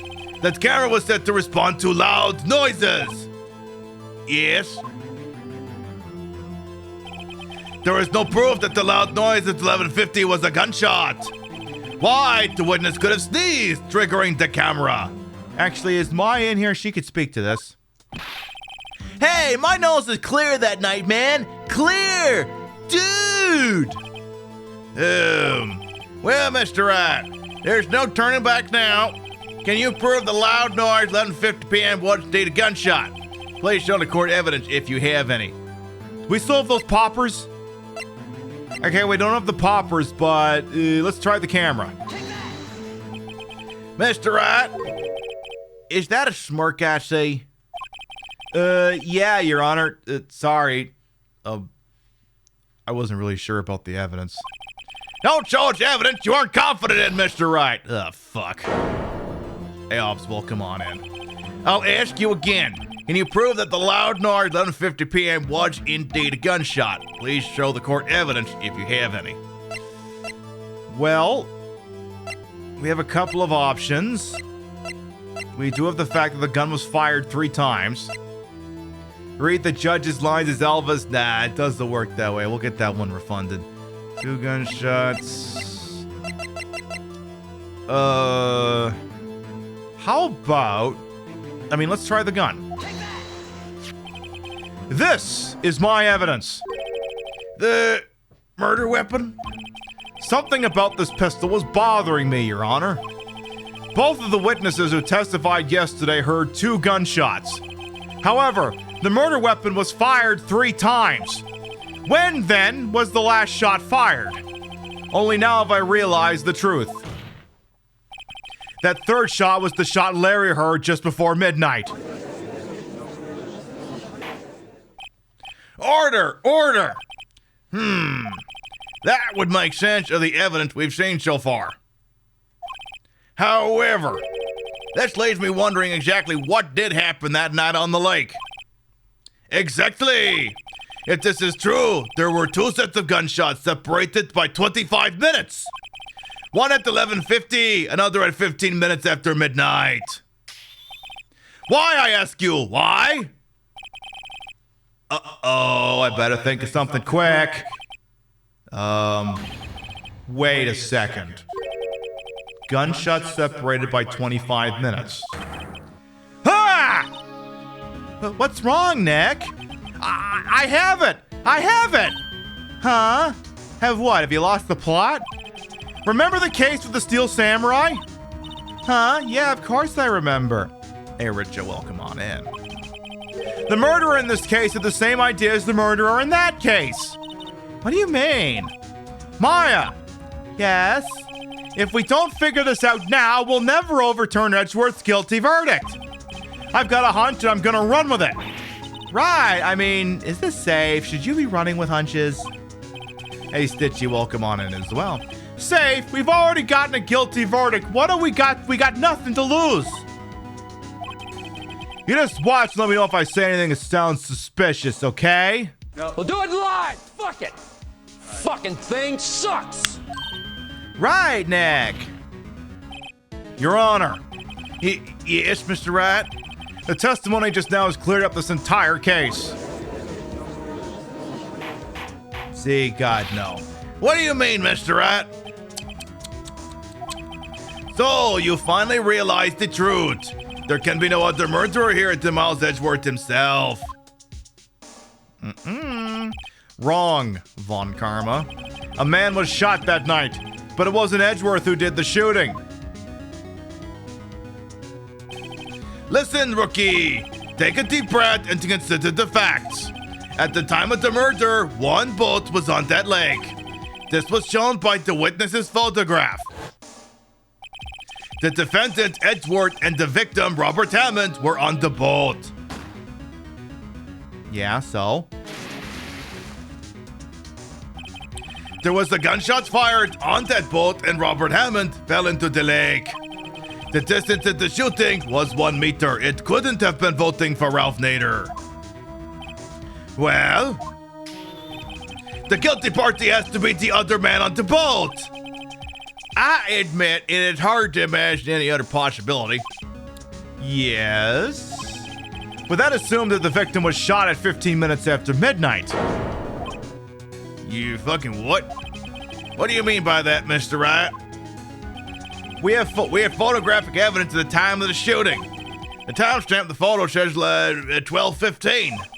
But Larry heard a gunshot 25 minutes before that. Robert Hammond was killed then, 25 minutes before the shot on the lake. That's the only way Edgeworth could be innocent. What? Mr. Wright, are you quite mad? Explain who the two men on the boat are. It's the murderer and Hammond, Edgeworth and the murderer, Edgeworth and Hammond. Well, it can't be Hammond if Hammond's already dead. It's got to be Edgeworth and the murderer.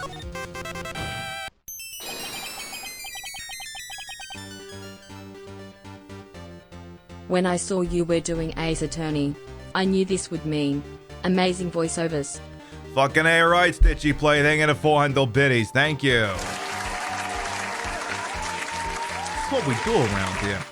Of course, it was Edgeworth and the murderer. Hey, Crimson as well, welcome on in.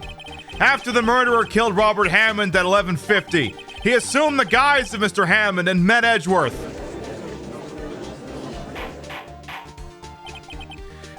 What? Are you serious? Yes, Edgeworth won't tell us why he went to the lake that night. However, I have a hunch. That night, Robert Hammond called Edgeworth to the lake. Now, Edgeworth didn't know Robert Hammond's face that well. That's why he didn't suspect anything when the murderer took Robert Hammond's place. I'm not sure what to make of all this. Ludicrous! Mr. Wright, tell us the name of the murderer then. The murderer's name? Right, it's... I don't know. I don't know. Actually, I don't know the murderer's name. You don't know? Bah, again, you waste my time. I don't know because he never told us. Oh? The murderer is the caretaker of the boat shop. That old man! At 11:50, he was the one who killed Robert Hammond. The caretaker of the boat shop? Where did he do this? There weren't any boats on the lake then. Why would he have to go all the way on the lake just to shoot someone? May I suggest that the real crime scene was not on a boat? What? Well then, where did the murder take place? Show the judge where the murder took place. I don't know, the boathouse? Hey, Michelle, welcome. Thank you for the follow, welcome. Thank you for the host, welcome on in. Here, of course, the boat shop, where he lives. That way he could meet with the victim without anyone seeing. Do you have proof that the boat shop was the scene of the crime? Recall Larry's testimony, if you will.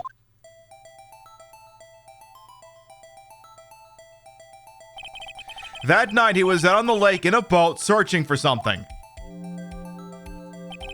He finds it and returns the boat. Then, just as he's starting to head for home, he hears a gunshot. He heard a gunshot, Your Honor, even though he was wearing headphones at the time. In other words, the gunshot was very, very close by. And where would that be if he had just returned a boat? The boat shop. Mr. Wright, what happened that night on Gourd Lake? Please tell the court from the beginning. Yes, Your Honor. Nick, are you sure about this? Not really. But I think if I start at the very beginning and I take it slow, I just might be able to stuff this whole thing up my butt. I mean, just be able to figure this whole case out. That night, the caretaker of the boat shop called Robert Hammond to his shop. I'm doing alright, I can't complain. Playing some Ace Attorney, vibing with a community on a Sunday, having a goddamn wonderful time. Well, come on in. That's a picture. This was around 11:50. That was when the gunshot that Larry heard was fired. After that, the caretaker put on Robert Hammond's coat. He became Robert Hammond. Then he got on the boat with Edgeworth and went out into the middle of the lake. Then, who fired the pistol on the boat, Mr. Wright? Oh, shit. Fuck. Oops. I didn't realize that was the multiple choice. That's gonna hurt. It was Miles Edgeworth. Nick, how could that be? Was it the old man holding the pistol? Yeah, good thinking. That was easy, Nick. What I'm worried about is what you're thinking. Of course it was the murderer who shot the pistol. He shot twice. Both missed Edgeworth on purpose. Wait a minute. Yes? Why would he shoot twice if he didn't mean to hit anyone? Details. Notice, Mr. Wright. The moment you run out of explanations is the moment you lose. Tell us why the murderer had to fire twice. Can I get a witness? Can I get a witness? I believe he shot twice to create a witness, Your Honor. Create a witness? The murderer lifts his pistol and fires one shot. That ensures anyone who heard the shot would look at the lake. Indeed, Miss Hart did exactly that after hearing the first gunshot. Next, the murderer waits a bit and he fires again. Then,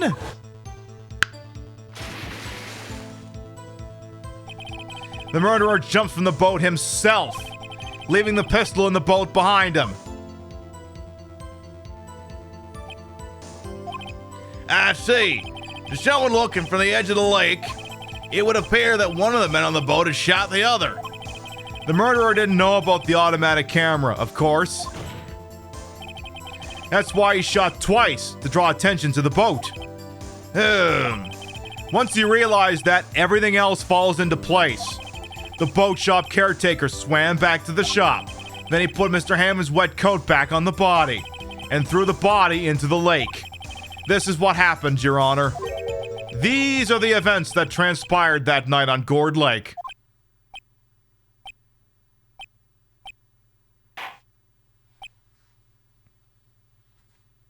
Mr. Wright, have you lost your goddamn mind? Bailiff! Bring out a witness from before! The boat shop caretaker, quickly!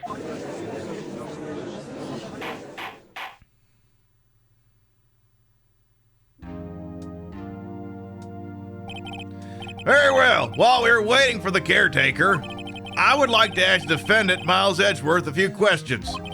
Mr. Edgeworth, please take the stand. Mr. Edgeworth, you heard what the defense has said. Yes? Well, why did you go to the lake that night? What Wright has said was mostly correct. Astonishingly so, actually. Yes. Several days ago, I received a letter. The letter was signed Robert Hammond. He asked me to come to the boat shop by the lake by midnight on Christmas Eve. He said he had something very important to discuss with me. Something important? I'm sorry, I can't say what it was. Yeah, Your Honor, sir. Bailiff, we are conducting a trial here. I ask that you remain quiet. The witness has disappeared. He isn't at the boat shop either. What? What should I do? Find him, quickly. We cannot allow him to get away. Well. Mr. Von Karma, your witness has disappeared. Well? A search warrant has already been issued. It goes without saying that I cannot declare a verdict under these circumstances. I will extend the trial until tomorrow, the final day allowed. I request that the police department utilize all its forces to find that witness. Am I understood? One more thing. Just who is that boat shop caretaker? I think his identity has become very important to this trial. I want him, and I want to know who he is. Oh, nothing to say. Very well. Court is adjourned. Hey, we live to fight another day.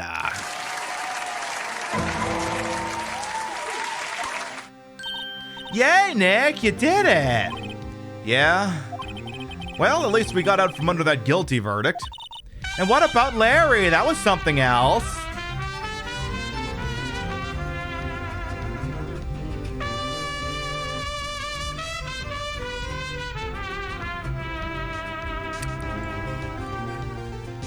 Doken Cat, thank you for the 3-month resub with your Prime Gaming. Thank you. Your bitties, rates, and subs to these channels, whenever required. Always appreciated. Thank you, thank you, thank you. Hey, Rich as well. Welcome on in. Even Von Karma didn't know what to do with his testimony.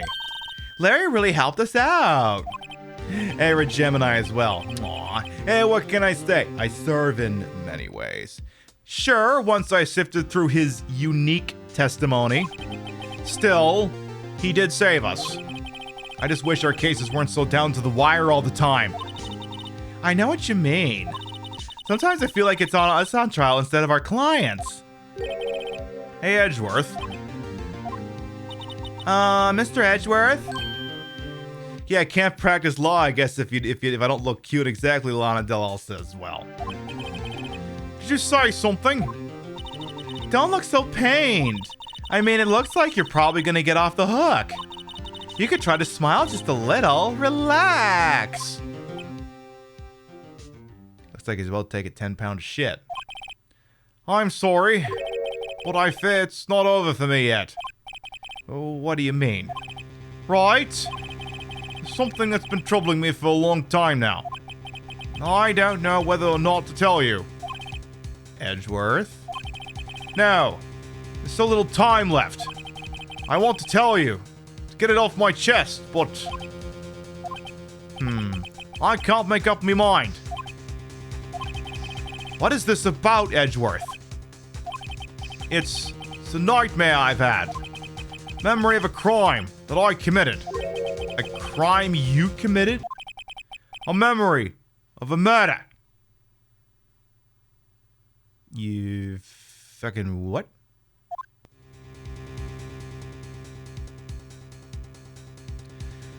To be continued. Okay, progress up to this point, indeed. All right. Did something happen? I don't know, but what can I say? Phoenix Wright, Ace Attorney, will continue.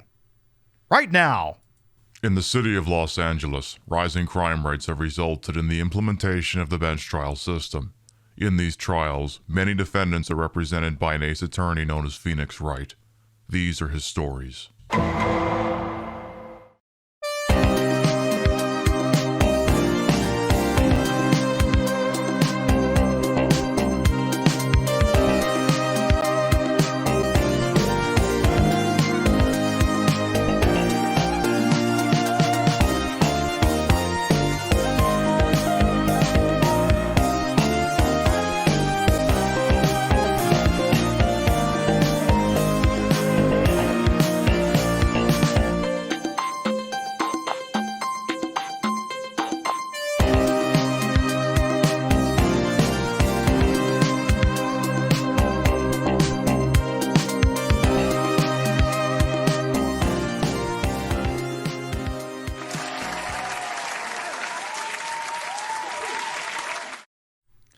All right, we're back. Let's keep going. And Jory Arbach is Lenny Briscoe, if only. If freaking only. Just gotta do... There we go. What was Mr. Edgeworth talking about? Memory of a crime that I committed. Memory of murder. Do you really think Mr. Edgeworth killed... I don't believe it. Not Edgeworth. Some painful memory has been troubling him recently. But he'd never take someone's life. Never. Nick? Yo, how's everyone doing?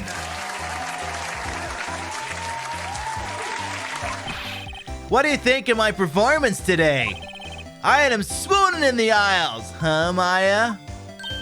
So, swooning? Me? Oh, yes, I do remember feeling faint. Right on! Tell me the truth. It was like love at first sight, right? Right, Nick? Me? Well, maybe my heart skipped a beat or two. That is a man who is not convinced by my bullshit. I think you can do better than that. Come on, I saved Edgeworth in there, dude. Edgy. You guys should be bowing before me. Yeah, bow before your hero. What the fuck are you doing here? Larry, you really helped out in the trial today. You did. If you weren't there, Larry, I'm sure Mr. Edgeworth would have been found guilty. But seriously, Nick, that boat shop caretaker guy is pretty suspicious. But Edgy ain't off the hook yet. Way to spoil the mood, Larry. Hey, I'm just a guy sitting in the audience, you know? But from where I was sitting, Edgy seemed pretty edgy. I mean, can you really know he's telling the truth about that night? No, I suppose not. Nick? I don't know. But what I do know is I'm gonna believe in you two until the end. Us two? No, you and Edgeworth. No. Fuck. Edgeworth and who else? You mean me, right? Nah, he means me, right, Nick? Yeah, you, Larry. Oh shit, he actually does. Not me? But why you, Larry? What the fuck is so special about you? Huh? Actually, yeah. Why me, Nick? Yeah, yes. Why Larry? Enough of the silent treatment! Nick! Why do you trust Mr. Edgeworth so much? I mean, he's changed recently, true. But when we first met him, he was kind of a jerk, don't you think? Yeah, I love when Maya does the junior pumpkin impression. Yep. You didn't know him back then. Back when he wanted to become a defense attorney. Wait. Was that when you two were classmates? Yes. In grade school. They saved me. Miles and Larry. they saved me, and I'll never forget it. That's why I became a defense attorney, you know? What? Hey, Larry, what's he talking about? Huh? Sorry, I kind of forgot. Huh. Okay, Nick, out with it. I'm gonna hear the story today, and that's final. Okay. It's kind of a long story, so hang in there. All right, Chet. Go ahead and make yourself nice and comfortable, you know. Lean back, slouch. Get a nice stretch in. Here we go. It was the very end of 3rd grade. I was on trial. A class trial of fucking what? A class trial? What, were we pitting the underclass against the corporate elite? Go on. You remember Larry? Spring, end of 3rd grade. Kid in our class got his lunch money stolen. Lunch money? Our school was really small. Every month, kids would bring in an envelope with money from lunch from home. Huh, I see. Anyway, this kid's envelope disappeared with $38 still inside. Oh, yeah, now that you mention it, I do remember that. I can see why you'd forget, though. You were out of school that day. Anyway, the envelope had been stolen during phys ed class. I was coming down with a cold, so I'd skipped phys ed that day. I was the only one not in class. So, they thought you did it. Yeah, the kids in class said I should be put on trial. Trial? So the next day we held the classroom trial with me as the defendant. I didn't do it. Guilty, he did it. Guilty, it was you. Thief, get the money back, you bastard. No one play with him. Just admit you did it. You can't hide the truth. Tell us the truth. We're not gonna play with you anymore. Yeah, no boring my race. You should be allowed the relay race or the library committee. Give me back my 50 cents I loaned. Hey, did you rob the bank the other day? Now, Phoenix, you know you shouldn't steal people's money. It's not right. In the end, even the teacher thought I'd done it. Go over and apologize, Phoenix. I didn't know what was happening. I was so sad. I couldn't stop crying. Everyone was staring at me like I'd done it. I tried to apologize. I went to where the boy whose money had been stolen was sitting. That's when it happened. Oi! He shouldn't have to apologize! The only thing that belongs in a trial is evidence! Anything else is no place! You should all be ashamed! Amateurs! Miles? It wasn't you who stole my money, was it? No. Then you shouldn't apologize! Everyone's been shouting you did it, but no one has any proof! That is why, Your Honor, that boy is innocent! But Miles, it was your money that was stolen. Yeah, he did it. He's doing. We don't need proof. Make him say he's sorry. Why don't you all shut up? This is always how it is. Everybody ganging up and picking on one person. Just think how he feels. He said he didn't do it, so he didn't do it.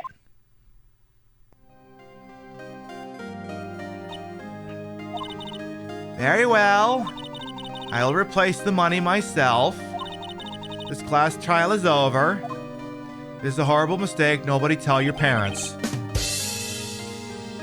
That's how it happened. After that, the three of us were the best of friends. Wow, I had no idea. Yeah, I had no idea either. I mean, I forgot. That's when I learned what it meant to be alone. Totally alone, without a friend in the world. You did a good thing, Larry. Yeah, well, I was just lucky that I took the day off from school. If I'd been there, they would have thought I'd done it. So I took it kind of personally, see? When something smells, it's usually the butts. Okay, after the trial. Anyway, Edgeworth and I talked after the class trial. That's when I heard his father was a defense attorney. I remember his eyes would shine when he talked about his father. I'm going to become a defense attorney just like my father. Famous defense attorney.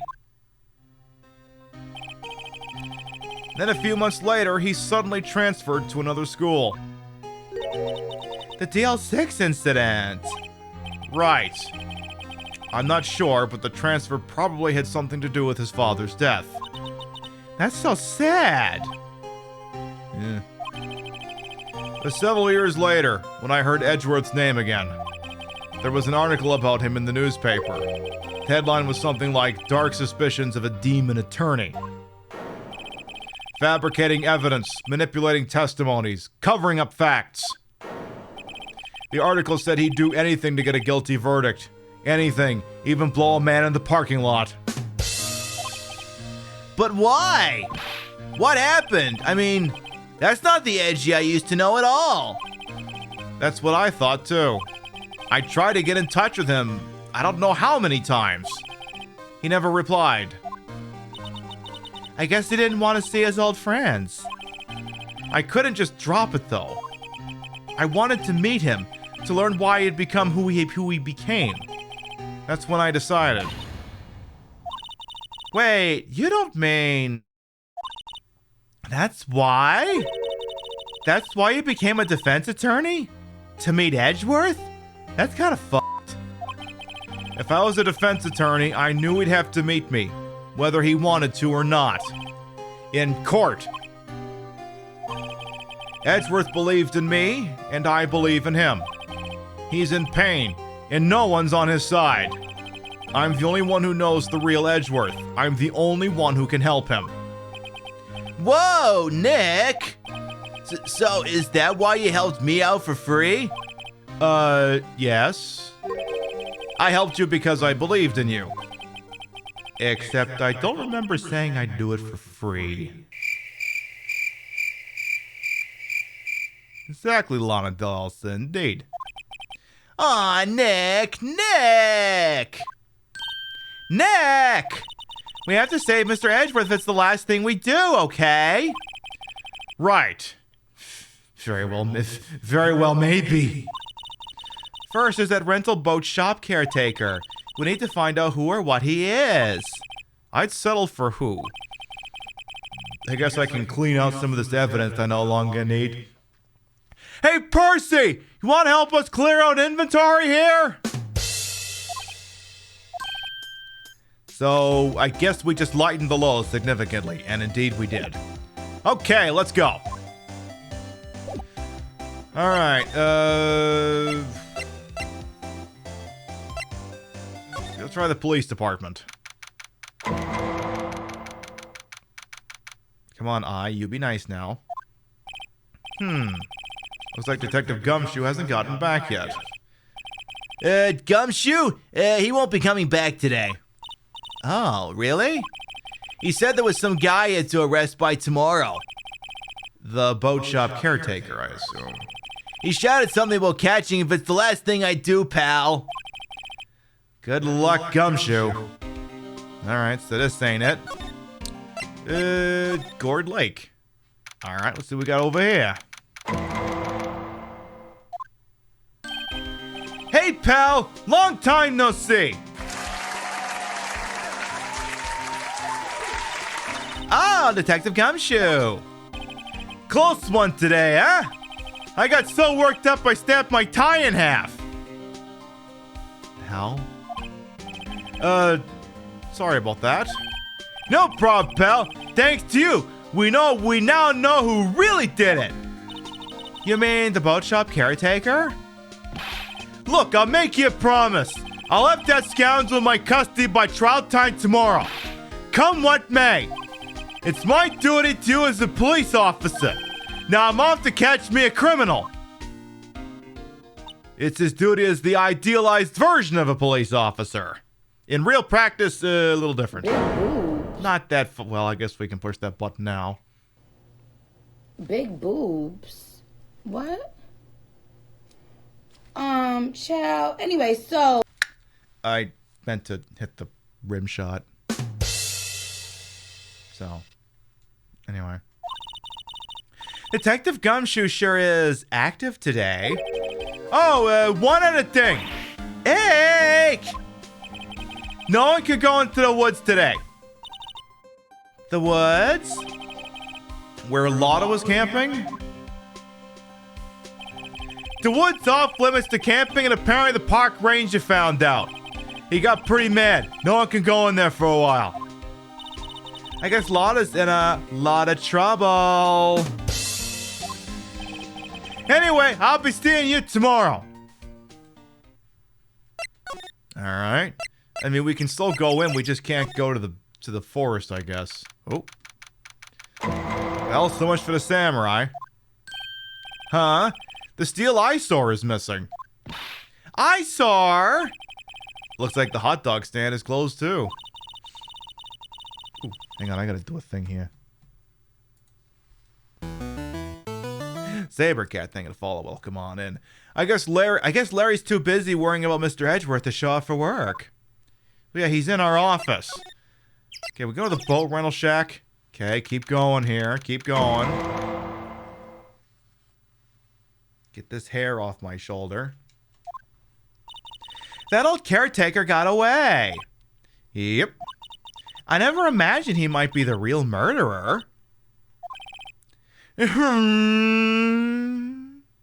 no. I'd know that clearing of the throat anywhere. Hello, what might you be doing here? You know, Marvin, I could ask you the same question. Out for a walk? Oh, yes, the days of my youth. Like the scent of fresh lemon, you see. Mr. Grossberg, this is no time for idle reminiscing. Mr. Edgeworth's trial ends tomorrow. Yes, that is true, yes. But from what I saw of today's trial, Edgeworth should be fine, right? Well, I'm not so sure about that. What do you mean by that? Well, I'm not sure.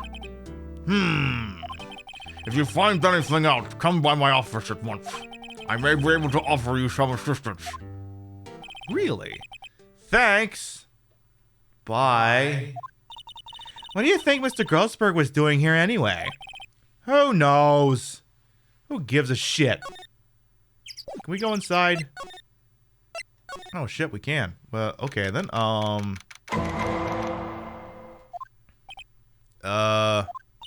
Nobody's home. Hello, Rock.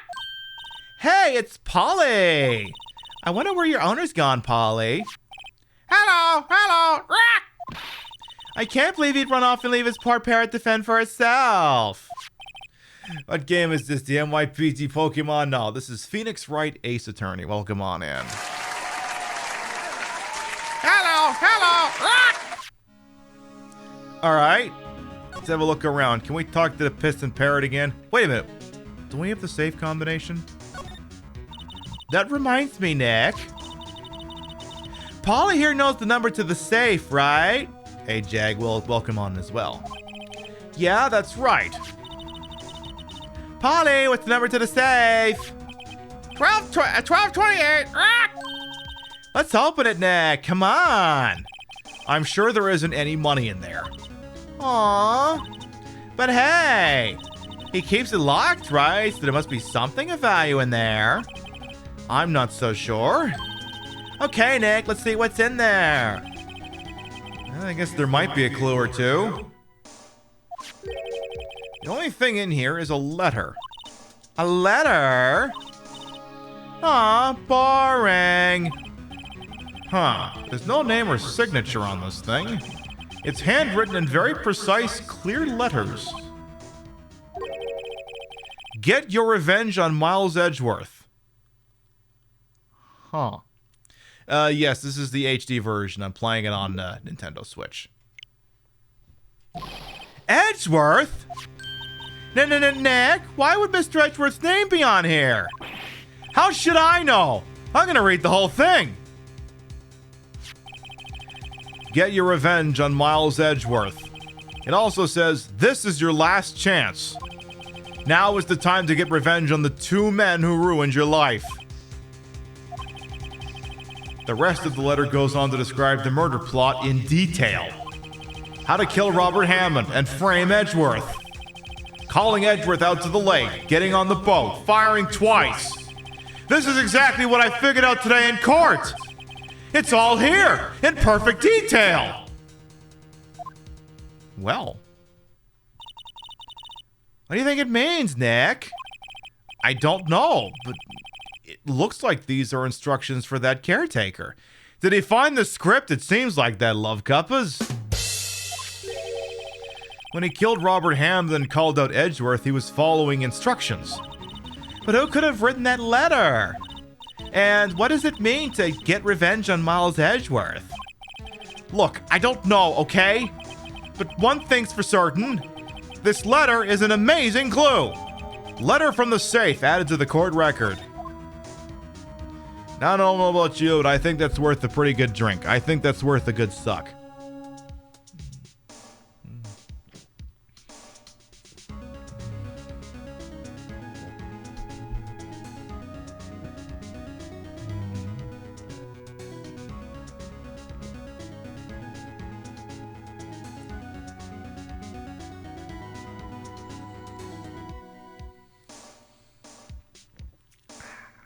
There, beautiful.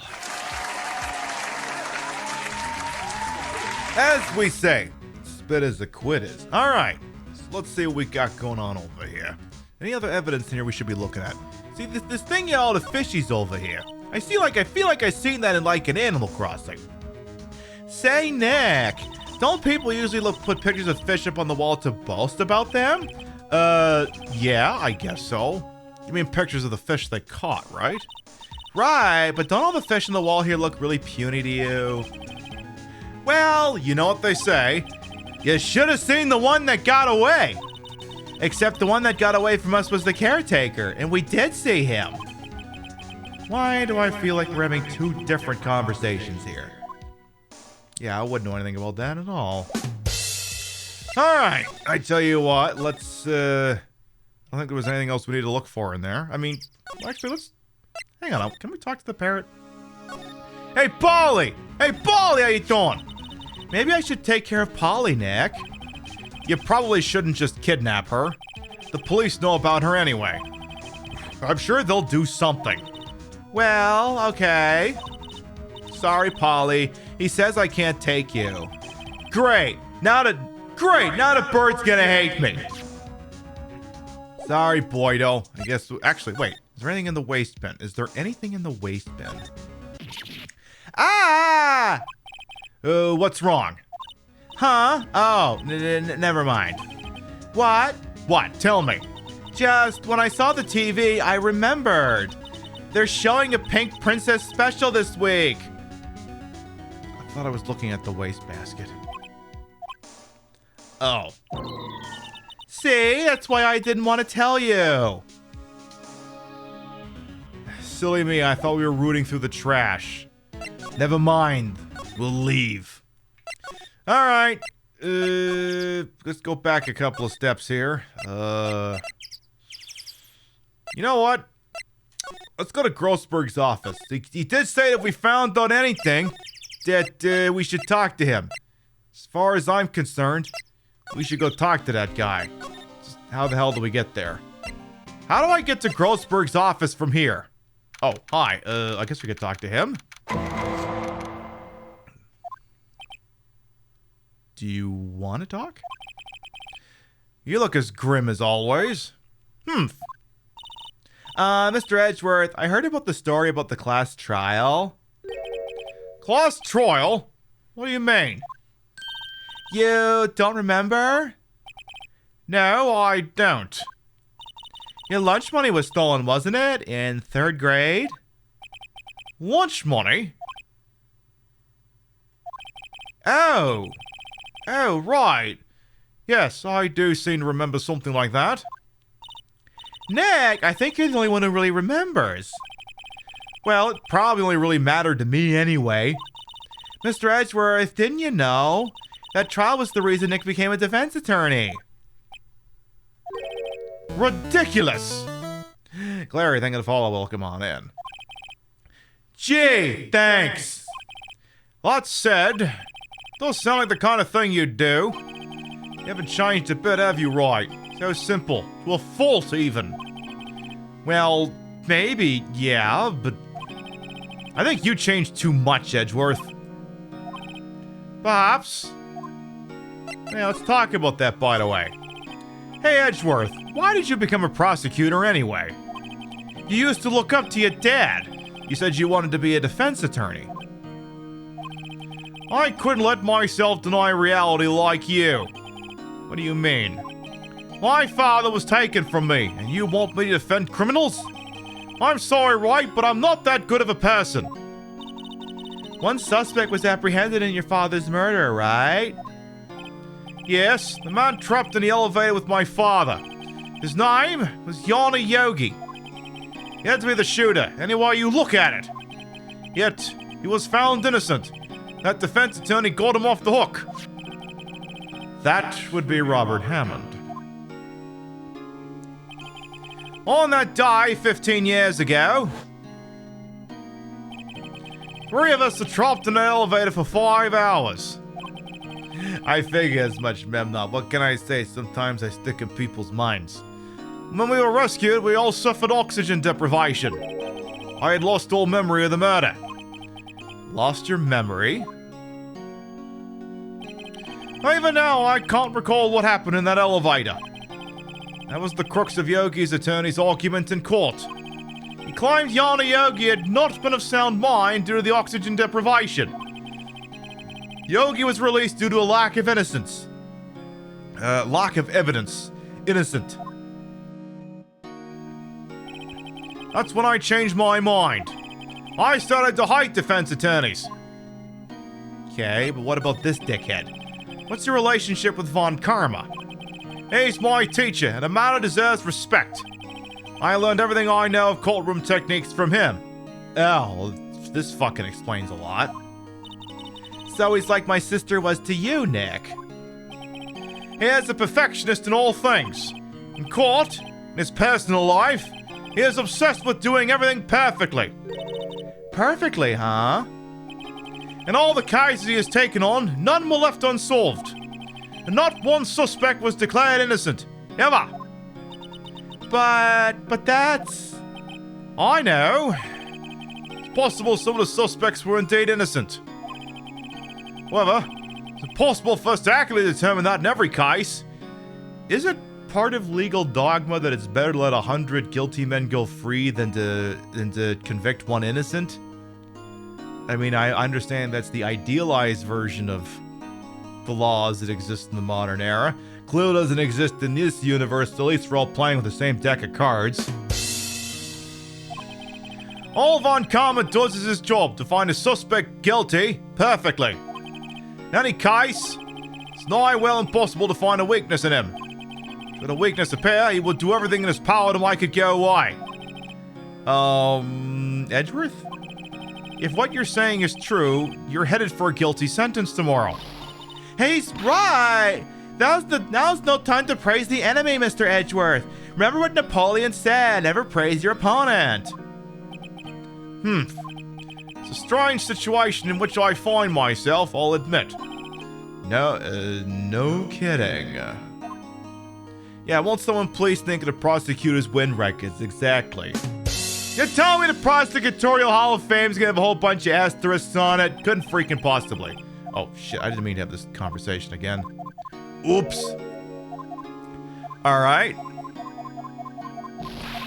Okay. Anyway, I kind of wanted to go to Grossberg's office. Can we just... Thank you. Just kind of wanted to go there. He's out. Again. When does he work anyway? Now, don't be harsh. Guess we'll have to come back later. Okay, so he's not here. Alright.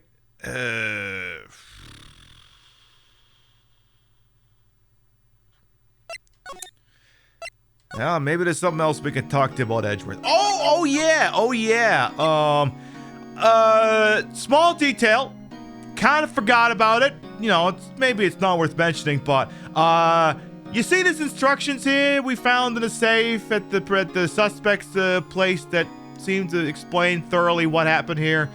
You think this is important by any chance? Edgeworth, see this letter? This came out of the safe in the shack where the boat rental caretaker lives. I say. Oh? Revenge? On May? Gee, you must have pissed off somebody royal. Who is that old guy anyway? Hey, Sly, welcome on in. I don't know. Could it be an innocent defendant you got declared guilty or something? It's possible. Wendy, thank you to follow. Welcome on in. Nice, Wright, but I don't remember that old man. Not at all. So he was following this letter then.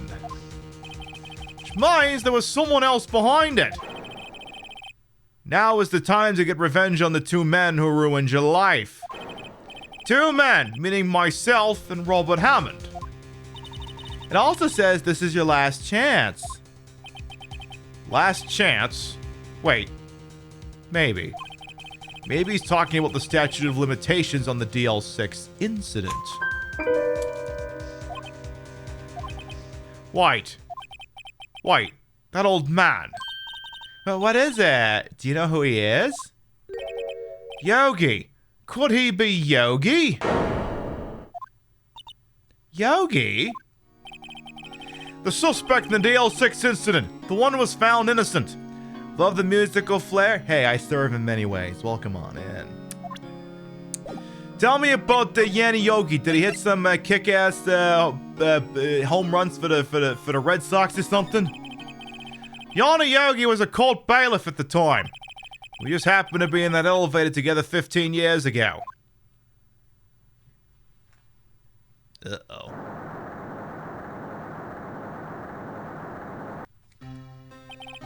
The quake was incredibly strong. Before I knew it, everything was dark. We were there for so long. Felt like forever. The air thinned and the darkness closed in on us in that little box. We became unsettled. Help! I can't breathe! Quiet! I said quiet! You're not making this any easier. I want to get out! Help! Get us out! Don't shout! You'll just use up more oxygen!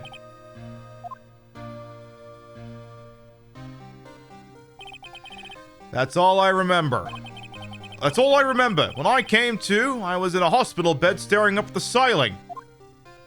Hey, Kid Base, welcome on it as well. In court, Yanni Yogi's mental condition was called into question. They claimed the oxygen deprivation and stress had caused temporary insanity. In the end, the client passed the call and Yogi was found innocent. Huh. But isn't that strange? This letter tells him to get revenge on Edgeworth. A dead butterfly as well. Why would he want to take revenge on you? This guy keeps slipping in and out of an Australian accent. Suspicious. I know. Right? Yeah. There's something that's been troubling me these last few days. I didn't know whether or not I should tell you. You mean the nightmare? Yeah, you should probably tell me. It's a nightmare I've had. Memory of a crime that I committed. Crime you committed? Memory of a murder. Not that. I think the time has come to tell all. Okay, well, spill it. For the last 15 years, I had the same dream almost every night. I wake up in a fearful sweat every time. What kind of dream? It's a dream about my father's killing in the dark. Help! I can't breathe! Quiet! I said quiet. You're not making this any easier. I want to get out! Help! Get us out! Don't shout. You'll just use up more oxygen. I can't breathe! You're using up my air! What? Stop breathing my air! I'll stop you! What? What are you? Stop breathing my air! No! Father! He's attacking Father! Then I see the pistol lying by my feet. I don't know if it was evidence from that die in court or the bailiffs. It dies, I pick up the pistol. Get away! Get away from my father! Bang. Why does Dad have a different accent? Because reasons. With that scream, I wake. It's a bone-chilling scream. Scream that has rung in my ears for the past 15 years. But that's just a dream, right? Right? That thought is the only thing that has kept me sane for the last 15 years. But what if I'm wrong? What if it's real? They say that sometimes people shut out memories in self-defense. Maybe it was I who killed my father. No. No. That's definitely not it. What? ABP, welcome on in. You think about it that way, this letter makes sense. Get your revenge on Miles Edgeworth. Think about it. Yogi was really innocent. That's why he wanted revenge against me. Wait, Edgeworth, you mean it was me? I was the true criminal of DL6. I shot my father. This is bad. What are we gonna do, Nick? What can we do? I don't know. I don't think there's anything we can do, like it or not. If there's someone else who knows a lot about the DL6 incident, maybe. Huh? There is, Nick. There is someone else who knows about DL6. Grossberg. He better be in his fucking office. Oh, sure seems like it. Okay. Mr. Grossberg. Oh, hello there. What's wrong? You look troubled. No kidding. I can't believe you're not. Just calm down and tell me what happened. It's Mr. Edgeworth. He...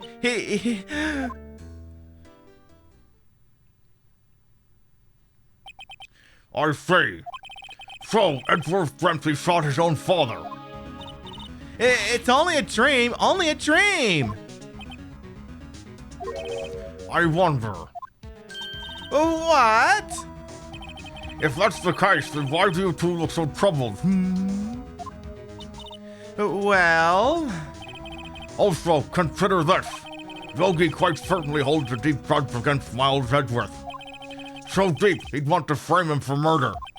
This leads me to surmise Mr. Edgeworth's dream was not a dream. It was real.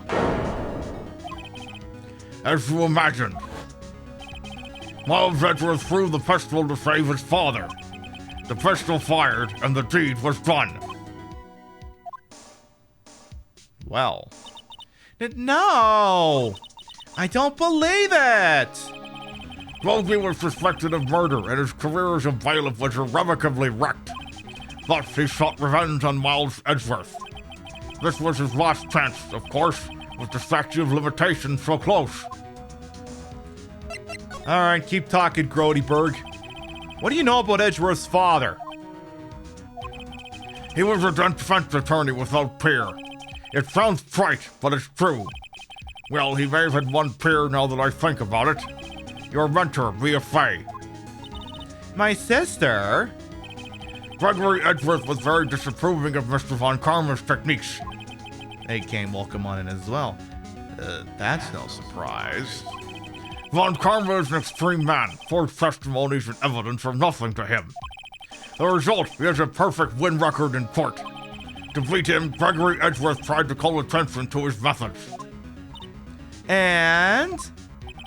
He lost, and died in despair, as it were. That's fucked. I see. We talk about the spirit medium, though. I'm dying to talk to you about the spirit medium. When Gregory Edgeworth was killed, the police told on a spirit medium. That was your mother, Misty Fay. I am Gregory Edgeworth. I have been killed. Sorry, I ain't gonna do a ghosty voice for this dumb bullshit. The one who shot me was the bailiff, Johnny Yogi. This website is free.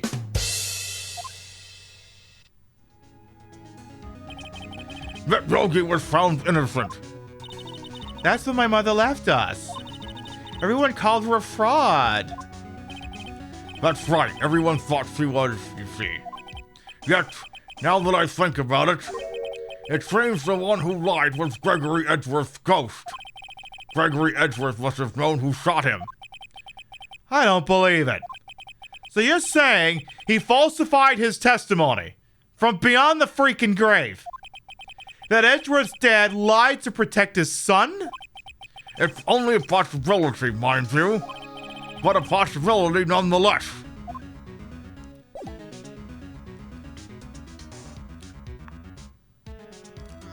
Okay. Oh ho, so this is the letter. It does seem that Yogi was following this letter when he killed Hammond. But why kill Robert Hammond? Hammond was a skilled defense attorney, but he defended clients not for their sake, but for his own. Huh? His own sake? He never trusted his clients, that one. The only thing he trusted was his own ability. But he got his client found innocent, so why should it matter? Yeah, but it's how. Then I'm thinking to follow welcome on, and actually, my career is quite different. He won that innocent verdict for no one but himself. With an affirmative defense. Yogi was a free man, but socially, he was ruined. Huh. You'll understand soon enough. Wait. What is it? This letter. I've seen this handwriting somewhere before, a long time ago. Whose handwriting was this? Do you have any idea who wrote this? Well, if I had to take a stab, I'd say it's Dickhead von Dickhead. Could it be Manfred von Karma? Von Karma? Why would he have something to do with this? Well, I'm not sure. Von Karma. Wait! You're right, my boy! This is Von Karma's handwriting! I'm sure of it! I used to see it all the time on court reports. What? But that means the one who told Mr. Yogi to kill was... Correct. Manfred von Karma himself. What does this mean then? Why would von Karma want to frame Edgeworth? You know, that's a very good fucking question. We should ask about that. Hey, Tiger Mac as well, welcome on in. Nick, we got a handwriting analysis. If it truly was von Karma who wrote this letter, then he would know the truth. He would know that Miles Edgeworth hadn't accidentally killed his own father. He'll say as much tomorrow in court, I should think. He'll press the point until the court finds Miles Edgeworth guilty. Oh no! But how can von Karma know about Mr. Edgeworth's past like that? If Mr. Edgeworth thought it was just a nightmare. That I do not know. Yes, I do know that von Karma is both persistent and a perfectionist. He may be seeking to satisfy a grudge against Gregory Edgeworth by hurting his son. What do you mean? It was 15 years ago. Von Karma met Gregory Edgeworth in court, and von Karma did win. But he didn't make it through the trial unscarred. Go on. What happened in the trial between Edgeworth's dad and von Karma? Von Karma got the guilty verdict he wanted. He won the trial. But Gregory Edgeworth accused von Karma of faulty evidence. And though he lost the trial, Mr. Edgeworth's accusation stood. Faulty evidence? It was the only penalty von Karma has ever received in his career as a prosecutor. Gregory Edgeworth dealt a blow to his perfect trial record. Wow. Yeah, this guy's holding a grudge apparently. It must have been quite a shock for Von Karma. He took a vacation for several months after that, you see. A vacation? That's an unusual event for the man. That was his first and the last vacation he's taken in his many years of prosecuting. Well, you know, you have a shortfall at work, you go down to Tijuana, you spend a couple of months down there getting shit-faced. You know, the usual. Hey, says, welcome on. Outside you saves go when you play. I mean, you usually do traditionally saves go when you play these games. This is true. Welcome on in. Really? He doesn't take vacations? What the fuck? That's America, baby. Take no vacations and work until you die. Like, go to the sea or to the mountains? Don't tell me he's never been to Europe. You have strange ideas about vacations, Maya. In any case, that was the only time he took a vacation from work. I believe the penalty upset him quite a lot. Odd. He wanted to keep a perfect record so badly. Why would he take such a long vacation? What do we do, Nick? Von Karma's gonna bring up DL6. You can bet on it. What if Mr. Edgeworth pleads guilty to DL6? I won't let him. Yes, Mr. Wright. I hate to say this, but even accidental murder is murder, you know? Well, it's not murder. It's, see, there's actual degrees to it. So you got your first degree murder. You planned it, you carried it out. That's the first degree murder. Second degree murder. Crime of passion. You didn't really plan it, but you decided in the moment that somebody needed to die. That's second degree murder. Then you got your manslaughters where you clearly intended to do harm, but death was not considered a realistic outcome, or you didn't plan to kill, but somebody wound up dead anyway. You got your degrees of manslaughter after that. It's... So, at best, this is second degree murder, and actually, at worst, this is second degree murder, and at worst, it's manslaughter. And also, it's a child. Do we usually ring up 9-year-olds for murder? Well, I mean, in this country, we would. Grim shot. Anyway. I know that. I just believe in Edgeworth's innocence. I can't believe he'd kill someone. But Nick, Mr. Edgeworth admits it himself. His father must have lied to protect him from beyond the grave. I don't care. I know he's not guilty. Mr. Wright, if you say so, I suppose I could go check again. The police files might hold something of interest. Mr. Grossberg, thank you. I can't promise anything. In fact, the chances of finding something are slim. I understand. The police materials. Well. Alright, what do we want to do now?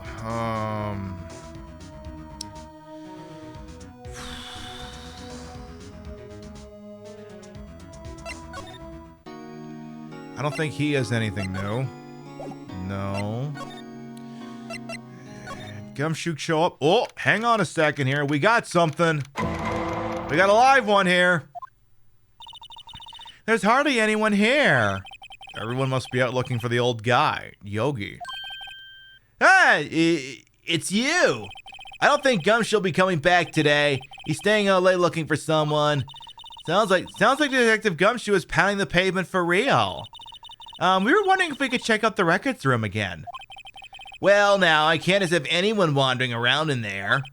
But I guess Mr. Von Karma's in there now anyway. You can go as long as he's there. Von Karma? Yeah, he just arrived, actually. Von Karma's in the records room? Nick, let's hurry! Alright, to the records room we go.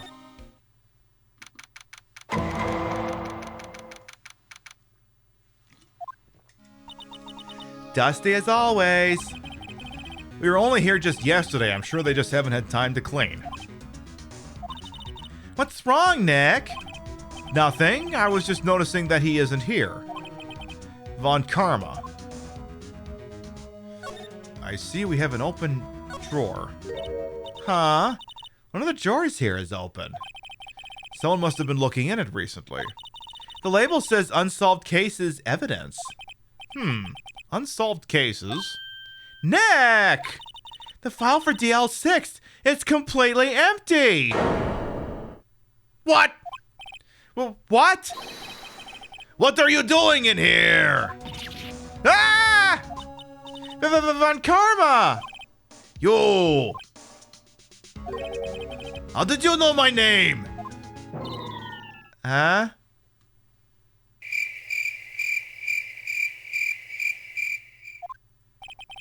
Have we met? What are you saying? We see each other every day, don't we? We're Miles Edgeworth's defense team. Maya, shut the f*** up. Defense team? Oh, I'm sorry. I beg your pardon, you see. I rarely remember defense attorneys. You see, for me, it was Tuesday. They're like bugs to me. Needless things to be crushed. I can see how this guy was Edgeworth's mentor, especially those eyes. Jesus Christ. So, come here often? Mr. Edgeworth is your student, right? A romanticist who still can't shed that veneer of amateurism. Just like his father, always second rate. Mr. Von Karma, you had an axiogram with Mr. Gregory Edgeworth, didn't you? Me? A grudge against a mere defense attorney? Why? Because he dealt a blow to your otherwise perfect trial record. So you did. But what I don't get is, why did you take his son under your wing afterwards? The son of your most bitter rival. That, my dear attorney, is none of your business. Okay, you want to talk about the trial tomorrow? Tomorrow will be the last day of this trial. It's been a while since I've had the defense attorney last this long. Still, you will lose in the end. Miles Edgeworth will admit his own guilt. His guilt of 15 years ago, you mean? Phoenix, I got a real good idea you probably shouldn't have said that. You're quite the researcher.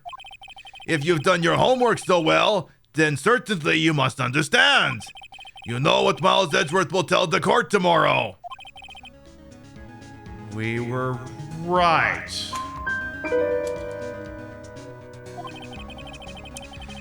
So Von Karma is going to bring up DL6 in court tomorrow.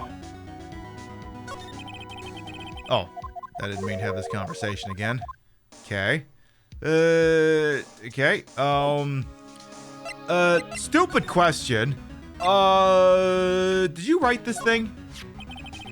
Mr. Von Karma, have a look at this. Because at this point, fuck it, let's just put all our cards on the table here. This was you, wasn't it? You instructed Yana Yogi to commit murder. Uh-oh. The music just turned off. I think we're in trouble. Yana Yogi! How many years has it been since I've heard him called by that name? He's a fool. I told him to burn it after he read it.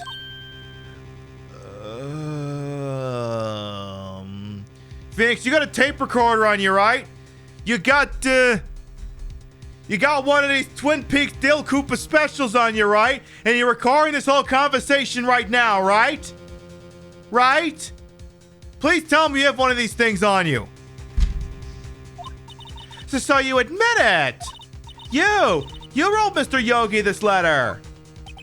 Yes, my dear defense attorney, I did. Thank you for taking the trouble to bring it to me. You saved me a lot of needless hassle. What? Nick, what is that thing? What thing? Oh, fuck. A stun gun. For self-defense, usually. Indeed. Oh, this is gonna hurt. 600,000 volts will course through your body like a dog touching an electric fence. Don't tase me, bro. Don't tase me. Oh, don't worry. People don't die from it. Usually. Now, give me the letter. No! No! Whoa, what are you? Nick, run! Oh, shit. I think someone just got lit up. Well, we left the room, right? We just left her there and left the room, right? Maya! Out of my way! Oh. Danger, danger. High voltage.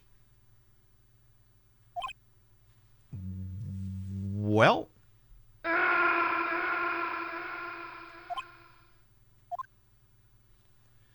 Yeah, I think I got tased, bro. He got us. The letter's gone, of course. And he took the DL6 evidence. All of it. Back to having no clues. Wait. Maya jumped first. Maya! Is she okay? Maya!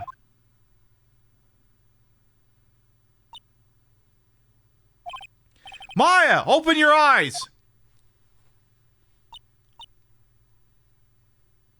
Yeah, the police don't do their jobs very well. You'd think they'd hear a stun gun going off.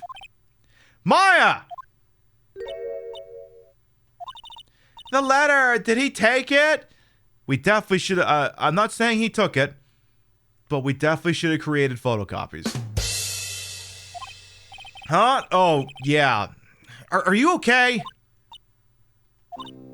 I couldn't stop him. I jumped as fast as I could, but one shot from that thing knocked me out cold. I'm useless. I'm no good as a lawyer or a medium. I can't even call my sister. Not even now when we need her the most. I wish I hadn't woken up at all. Don't say that. Maya! There has to be some way I can help her. I better do something about her self-confidence first. Huh? Maya, she's holding something. What is that? A bullet? DL6 incident, evidence number 7, taken from the heart of Gregory Edgeworth. I remember. Von Karma was holding this when Maya jumped him. DL6 bullet stashed in a pocket. Taken from Gregory Edgeworth's heart. Still bears clear ballistic markings. I'll prove it to you, Maya. You're most definitely not useless. I'll prove it to you in court tomorrow. There'll be a real freaking thing that happens. A real freaking thing that happens. All right.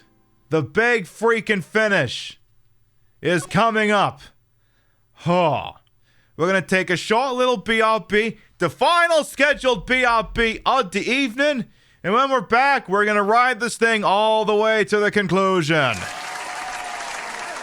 We will be right back. Mwah. Keep you entertained before I dispose of you. I'll be sure to keep you entertained before I dispose of you.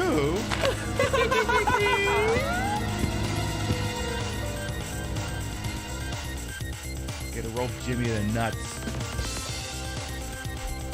The next 2 possessions, I gotta walk away with something. Because you can't count on Tommy not scoring equalizer at some point here. You cannot operate under the assumption that Tom Brady is going to be content to sit there with 24 points. This man literally lives for football. Football is to Tom Brady what Twitter is to Donald Trump and Chrissy Teigen. You take it away from him and shit just falls apart. Football, and there's the first down. And one last little touch here. There's a beer in the mailbox. Perfect. And there you have it, chat. A masterpiece. All right. You're finished. Yep. I'm very proud of it. What a lovely family home. Isn't it? Is your home like this? No, it actually isn't. No, my house doesn't look anything like that at all.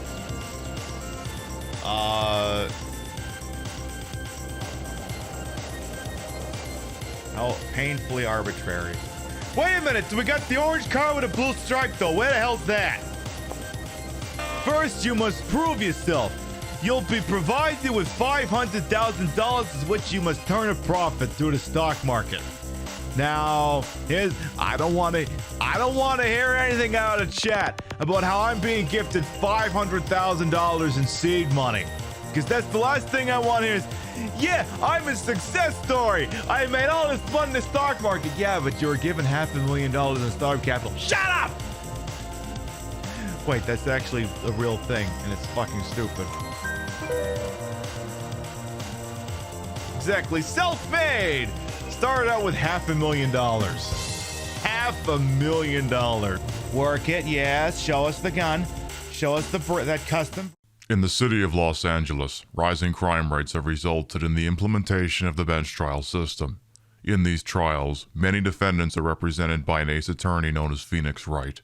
These are his stories.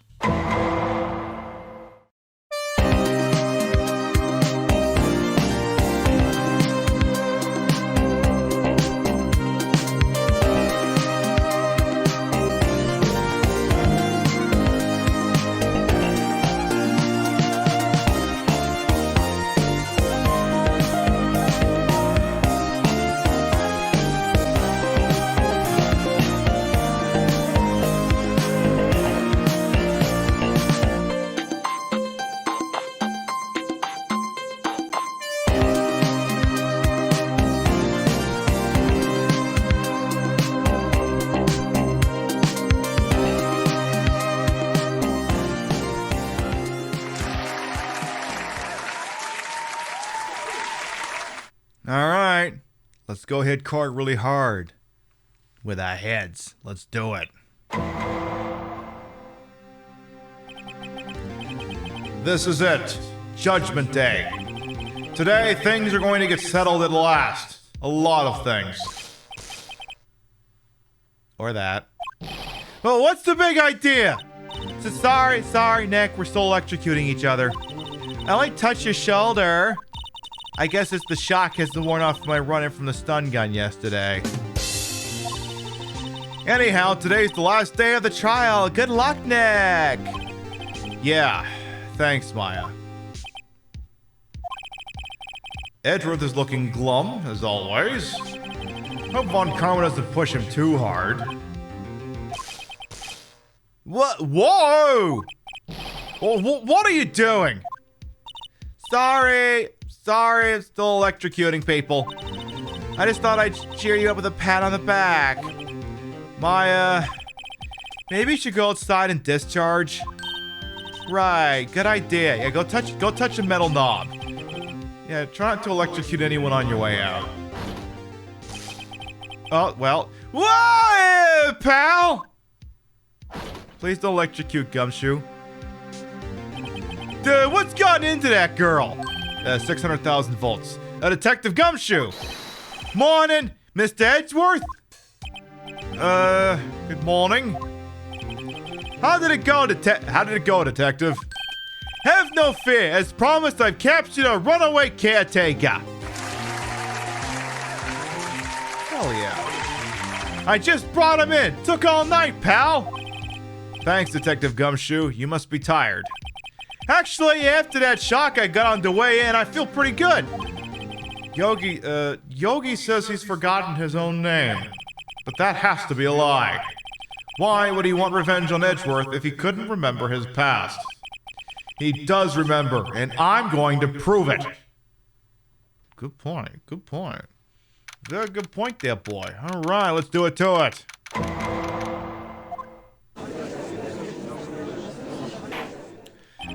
Court is now in session for the trial of Miles Edgeworth. The defense is ready, Your Honor. The prosecution is ready. Right. Very well. We have now reached the final day of our proceedings in this trial. I ask the prosecution submit decisive evidence. Understood. Come on, don't be awed into silence by every little thing he says. Hey, Clockwork, welcome on in. Very well, Mr. Von Karma, your opening statement. Right. Thanks to Detective Gumshoe's efforts, the boat rental shop caretaker has been arrested. In yesterday's trial, the defense asserted that the caretaker was the murderer. However, the caretaker has yet to confirm this. I would like to ask the defense to cross-examine him as much as necessary. Very well. Please bring the witness into the courtroom. Hi, Dad. Welcome back. Ladies and gentlemen and enemies of the court, I believe you all remember our witness. He lives in the boat rental shop on the lake from where he witnessed the incident. In addition, he has currently lost memory of his name and identity. Witness, why did you run away yesterday? The witness was not running away, as he will now testify. I see. Very well, please begin your testimony. Yeah? All right, wakey there, Dad. Why I left court. I'm really sorry about just leaving yesterday like I did there, eh? But I wasn't running away or nothing. I went to buy some food for Polly, see. I figured I got nothing to do with this incident anyhow. I need one of them motive things there, right? And I don't got one of those. So my testimony yesterday stands as is there, eh? Very well. Let's begin the cross-examination, shall we? He has to know his name. Yanni Yogi. You're Yanni Yogi, and I'm going to prove it. All right. Let's see here. Really sorry about just leaving yesterday like I did. I want to hear about this one. I'd call what you did running away and not just leaving. You heard Larry's testimony and realized you were in danger. Now, Mr. Wright, there's no need to rush to conclusions. As I said, the witness was not running away. Listen to the testimony. He sure seems relaxed. In fact, they both do, Von Karma and Yanni Yogi. Imagine that. Doesn't run away, buy food for Polly. You think you got nothing to do with this, is that so? You've lost much of your memory, is that correct? Ooh, yep, seems like a theory. Then how could you know that you didn't have anything to do with this incident? Or maybe you're lying about not having your memory, You know exactly who you are! The witness has testified quite clearly he has no memory of who he is. If you claim he's lying, then show the court proof. How am I supposed to prove what's going on in that old codger's head? That's impossible! I'm glad you come to your senses, Mr. Wright. Very well, witness, please continue. One of them motive things there, eh? And he don't got one. Well, let's talk about that, shall we? How can you say you had no motive? I say you do. You had a grudge against Edgeworth and the victim, Robert Hammond. That's why you took revenge on them, right? Please don't make me repeat myself, Mr. Wright.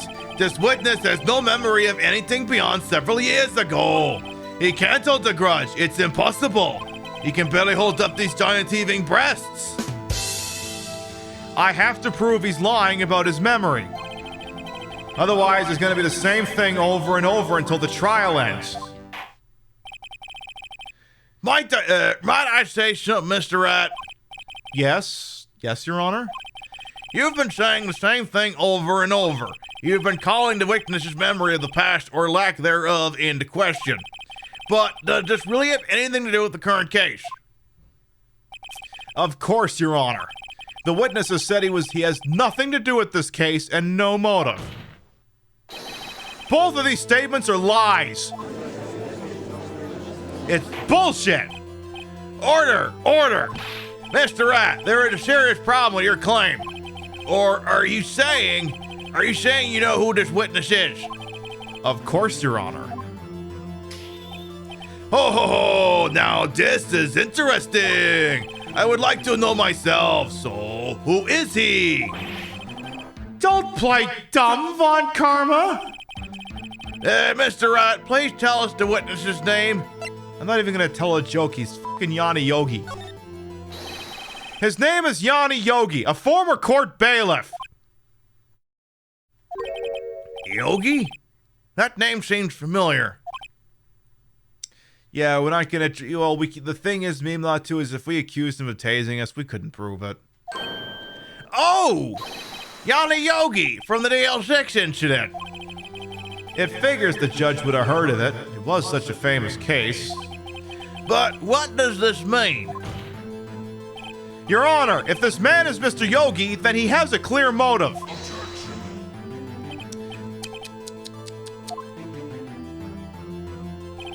Jumping to conclusions again, Mr. Wright? This witness is Yanni Yogi. Fascinating. However, how do you propose to prove this to the court? This is a court of law, as you may recall. You need proof. And allow me to repeat once more that the witness has lost his memory. This is it. I have to do this now. If I can't prove he's Yogi right here, right now, then I've got nowhere else to go. Nick! How are you gonna prove it? How can you prove that he's Yanni Yogi? It's okay. It's actually quite simple. Your Honor, please take this man's fingerprints. Then we'll compare them to the fingerprints on file for Yanni Yogi 15 years ago. I see. That makes sense. Uh-oh. I mean, it could never be this easy, could it? Huh? I'm so very, very sorry, Mr. Wright. Why? The witness has no fingerprints.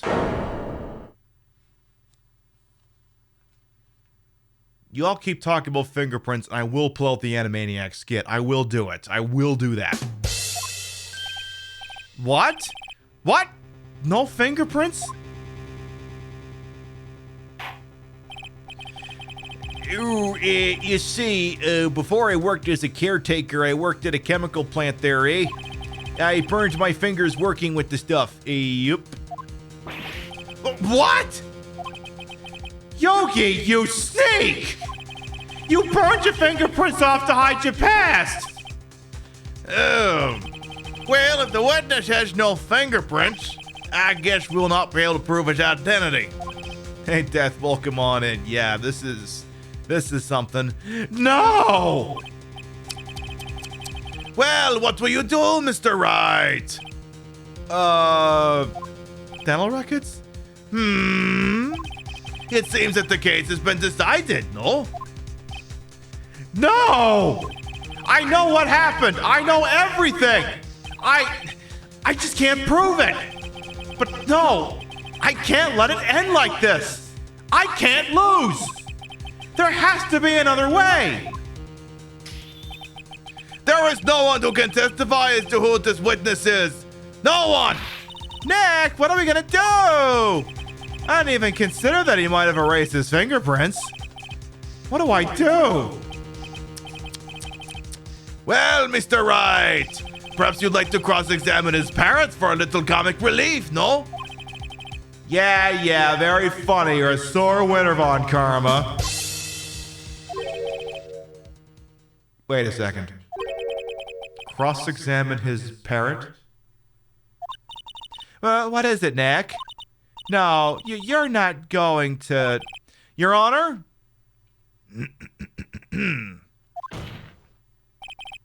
The defense would like to take Mr. Von Karma up on his proposal. Take Mr. Von Karma up on his what now? On my proposal? Exactly, Your Honor. I would like to cross-examine the witness's pet parrot.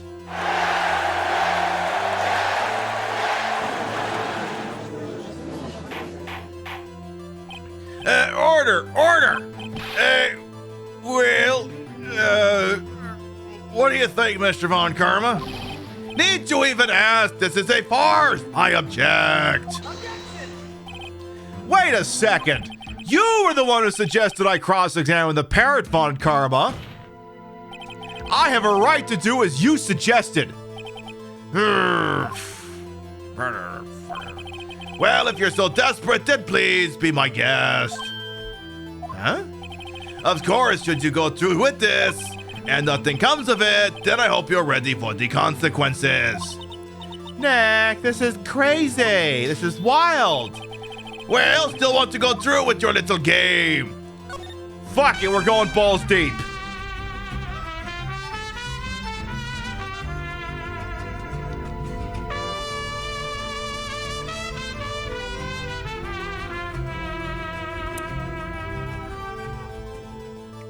Penny Nichols. Kitty Keezy, thank you for the 7-month resub. Welcome back. Good Fitzy's trades and subs as his channel. Fun of it acquired. Always appreciated. Welcome on and thank you for that resub. Has someone called in marbles? No, not yet. Welcome on in. We're doing some courtroom shit. Let the parrot take the stand. Fuck it. I will cross-examine her, Your Honor. No. We'll do it live. Fuck it. Fucking thing sucks. Are you out of your dadgum mind? This is the most ridiculous thing I have ever heard. Von Karma's rigged every person's testimony, every piece of evidence, except the parrot. She's my last chance. At least, I think so. Bailiff, bring in the parrot. That's a parrot. That is definitely a parrot. That is definitely a parrot. That's quite a bird. It seems we will be waiting a moment in order to discuss things with that bird because it seems Frankie and Lola have redeemed the 50,000 Snarf coin for the gratis round of marbles. I mean, okay, I guess we can have a little race around the corner here before we go too far in on this stuff. I suppose we could, I suppose that could be a thing we swing, huh? That could be a thing we do. Exclamation mark! Play!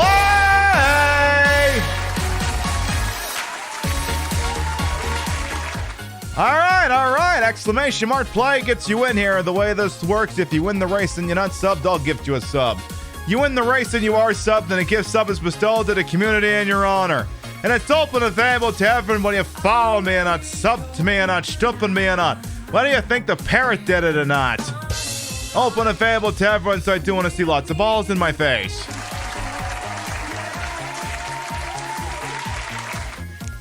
This is the endurance test. Rio holds the track channel record with 2 minutes and 12 seconds.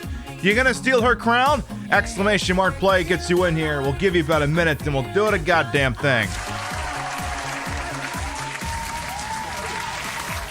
We'll do a little bit of knocking the balls around and see where this courtroom shit's gonna go, because we're gonna finish this goddamn thing tonight. I don't care how goddamn late I have to go in order to do it. Alright, we got 40. Alright, couple more brave souls coming in here. Alright, I'll give it a second. Once again, it's exclamation mark play. Open and free for everyone. Alright, I'll give it a second here. Is my marble's in there too? Yes, it is. I see my marble is there. Big stupid orange one towards the front. You know, streamer's privilege and all of that shit. Alright. Exclamation mark play going once. Exclamation mark play. Oh, okay. If people are still coming in, I'll give it a second. I'll look at my phone or something. I'll have a quick peek. Stare at the picture I posted of this outfit on Instagram. It looks cute, saucy. Love that for me. All right. Exclamation mark play going once. Exclamation mark play going twice. Sold! 10, 9, 8, 7, 6, 5, 4, 3, 2, 1. Boogity, let's go ballin' now! And they're off. Dolly, if you didn't get in, you can have my ball. How are the gloves? Oh, gloves are fine. I have no complaints. All right, let's see who's going to win this freaking endurance test, huh? Let's go ahead and take the camera out a little bit. All right. Who's going to come out of there first? Who's going to come out of the giant booty hole first? Because I'm not saying that statistically they'll win, but obviously, you know, you get yourself out to an early lead. That's half the freaking fun. That's half it taken care of right there. All right, Golden Loki's going to emerge, followed by Glycolic Moment, Cat Dag. I see Bonton in the mix, as well as Odd Child in the mix as well. All right, we're going to run with both sides here. All right, Golden Loki's still in the lead as we're going to start going into the fallopian tubes instead of this. They're going to converge briefly and then split back up. Okay, we got a couple of different paths here. Glycolic Moment is going right down Broadway, which is the fastest route I believe that this track has to offer here. So let's see what happens. I'm coming down Broadway as well too, so you know, don't sleep on me just yet. All right, Glycolic Moment's taking the east side of the inner sanctum here. All right. Glycolic Moment is still the moment. They're going to be coming in first. Can they get a favorable drop around the paddle? Okay, they're going to take an unfortunate ding here. Let's see who's going to get out of here first with the momentum. Pink Robot's going to get out of here with the momentum. Followed by Yumi, Dark Fantasy, Champ, as well as Glycolic Moment. All right. Going to take up a shot down here at the end of the tubes. All right. Let's see what happens here. Is this one of the ones with things moving at the end? Okay, it's not. All right. Let's see here. Real's record could be up for grabs here. Let's see. All right, Pink Robots and Yumi are jockeying for position with Dark Fantasy and Champ coming up behind. Pink Robots gets a favorable drop on the paddle. Yumi, however, gets stopped up, allowing Dark Fantasy to shoot into second place. Pink Robots makes it around the paddle relatively unscathed, slowing up the track channel record of Rio coming up behind. Pink Robots, who's going to have the momentum here? Because sometimes weird shit happens, but it looks like Pink Robots are going to take the W and the record! Number one. Pink Robots is going to take the W and the track channel record. Followed by Dark Fantasy, Yumi, Whipjack, Brock Slaw, Cupcake to Fox, Mocha Pandas, Hambot, and Zez to round out the top 10. I'm looking fabulous as always. I'm here to serve and serve Dark Fantasy. It's what I do. How do we navigate? It's entirely automated. Looks like Frank and Lola regrettably will not win their marbles back. All right, let's see who's going to be the last one out. Turn out the lights over here. See what we got. Looks like it's going to be either Lycan Rogue, Love Azire, or Displaced Salad. Let's see here. The Displaced Salad definitely in the back here. As long as the Displaced Salad makes it into the bin, it will at least no longer be displaced. All right. Pink Robots wins the race and the track channel record. They are presently subbed to the channel, so their gift sub will be bestowed to the community in their honor. Stand by, because someone's getting shot in the face with a gift sub.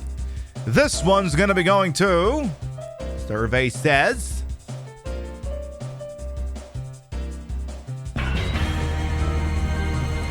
It's going to Smarty Sam 23. Enjoy them emotes in the ad-free viewing. Congratulations. Mwah. All right. Does anyone remember what we're going to be doing? Yeah. We're going to be cross-examining a fucking parrot.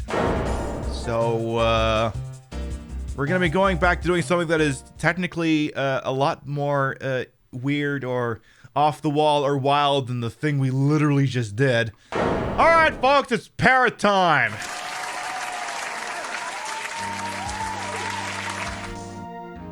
And indeed, that's quite a bird. Please tell us your name. Name! The witness is ignoring me. It must hurt to be ignored by a bird. Very well, witness. Who is your owner? Please, testify for us. Who is your owner and what does he do? Hello. He cracked the case.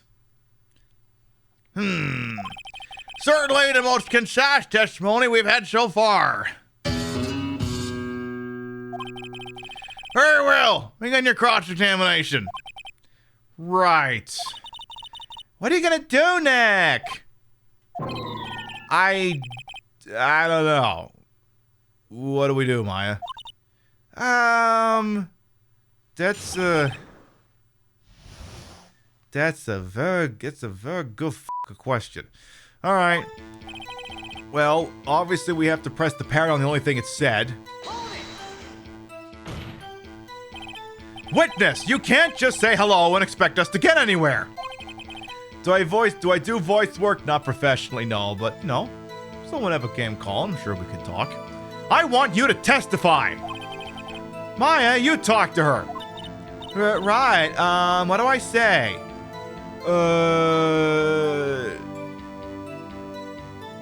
Have we forgotten something? As I recall, 2 days ago. Polly, have we forgotten something?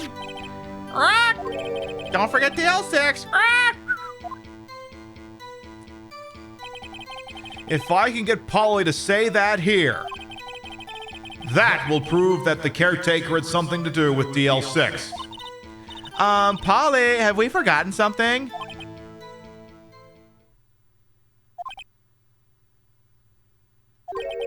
Hello. He didn't. That's not what you're supposed to say. Forgot. Something we forgot. Hello. Uh-oh, it's not working, Nick. She won't say it. This is ridiculous. Why won't she say it? Something to matter, Mr. Wright. Son of a bitch, he coached the bird. Wait. Don't tell me Von Karma expected this. He couldn't have retrained the parrot. Could he? Did he train her not to respond when we asked if we'd forgotten anything? Okay, we're gonna have to try something else then. All right. Okay, let's try.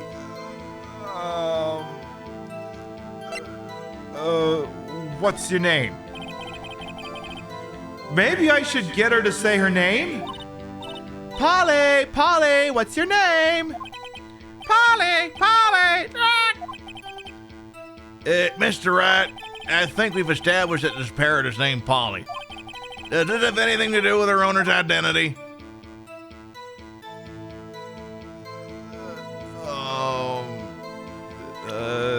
It occurs to me I've never bothered to look at any of the evidence we're still holding. Attorney's badge, autopsy report on the victim, the photo, the picture of Misty Faye, the overhead map, the bullet that we found in the victim's body, the murder weapon, the metal detector. Why is that still here? The parrot, answers to the name Polly. Oh yeah, we still have some DL6 case files, don't we? We never actually looked at this. Case summary, date, December 28th, 2001, location, elevator, district courthouse. Air in elevator was oxygen depleted at time of incident. No clues found on the scene. Victim data, Gregory Edgeworth, age 35. Defense attorney, trapped in elevator returning from a lost trial with son, Miles Edgeworth, age 9. One bullet found in heart. The murder weapon was fired twice. Suspect data, Yana Yogi, age 37. Court bailiff, trapped in elevator with the Edgeworths. Memory loss due to oxygen deprivation. After his arrest, fiancee Polly Jenkins voted for Ralph Nader.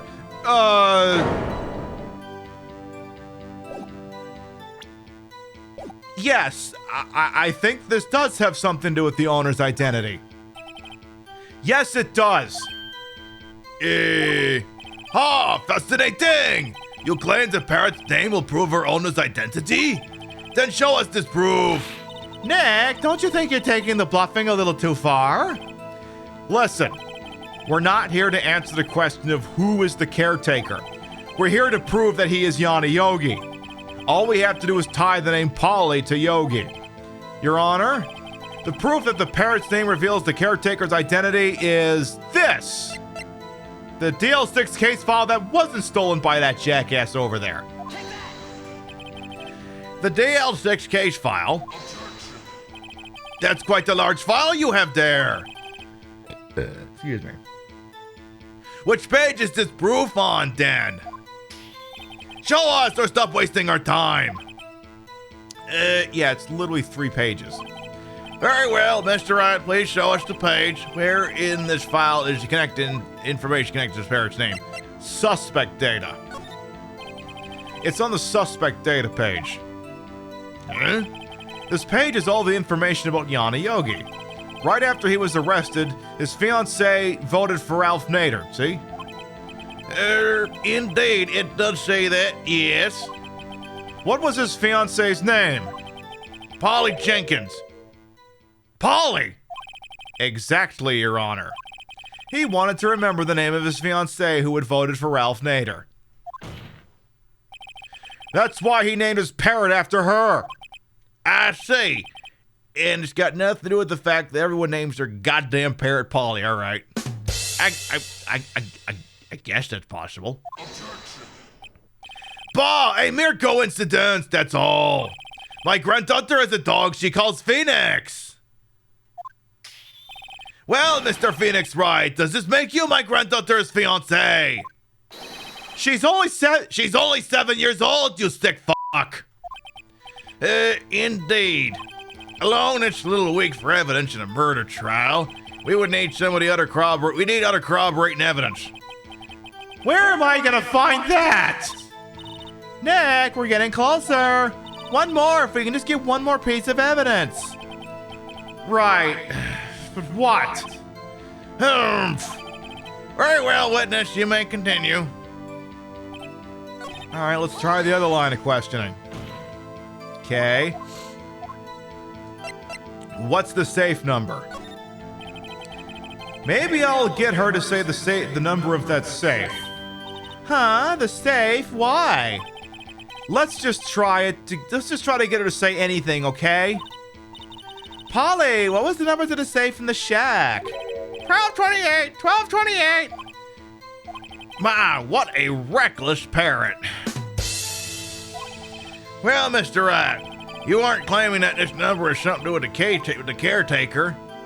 Yeah, I am actually going to claim that. Actually, it does. That's why I had her say it. Oh, ridiculous! How could the number to a safe tell us who the caretaker is? Von Karma, what is today's date? I don't mean today's date for the viewers at home. I mean today's date in universe. It's December 28th. Show us your proof! What could it possibly link this number to the caretaker's true identity? Once again, case files. You know, the usual. The DL6 case file? What is this obsession you have with that case? Mr. Wright, where in this file is something related to that safe number? Case summary. It's on the case summary page. The case summary? Specifically, the date on which the DL6 incident occurred. The date of the incident, December 28th? Why, that's today's date, 15 years ago. And the number on that safe is 1228. Ah! He used the date of the DL6 incident as the number for his safe, Your Honor. That's how important that date was to him. I see. It certainly is an interesting coincidence. People often do set their secret numbers to dates. But this is not tangible proof. I set my ATM's card number to 0001 because I'm number 1. I'm gonna remember that for later. Just in case. This has nothing to do with the dates. Nothing. That's enough. I think we've reached a conclusion here. This is a mere coincidence, that's all. True, that is possibility. However, two coincidences at the same time seems more like a pattern to me. But what are you saying? Summon the caretaker of the boat shop. Immediately.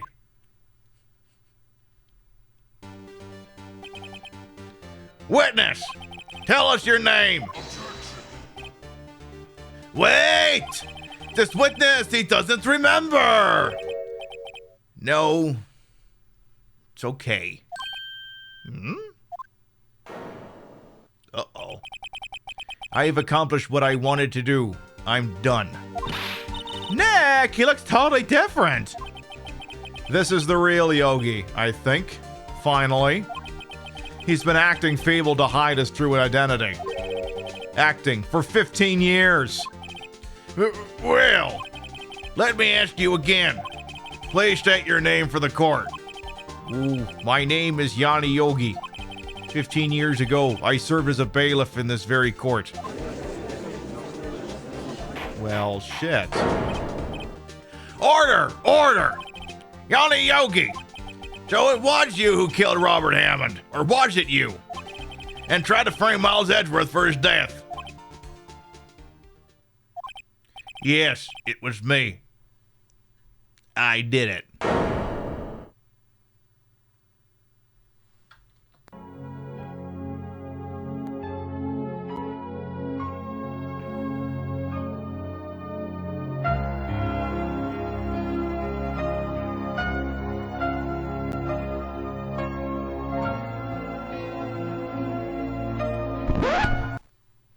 I'm guessing there's a little bit more to it than that.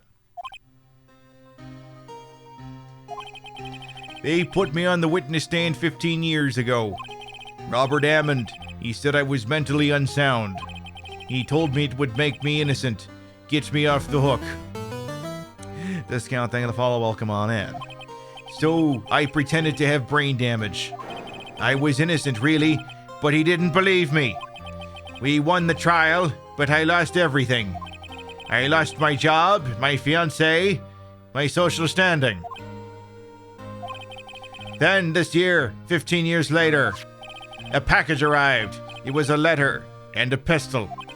The plan was written out in careful detail. It was a plan for me to take my revenge on the people who ruined my life. I didn't care who had sent it. I thought this was my chance after 15 years. This was it. Finally, a chance to have my revenge on Robert Hammond and Miles Edgeworth. I have no regrets. Oh, just hold the goddamn phone for a second here. Revenge? Against Miles Edgeworth? That guy in the back? What do you mean? I'm not at liberty to speak on that matter. Why don't you ask Mr. Edgeworth yourself? Well, come on. And hey, sometimes the computer algorithm works out positively. Anyway, I admit it. I was the one who killed Robert Hammond. Well. Von Karma, where's Mr. Yogi? Under arrest, Your Honor. I saw no room for error in his confession. Then, the defendant, Miles Edgeworth, is innocent, in this case at least. Very well. Will the defendant please take the stand? There are a few mysteries left unsolved. Still, you are cleared of suspicion for this particular case. So I would like to pass judgment on the murder of Mr. Robert Hammond. Any objections? No, please, don't let me stop you. Him I'm a little bit curious about. I don't believe it. Why isn't Von Karma saying anything? Very well. This court finds the defendant, Mr. Miles Edgeworth, not guilty.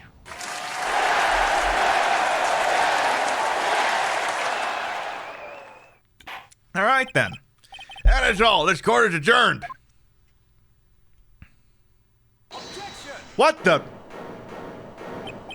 Did someone just say objection? It wasn't Von Karma. Wait, But that means... No. Edgeworth? Your Honor, I object to your judgment. What? What do you mean? I'm not innocent at all. As we have heard, Yana Yogi killed Robert Hammond in revenge. But revenge for what? Nick! Edgeworth is trying to confess. He's going to say he's guilty. He's going to tell them he was the murderer in the DL6 incident. He's going to tell them he killed his own dad. Uh-oh, what do? Object! The judgment has already been passed. I object to Edgeworth's outburst. Oh, fuckface! Did something like this happen yesterday too? Ah, fuck, he's got us there. I believe a certain witness raised an objection after a guilty verdict was passed. That'd be Larry. We must hear this new statement. We must hear Miles Edgeworth. He's right. We have a duty to hear Mr. Edgeworth out. He is entitled to testify in his own defense. He is actually entitled that right. For 15 years, I've had a recurring dream. A nightmare. It's only a nightmare. It's what I told myself. But now I know it wasn't a dream. Yana Yogi wasn't the killer. You mean in the incident where your father died? From the distance of the shot, wasn't voting for Ralph Nader either. Everything was as clear as day. Murderer, criminal in the DL6 incident, it was me. Your Honor, I confess my guilt. Edgeworth, you were 9 years old. Even if we think this was a premeditated homicide or a crime of passion, you were 9 fucking years old. This isn't how this works. Okay, but okay. All right. Cool. Well, okay, I should clarify. This isn't how it works for white people. Minorities, oh yeah, they'll throw them up and lock away the key. But for white people, they generally don't do this. They'll go, oh, you know, laws say we can't lock up children for this bullshit. Oh, but they'll lock up a minority for this, no fucking problem. Abso-fucking-lutely. Anyway. I'm guilty for DL6, the statute of limitations of which ends today. The culprit is me!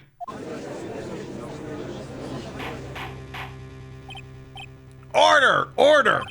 This is certainly unexpected. The defendant, declared innocent, is confessing to a different crime. A crime for which the statute of limitations runs out today, you crafty bastard. I'm not really sure how I should deal with this. I kind of wanted to knock off for dinner.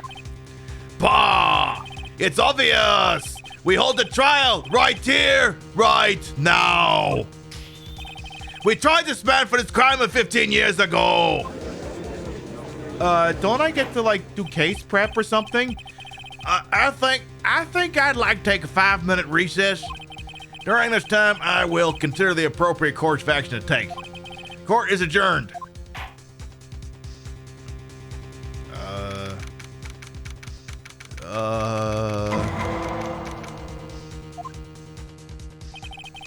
I'm sorry, Wright.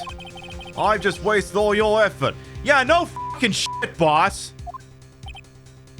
Mr. Edgeworth, I just don't believe it, sir. I mean, you kill your dad? I didn't want to believe it myself, detective. But it's the truth. I deserve to be punished. I'm done fighting him on this. Murder is murder, no matter what the circumstances. Okay, first-degree murder is first-degree murder. Second-degree murder is second-degree murder. And first and second-degree manslaughter, first and second-degree manslaughter. First-degree murder is not second-degree manslaughter. Boss. This is nuts! Just wild! Nick? What are you doing? I was just wondering what I'm gonna. I was just wondering seeing if I could get some coupons for Danny and Terry's Buffalo Chicken Wings. Huh? Oh, I was just sitting over here losing my mind. I was just reading through the court record once more. I'm getting my case ready. Your case? For what? Huh? Is it obvious? I gotta defend this fucking idiot. I gotta prove that Miles Edgeworth is innocent.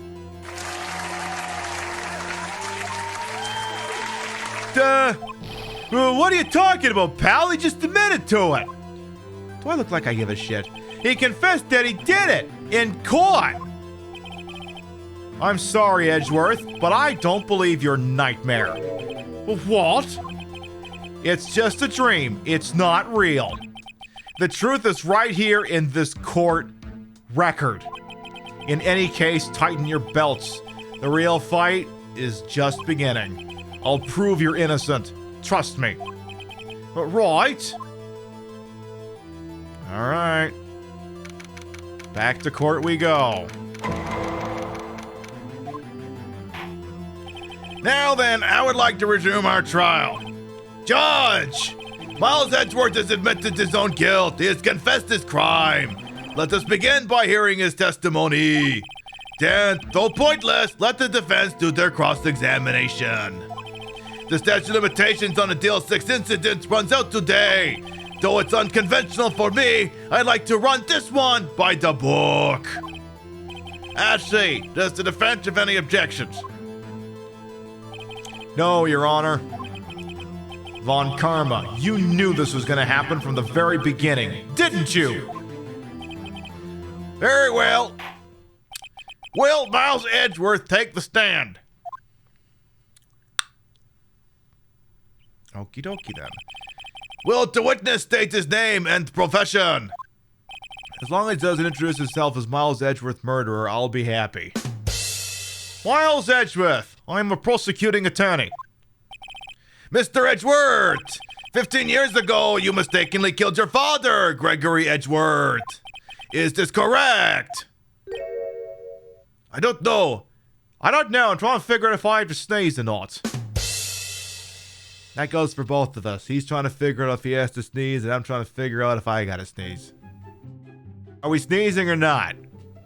Because I'm not sitting here waiting to sneeze for a minute. The shit I got off the pot. Alright, well, we'll try proceeding. It is correct. Then testify about this matter to the court. When Edgeworth was telling me about his dream yesterday, I noticed something. One detail didn't quite fit. That will be the key, but only if I can get it to work. Please, please! The DL6 incident. That day, I had gone to the courtroom to observe one of my father's trials. As we went to leave, an earthquake struck, dropping us in the elevator. My father and Mr. Yogi lost their composure, began to argue. Just then, something heavy fell at my feet. I picked it up and threw it at Mr. Yogi. I wanted to stop them from fighting. A moment later, there was a single gunshot, then a scream.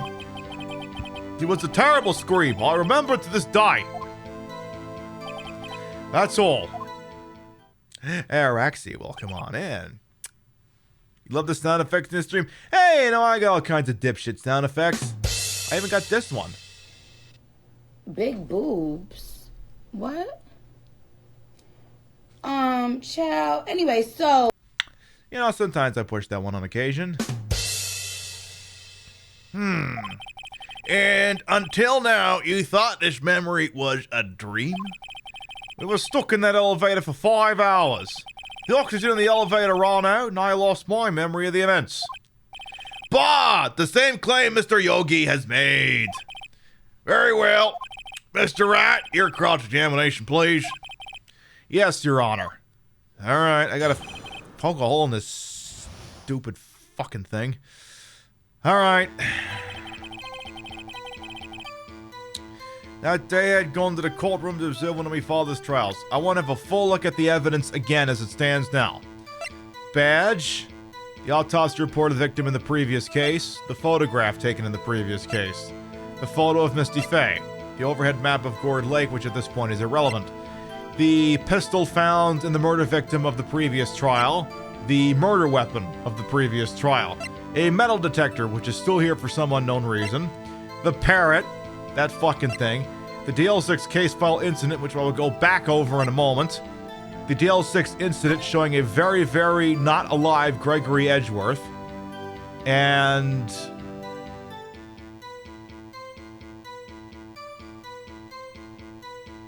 two shots were fired, right?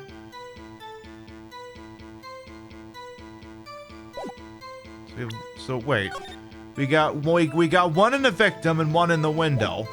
Okay. DL6 bullet taken from Gregory Edgeworth's heart still bears clear ballistic markings. Okay.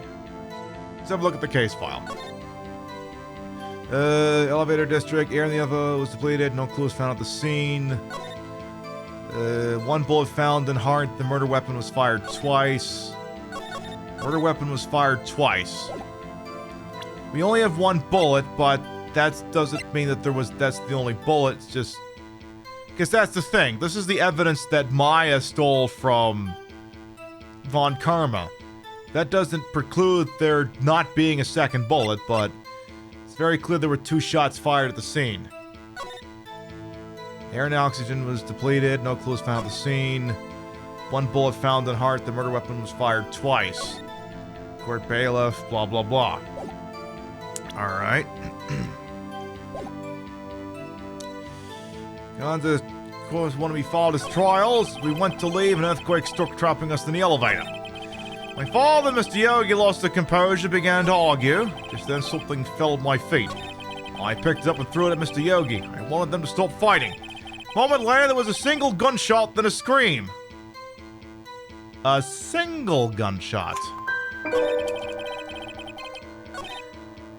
Yeah, there's a small piece of problem with your testimony there, boss.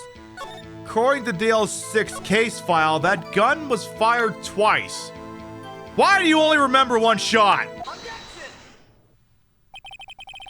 Are you sure you only heard one gunshot? Yes, I'm sure of that.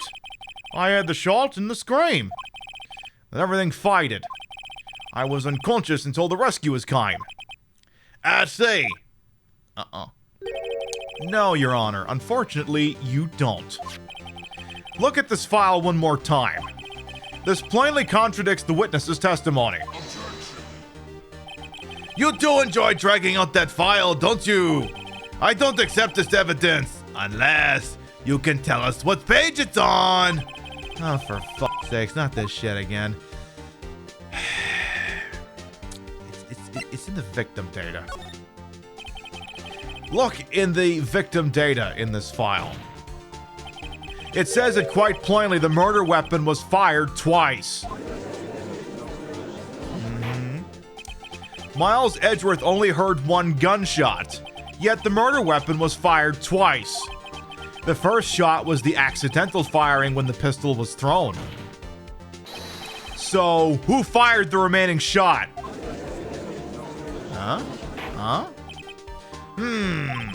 Was there perhaps another shooter who fired that second shot? Your Honor, as I'm sure you're aware, this incident occurred 15 years ago. The evidence is dated.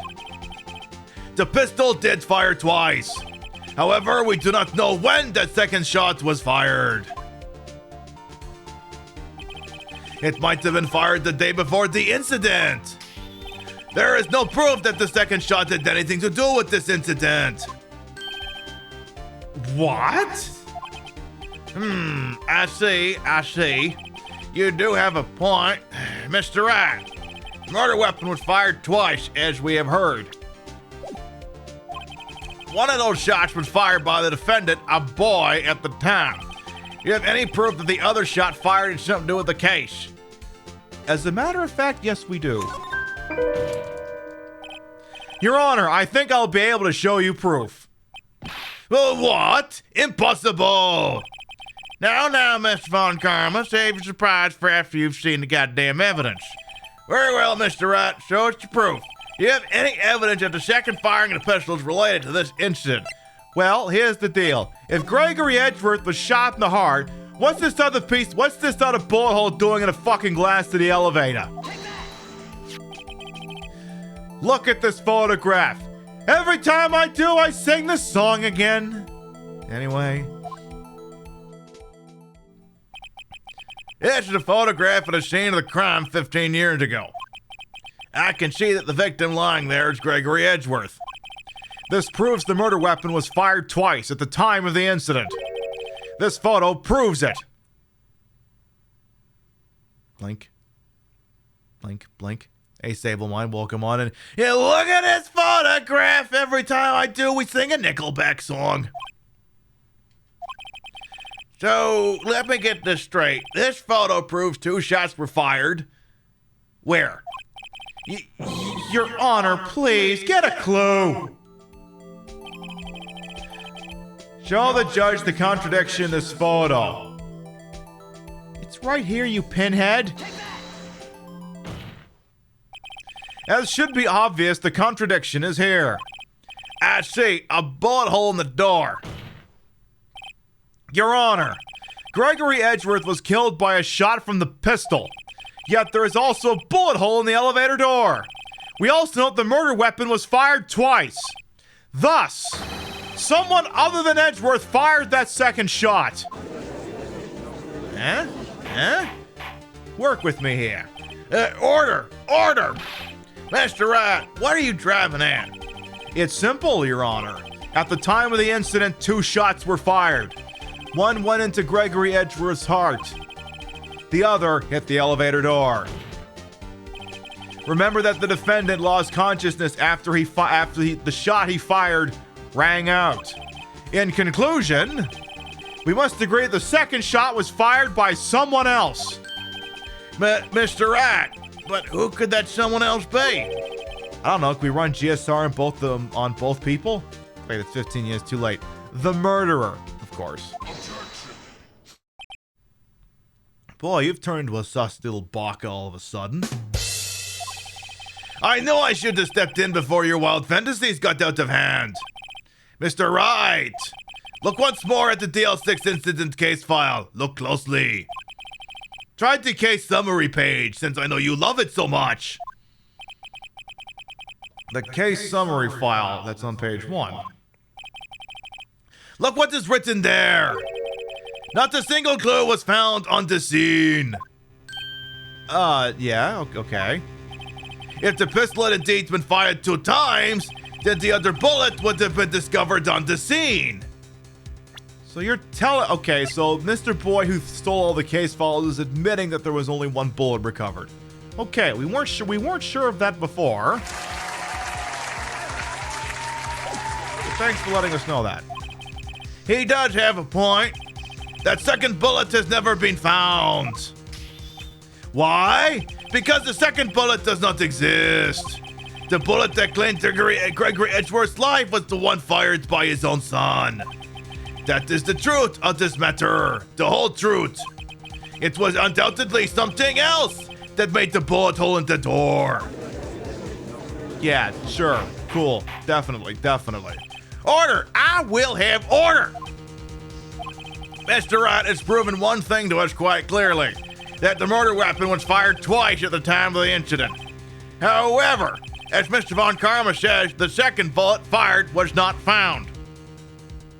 Yeah, how do we explain a door in the door, gorillas? The hole in the door, exactly. It is highly unlikely that the police merely overlooked the second bullet. So all we have is the single bullet fired. I'm afraid I have to discount the defense's claim. I praise the judge for his wisdom in this matter. God, how did this happen?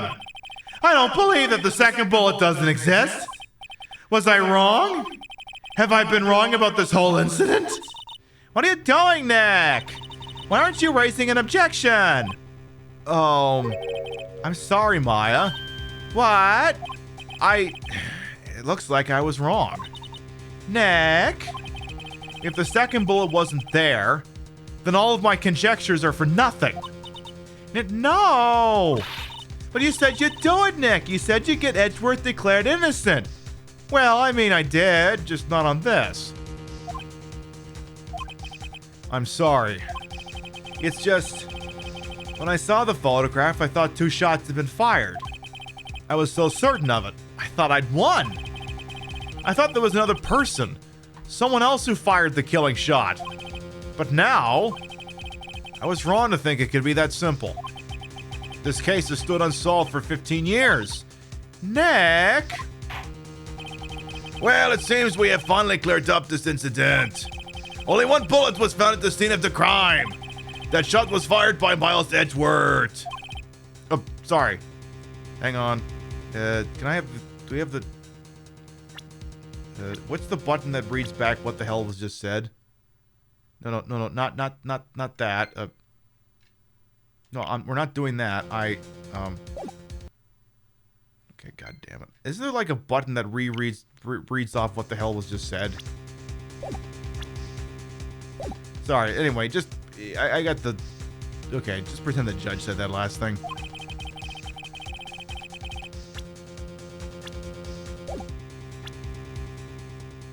Anyway. I would like to ask one thing... fuck. I would like to ask one thing of Miles Edgeworth before passing my verdict. He says, it's like, doesn't one of these things have, like, the stenographer, or am I full of shit? I think I'm full of shit. Anyway. I'd like to ask one thing of Miles Edgeworth before passing my verdict. Have you been paying attention to the trial so far? Yes, Your Honor.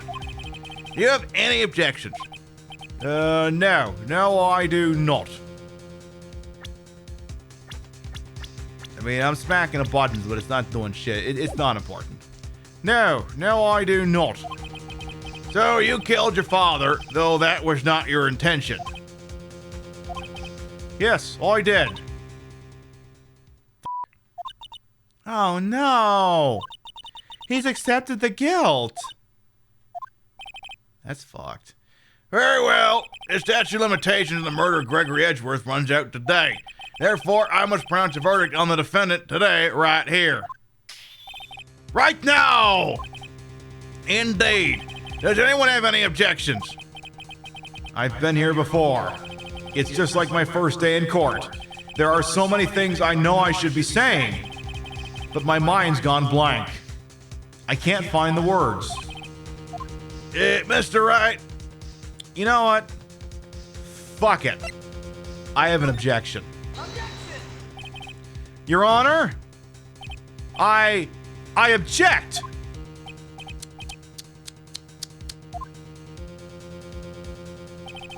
Mr. Wright, on what grounds do you object? Oof. Nick? I don't know. This case is perfect. Oh no. Yeah. It must exist. The second bullet. What? What did you just say? Nothing. The second bullet must exist? But where? Someone took it. It seems waiting is not going to produce any answers from Mr. Wright. Wait, Your Honor. Huh? The second bullet. It existed. What? But we just heard proof that it did not exist. I realize that, Your Honor. I'm really grasping here.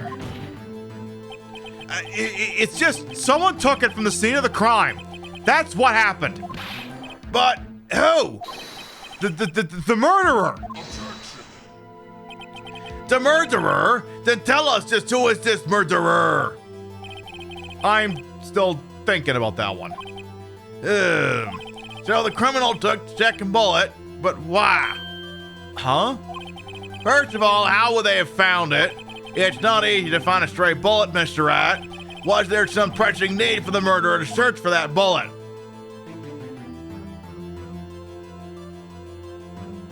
I mean...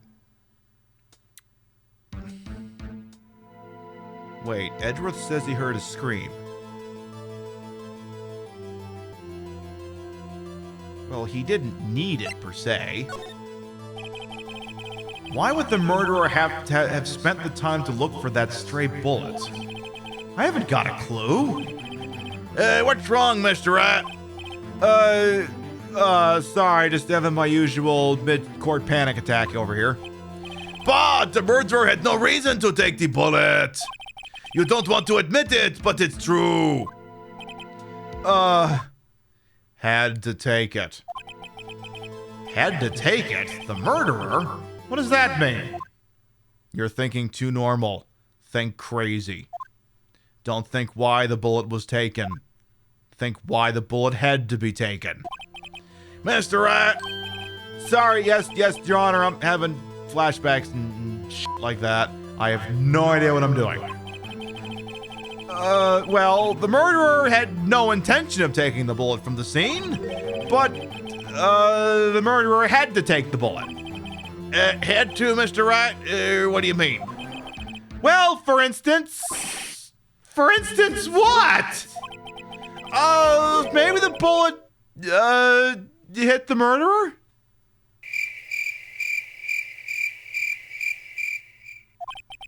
The bullet hit the murderer. Just saying, for instance. I mean, if it hit you, you would have to take it with you, wouldn't you? It's not like you could just perform surgery right there. You know?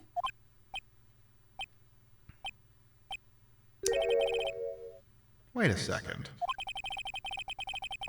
I was just talking off the top of my head, but what if that's really what happened? Let me get this straight. So at the time of the murder, the murderer themselves was shot. And they left with a second bullet still inside of them. Thus leaving only one bullet at the scene of the crime. Yes. I guess that's how it would work, yes. Well, there's a problem with that. The other two people rescued from that elevator, Miles Edgeworth and Yanni Yogi, were both unharmed. So that would mean... The murderer came from outside, yes. Well? That would seem to be the only logical answer. The two men fight inside the elevator. Trying to stop them, the boy picks up the pistol at his feet and throws it. The pistol discharges and the bullet goes through the elevator door and hits the murderer outside. The boy loses consciousness. Then the murderer opens the elevator door and sees the men inside.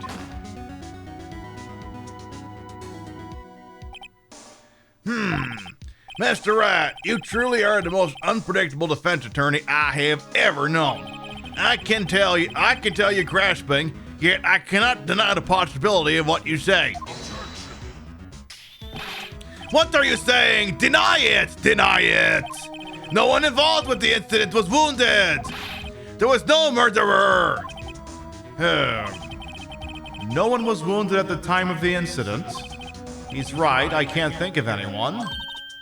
Hey, Nick. Huh? I just thought of something really crazy. Yeah, like what? Remember what Mr. Grossberg said yesterday? Gregory Edgeworth built a road to his perfect trial record. Wow. It must have been quite a shock for Von Karma. He took a vacation for several months after that, you see. Yes, an unusual event for the man. That was the first and the last vacation he's taken in his many years of prosecuting.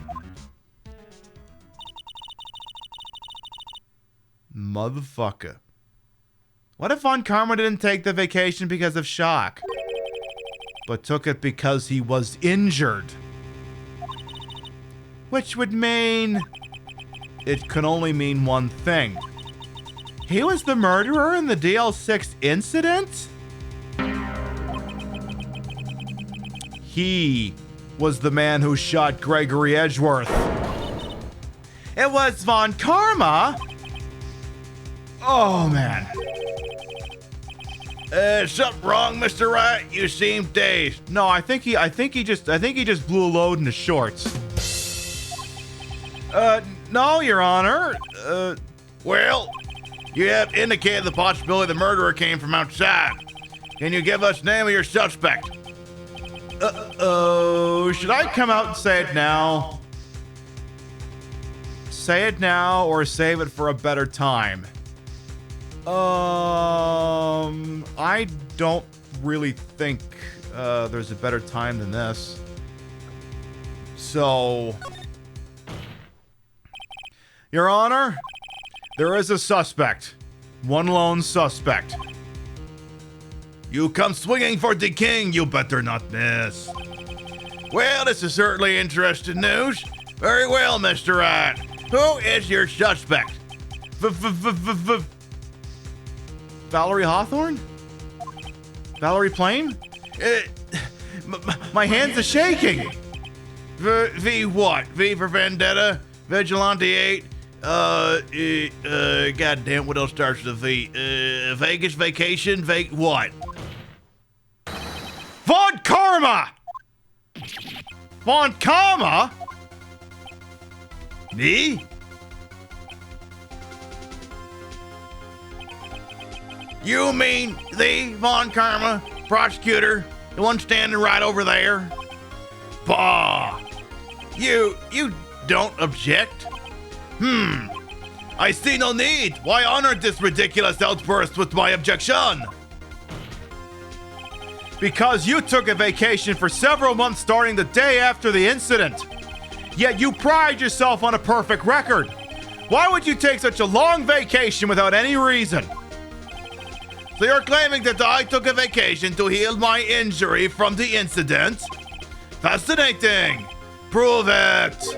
I would have needed surgery, no? Where did I go under the knife act, Mr. Wright? Bring the doctor that operated on me. Have him testify. Nick! Let's find out who his doctor is. It's no use. Edgeworth? I know Von Karma, perhaps too well. He's perfect. He wouldn't leave clues. He'd probably have killed the doctor. He probably didn't undergo surgery. That would leave a doctor as a witness. Nobody's that perfect. So what, Nick? Did Von Karma pull the bullet out by himself? That's wild. No, he couldn't have. You can't just pull bullets out of yourself. Who do you think you are, friggin' James Bond or something? Wait.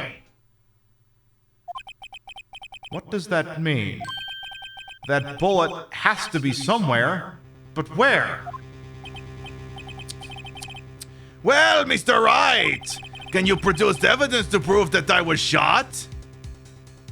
You know, there's something that's been in the court record for a while, and I've been confused as to why it survived the purge, but now I see why it's here. All right, Von Karma, I'll prove it. And I'll even use evidence. I know how you like it so much. What?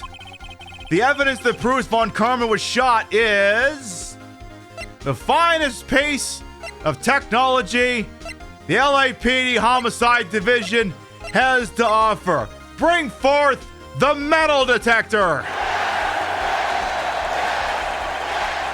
Von Karma is perfect. He wouldn't risk surgery, leaving an evidence trail.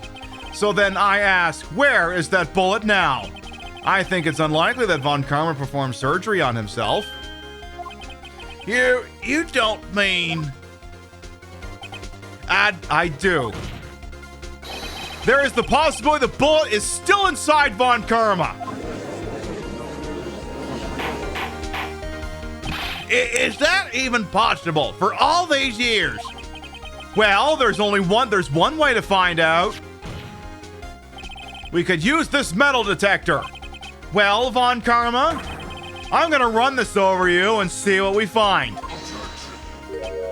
Uh-oh, someone's suddenly losing his cool over there. Uh-oh. Uh-oh. I refuse. You refuse? But refusing this means you acknowledge that the bullet is still inside you. Order! Order! Order! Your Honor, the defense requests that we be allowed to use the metal detector. Judge, I called for a suspension of this trial. This is an invasion of privacy. Relax, I'm not gonna find you, Prince Albert. The statute of limitations runs out on this case today. It was you who said we had to end it right here, right now. Enough! I'll permit the use of the metal detector. Mr. Von Karma, you will submit yourself to testing. Nick, what does this mean? I don't know, but we have to give it a shot.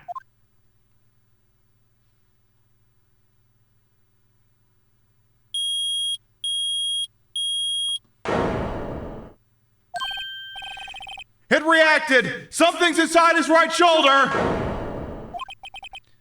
The bullet! Mr. Von Karma? You motherfucker, you! You! It was you! You did it! I was afraid this would happen, and so I remained silent. Huh? Indeed, there is a bullet in my shoulder. However, it has nothing to do with this incident. Oh, for fuck's sake. What? I was shot in the shoulder long before the DL6 incident. I claim that the bullet in my shoulder has no relation to DL6. What, Mr. Von Karma, can you prove that? Prove? I have no obligation to prove anything. It is Mr. Wright who must prove something here, not I. And that is true. Mr. Rat, well, can you prove it? Can you prove that the bullet in Von Karma's shoulder is from DL6? Of course he can't. You don't have any of the DL6 evidence, not that I know a thing or two about that. That's because you took it out of the records room yesterday.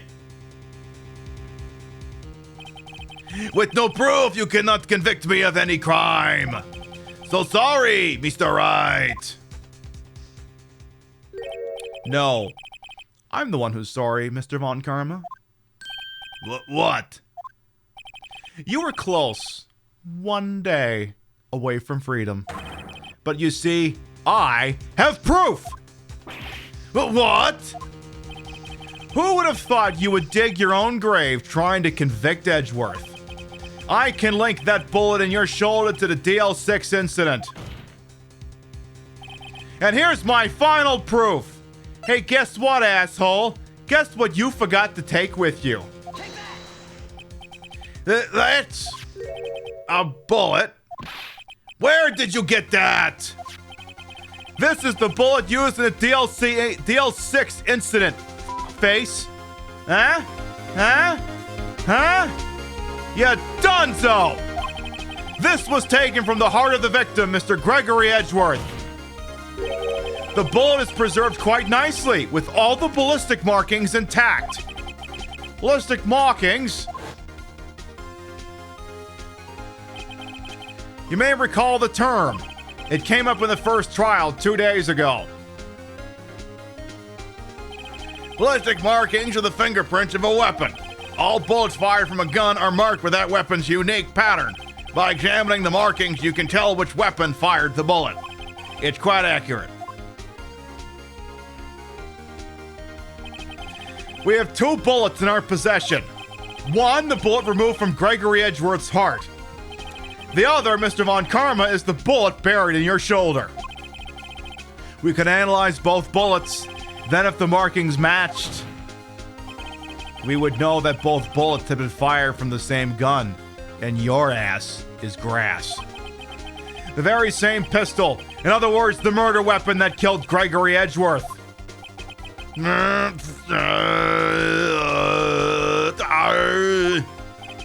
Mr. Von Karma, you will let us remove the bullet from your shoulder. Then we'll compare the ballistic markings to those on this bullet. and solve this case once and for all. Well, Mr. Von Karma?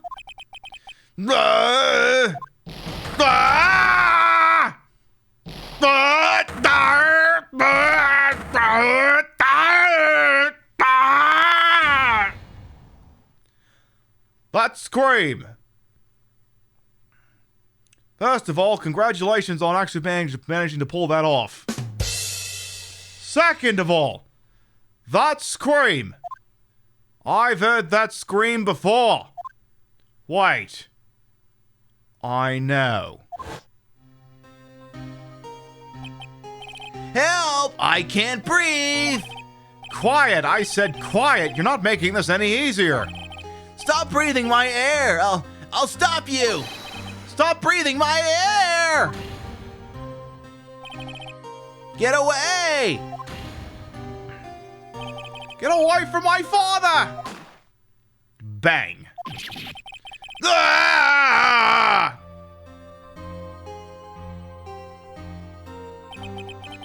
So that scream I heard in the elevator 15 years ago.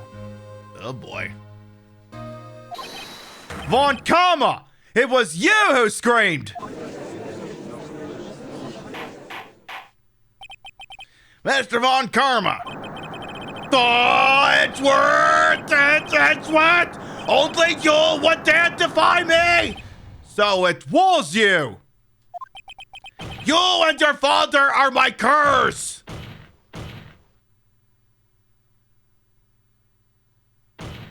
You know, I'm just gonna let him do this for a minute, you know. Let him have his little temper tantrum, you know. I mean, he'll have to take him to the hospital later to evaluate for a concussion, but you know, just let him get out of his system. Yeah, maybe we can get him a little sippy cup later and see if he's feeling any better after this has all been taken care of.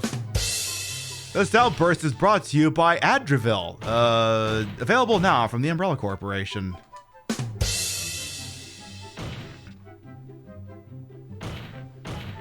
I'm just gonna let this run for a minute or two.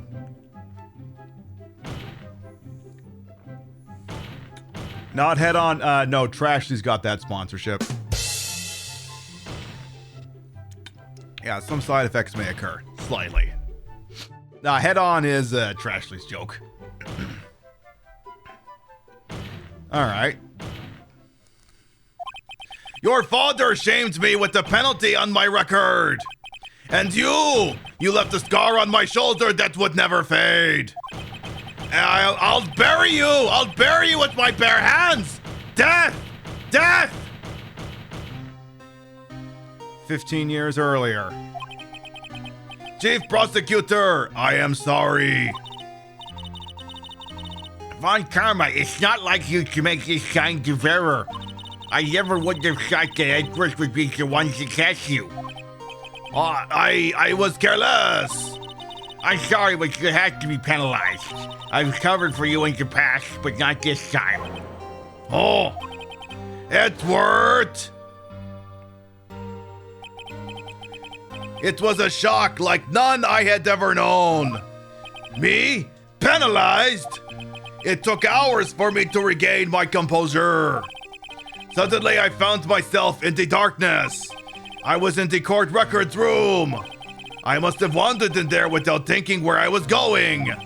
The room was pitch black. The lights must have gone out. I went into the hall and felt my way to the elevator. I pressed the button, but nothing happened. Then there was a noise. I was in pain, a horrible burning pain in my shoulder. Just then, the lights came back on. The elevator door opened before my eyes.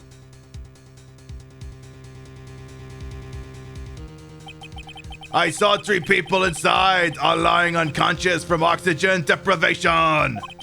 Much to my surprise, a pistol lay at my feet. I knew then it was destiny.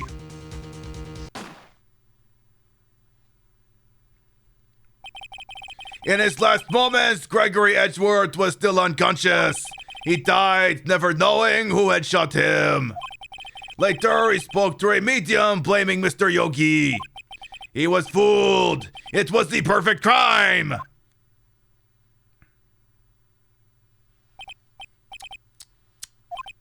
Who would have thought another man would have come to open that elevator door? Judge! What? What are you doing? Do your job. Bring an end to this miserable charade. Now, end it. Very well.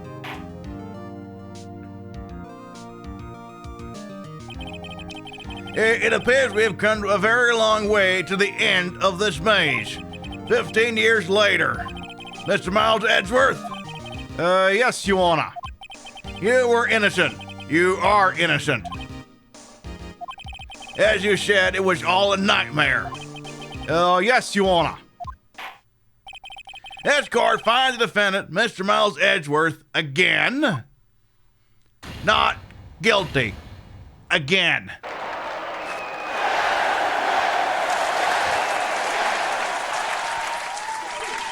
That is all. Court is adjourned. Somebody arrest fuckface Von Karma already.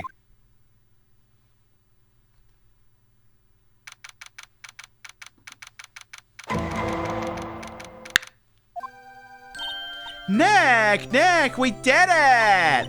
Did you see his face? Von Karma looked even paler than usual. He's pretending to be all cool, but inside you crushed him, Nick. Crushed! I gotta say, I'm impressed. It was pretty close, though. I was sure we had it. We'd had it. I know, I was on the verge of tears the whole time myself. But now it's all just a good memory. So it's finally over, Edgeworth. Right? Yeah. I'm not sure how to say this. I know. Try thank you, or I'm gay now. I say. Thank you, Wright. You're welcome. I think you could have done better than that. Sorry. I'm not good at this sort of thing. You got a lot to learn, Edgeworth. She's got you there. Woo! Yeah! Amazing, pal! You pulled through just like I thought you would. I'll never forget this. I owe you one, pal. And tonight, let's party. Dinner's on me. Yeah, my salary went down a bit this month, but who cares? See, Mr. Edgeworth, you should take a lesson from Detective Gumshoe. That's how you say thank you. I say. Whoop!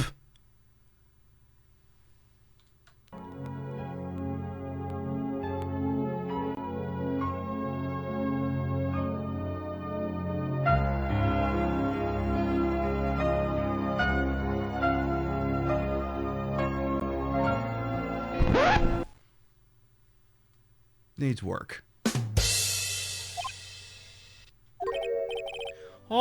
I feel foolish. Don't worry, take it a little at a time. You'll get used to it. It's been 15 years since I've seen Edgeworth this unguarded. Hey, y'all. Lotta, you're here too for some reason. Y'all were great in there. Thank you. Yo, Edgeworth, congrats. Thank you all very much. I knew you were innocent from the start, of course. Just look at you. You wouldn't stick your hand in a cookie jar even if no one was there. You were the witness on the first day of the trial, weren't you? Yeah, well, let bygones be bygones, eh? Speaking of which, what are you gonna do now, Lotta? Who, me? Oh, I went back to college. I gave up trying to be an investigative photographer pretty quick. Really? That's too bad. Huh? Isn't that the hot dog guy from the park? Huh? Oh. It's over, Nick! My life is over! Why the sad face, Larry? What happened now? Oh, Nick, I'm not long for this world. You don't look sick, and did you just get fingered in another crime or something? It's Keonce. She's going to live in Paris. Paris, Nick! You leave me high and dry here, sound effect. She's leaving me behind! Should have seen that coming. Yo, Edgy, there you are. Yes, here I am. Congrats, Edgy. Here, a little gift for me in celebration. Celebration? That's unusual for you. Harry Butts, you come along tonight too. My treat, pal. Huh? Oh, thanks. Looking forward to it. Yo, Nick. That's the suit that questioned me. When he says treat, that's not police talk for prison food, right? Right? I think you'll be fine, Larry. Right? Yeah, what's up? That envelope that Larry gave me. It's got money in it. Well, yeah, that's not strange. People give money away to celebrate sometimes. It's $38, right?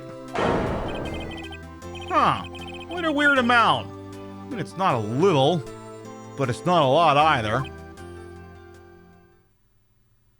You motherfucker. $38 exactly? Nick?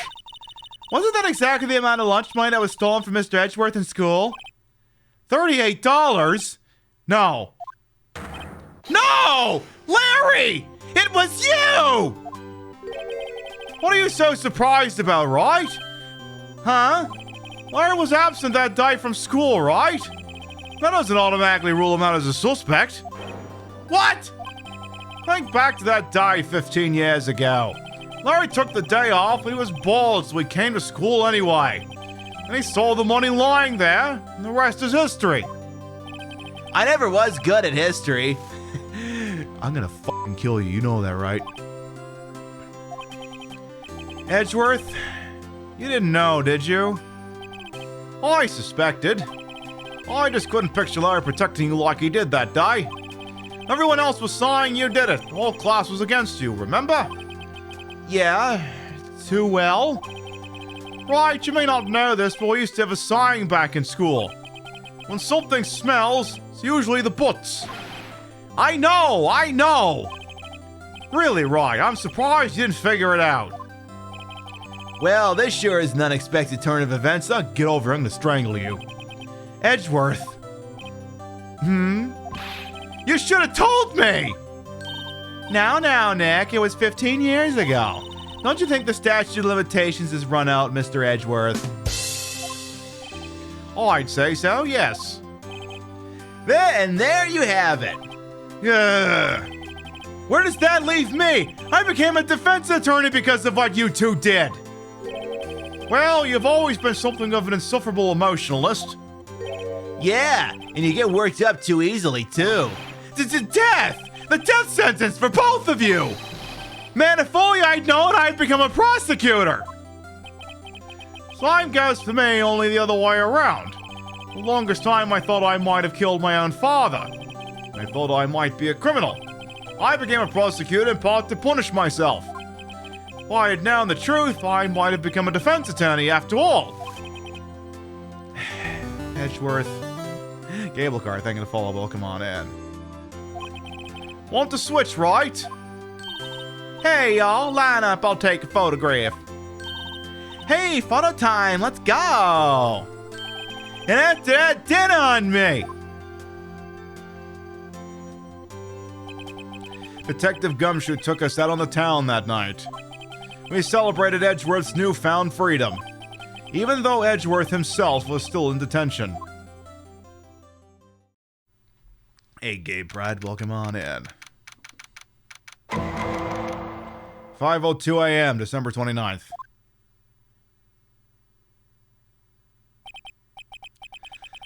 I went a little overboard yesterday. My head hurts, my feet stink, and I don't love Jesus. That kind of party really was that kind of night. Sorry, Jimmy Buffett coming out. My head hurts. Huh? Only 5 a.m. Maybe I should go back to sleep. What's this? A letter? Good morning, Nick. I hope you had fun. Sorry about the whole dildo thing. Anyway. You were really impressive yesterday. Seeing you, it made me think about what I'm doing here. I'm a spirit medium, in training, of course. I wanted to help Mr. Edgeworth too. I wanted to help you, but I couldn't. I was useless. So I've decided to go back to my training. I'll become a full-fledged spirit medium for starters. I couldn't say it to your face, so I left this letter. Goodbye, Nick. Goodbye? What time is it? Yeah, the first trains for the mountains have already left. To the station. While we do that, before we go doing like a Love Actually or something. She is not useless. In fact, she cracked the whole case open. We'll see if we can tell her as much. I guess I'm too late. Look, it's not an anime until we're chasing Senpai or Senpai's chasing someone else. Hey! Nick! Maya!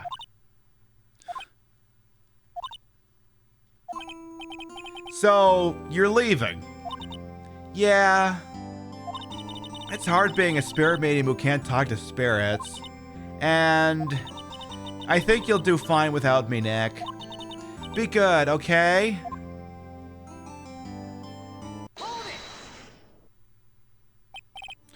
Wait! What? I never could have saved Edgeworth without your help. Huh? On the last day of the trial, I heard her. I heard Mia's voice. You heard my sister? Yes, only her voice. But still, it was at the very end when I thought we'd lost everything. Well, that's my sister for you.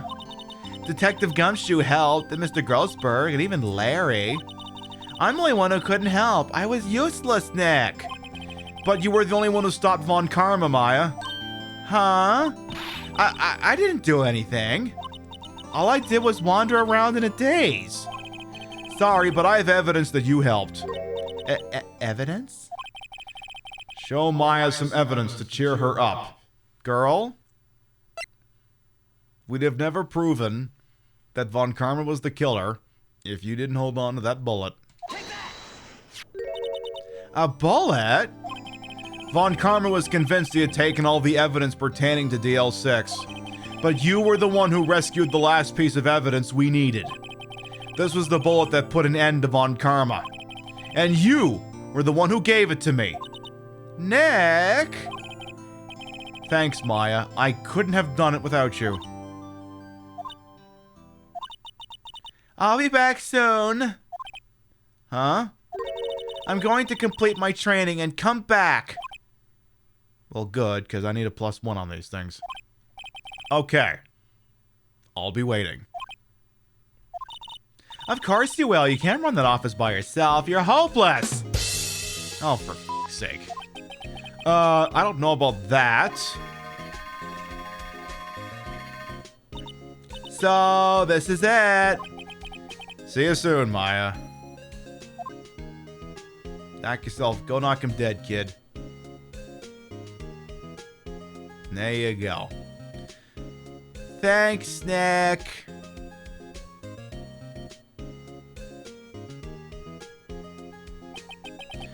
And so my story ends. Time to turn a new page and say goodbye to the novice defense attorney that I once was.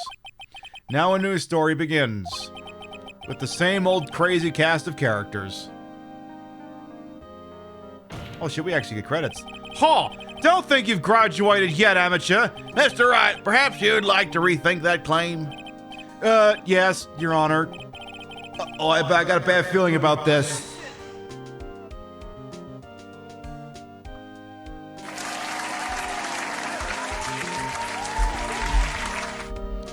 That is the final case in the standard campaign of this. Hey, pal, Mr. Edgeworth came down to the precinct to wish me a Happy New Year. Talk about a pleasant surprise. Woo! Detective Gumshoe! Then he hung his head low and went right back outside. Kinda like he was embarrassed or something. Strange, huh? Yeah, just a little bit. A little bit. I don't think he needed to do the whole whoop whoop chant, but, you know, whatever makes him happy, I guess. Huh? Nick? Nah, I haven't seen him lately. Who, me? I've been working at a cheese shop. That Missy's a nice lady, but she's not exactly what you call a cheap date. Huh? Oh, she's in Hawaii right now. Yeah. Nick. Larry, whatever your name is.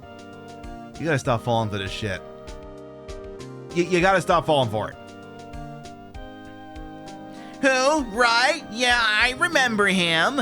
I hear he's been busy lately. You know, not to ring my own bell, but I sort of taught him everything he knows. I'm sure he's grateful. Yes. I don't think so, boss. Nobody remembers you. Fuckstick. Oh, Phoenix Wright. The defense attorney for whom I wrote that affidavit for, yes.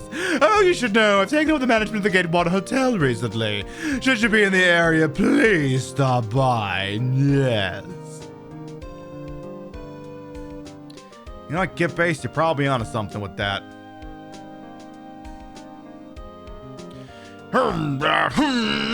Yes, Sue. Phoenix Wright? Oh, yes, he is under study, was he not? I wonder how he's doing. Haven't seen him of late. Ah, the days of my youth, like the scent of fresh flowers, you fade.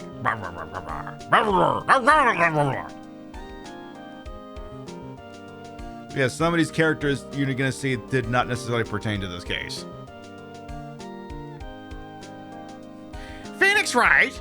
Is he an actor? Well, I'm not buying it. You can't be a star with a name like Phoenix. Did you know that they're finally putting some Amazon on DVD that says, "Why did you buy them?" Not that I don't think about it for the 3 words. Just everything you did, I'm supposed to go see you anyway. Boy, it sure is a difficult thing to do her fucking lines when she goes off.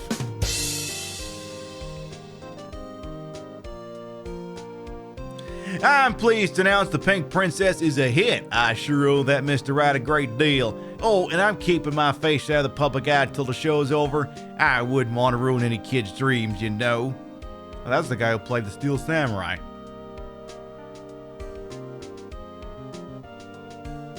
Alright, who's next? Who's it gonna be?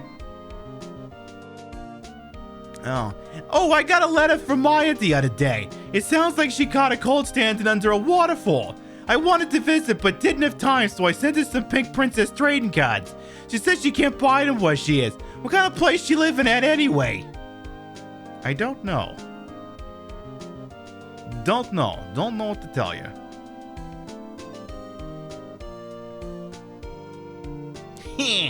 Right? Who's that? You want to talk? Let's talk Pink Princess. All right.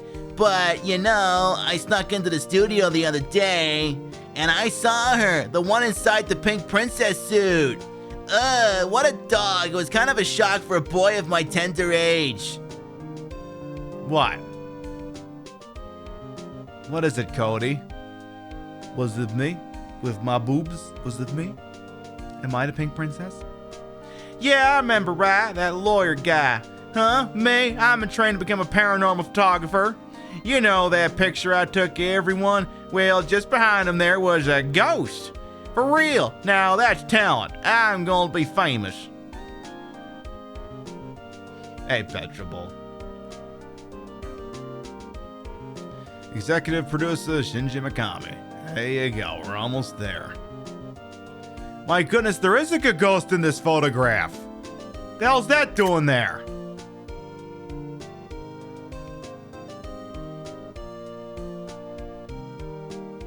And there you go. Oh wait, that's not it! The DLC case is in there. That we're not touching anytime soon because Jesus Christ, there's no fucking way I can do that in one sitting. That case cannot be done in one sitting. It's impossible. That one's too long. Very much too long. Very too goddamn long. Anyway. Yeah, that case is... Like, we did that on the show way the hell back. It took us 3 episodes. Oh, so it's previewing it. I mean, we're not going to do it, but I'll let this play. I'll let it run. Looks good in HD.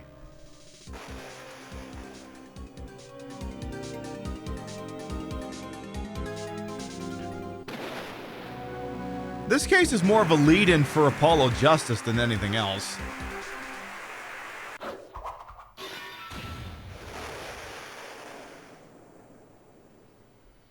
Look, it's all fun and games until Chief Gant gets involved.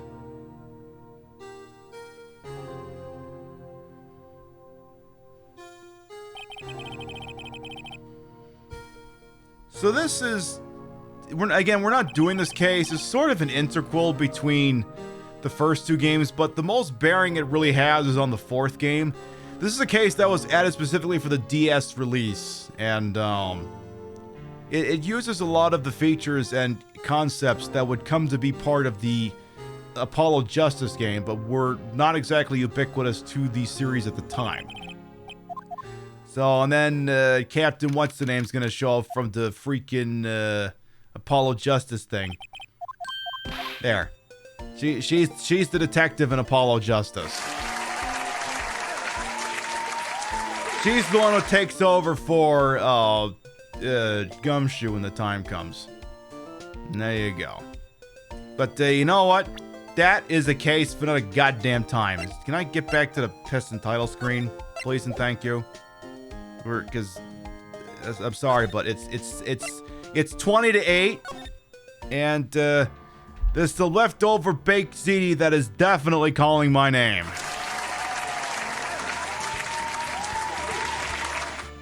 So now that we got that all sorted out and taken care of, I do hope everyone had a wonderful time, because we're going to start to wind down for the evening.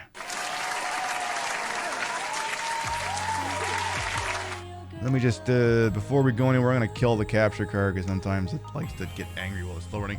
Okay, so, there you have it. We went back to court, and the right people eventually are going to prison for a very goddamn long time. Eventually.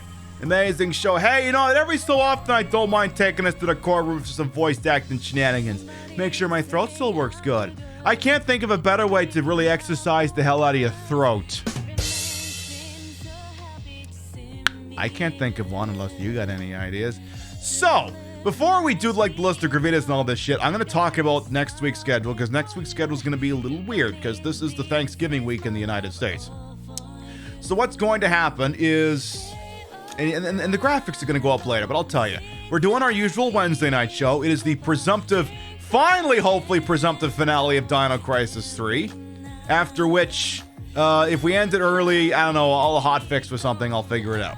The Thursday show, however, is not going to be happening. That show is being moved for one week only, because Thursday is Thanksgiving in the United States. Rio and I want a nice day off. We can eat something stupid and just, you know, be people who share a domicile with each other and whatever it is, whatever the fuck it is people do with that sort of thing. So next Thursday we're taking off, but that stream is moving to Friday afternoon, because what's going on? It's the 4th annual Sonic the Hedgehog Game Gear Thanksgiving / Black Friday special. It'll be the 4th year that we have celebrated Thanksgiving by sitting down and playing a shitload of Sonic games for the Game Gear. That'll be next Friday. And then we'll do the usual Saturday and Sunday programs, stuff of that nature. So the only real difference next week is the Thursday show's moving to Friday. All right. Before we figure out where we're going, I do like to read off the list of gravitas. Your biddies, raids, and subs will never required. I always appreciate it, and I love to shout you out at the end of the show. Let's see what we got here. Prince Harming, thank you for the resub. Chibi, thank you much for the raid. Alex, thank you for the resub. Bestie Pork, thank you for the resub. Juicebox, thank you very much for the raid. Keep going here. Hadoken Cat, thank you for the resub. Kitty Keezy, thank you for the resub. Thank you, thank you, thank you. All right. Sonic makes you dizzy to watch. Don't worry, these games are a little bit small. These games tend to play sometimes a lot slower. They shouldn't cause nearly as much motion distress, but we'll see what happens. All right, if you sub to the channel.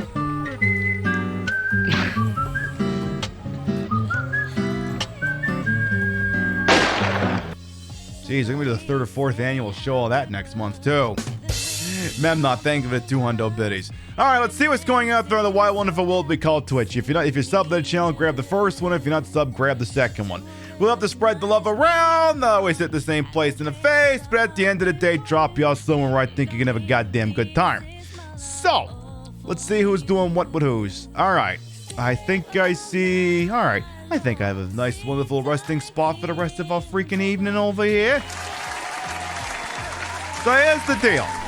Friend of the channel, they popped in earlier. We have a friend of the channel. Goes by the name of Alias. She's a very, very wonderful member of this unofficial collective that we have dubbed Survival Horror Twitch. They're playing the original Silent Hill. They look like they got some pretty cool up-resing going on the game, and there's a cosplay involved.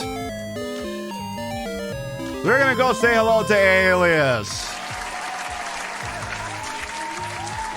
Again, we'll be live next Wednesday, 7 p.m. Eastern, for what had better be the finale of Dino Crisis, because I swear to God, if this thing makes me do fetch questing back and forth both sides of the ship, I will shit. I will absolutely shit. Schmizar, thank you for the follow, welcome on. And all right, I'm gonna go get ready to eat. Thank you very much, everyone who followed, biddied, rated, sub, lurked for a bit, put up with my bullshit. Oh, I hear the entire time you all continue to contribute to the ongoing success of this shit show we call the Pib Show. Thank you very much for stopping by, and we'll see you next time. Mwah. Good night, everyone. There. I think we definitely had the best show possible. I mean, best show. Best show. Ah, fuck. All right, let's skedoodle though. Mwah.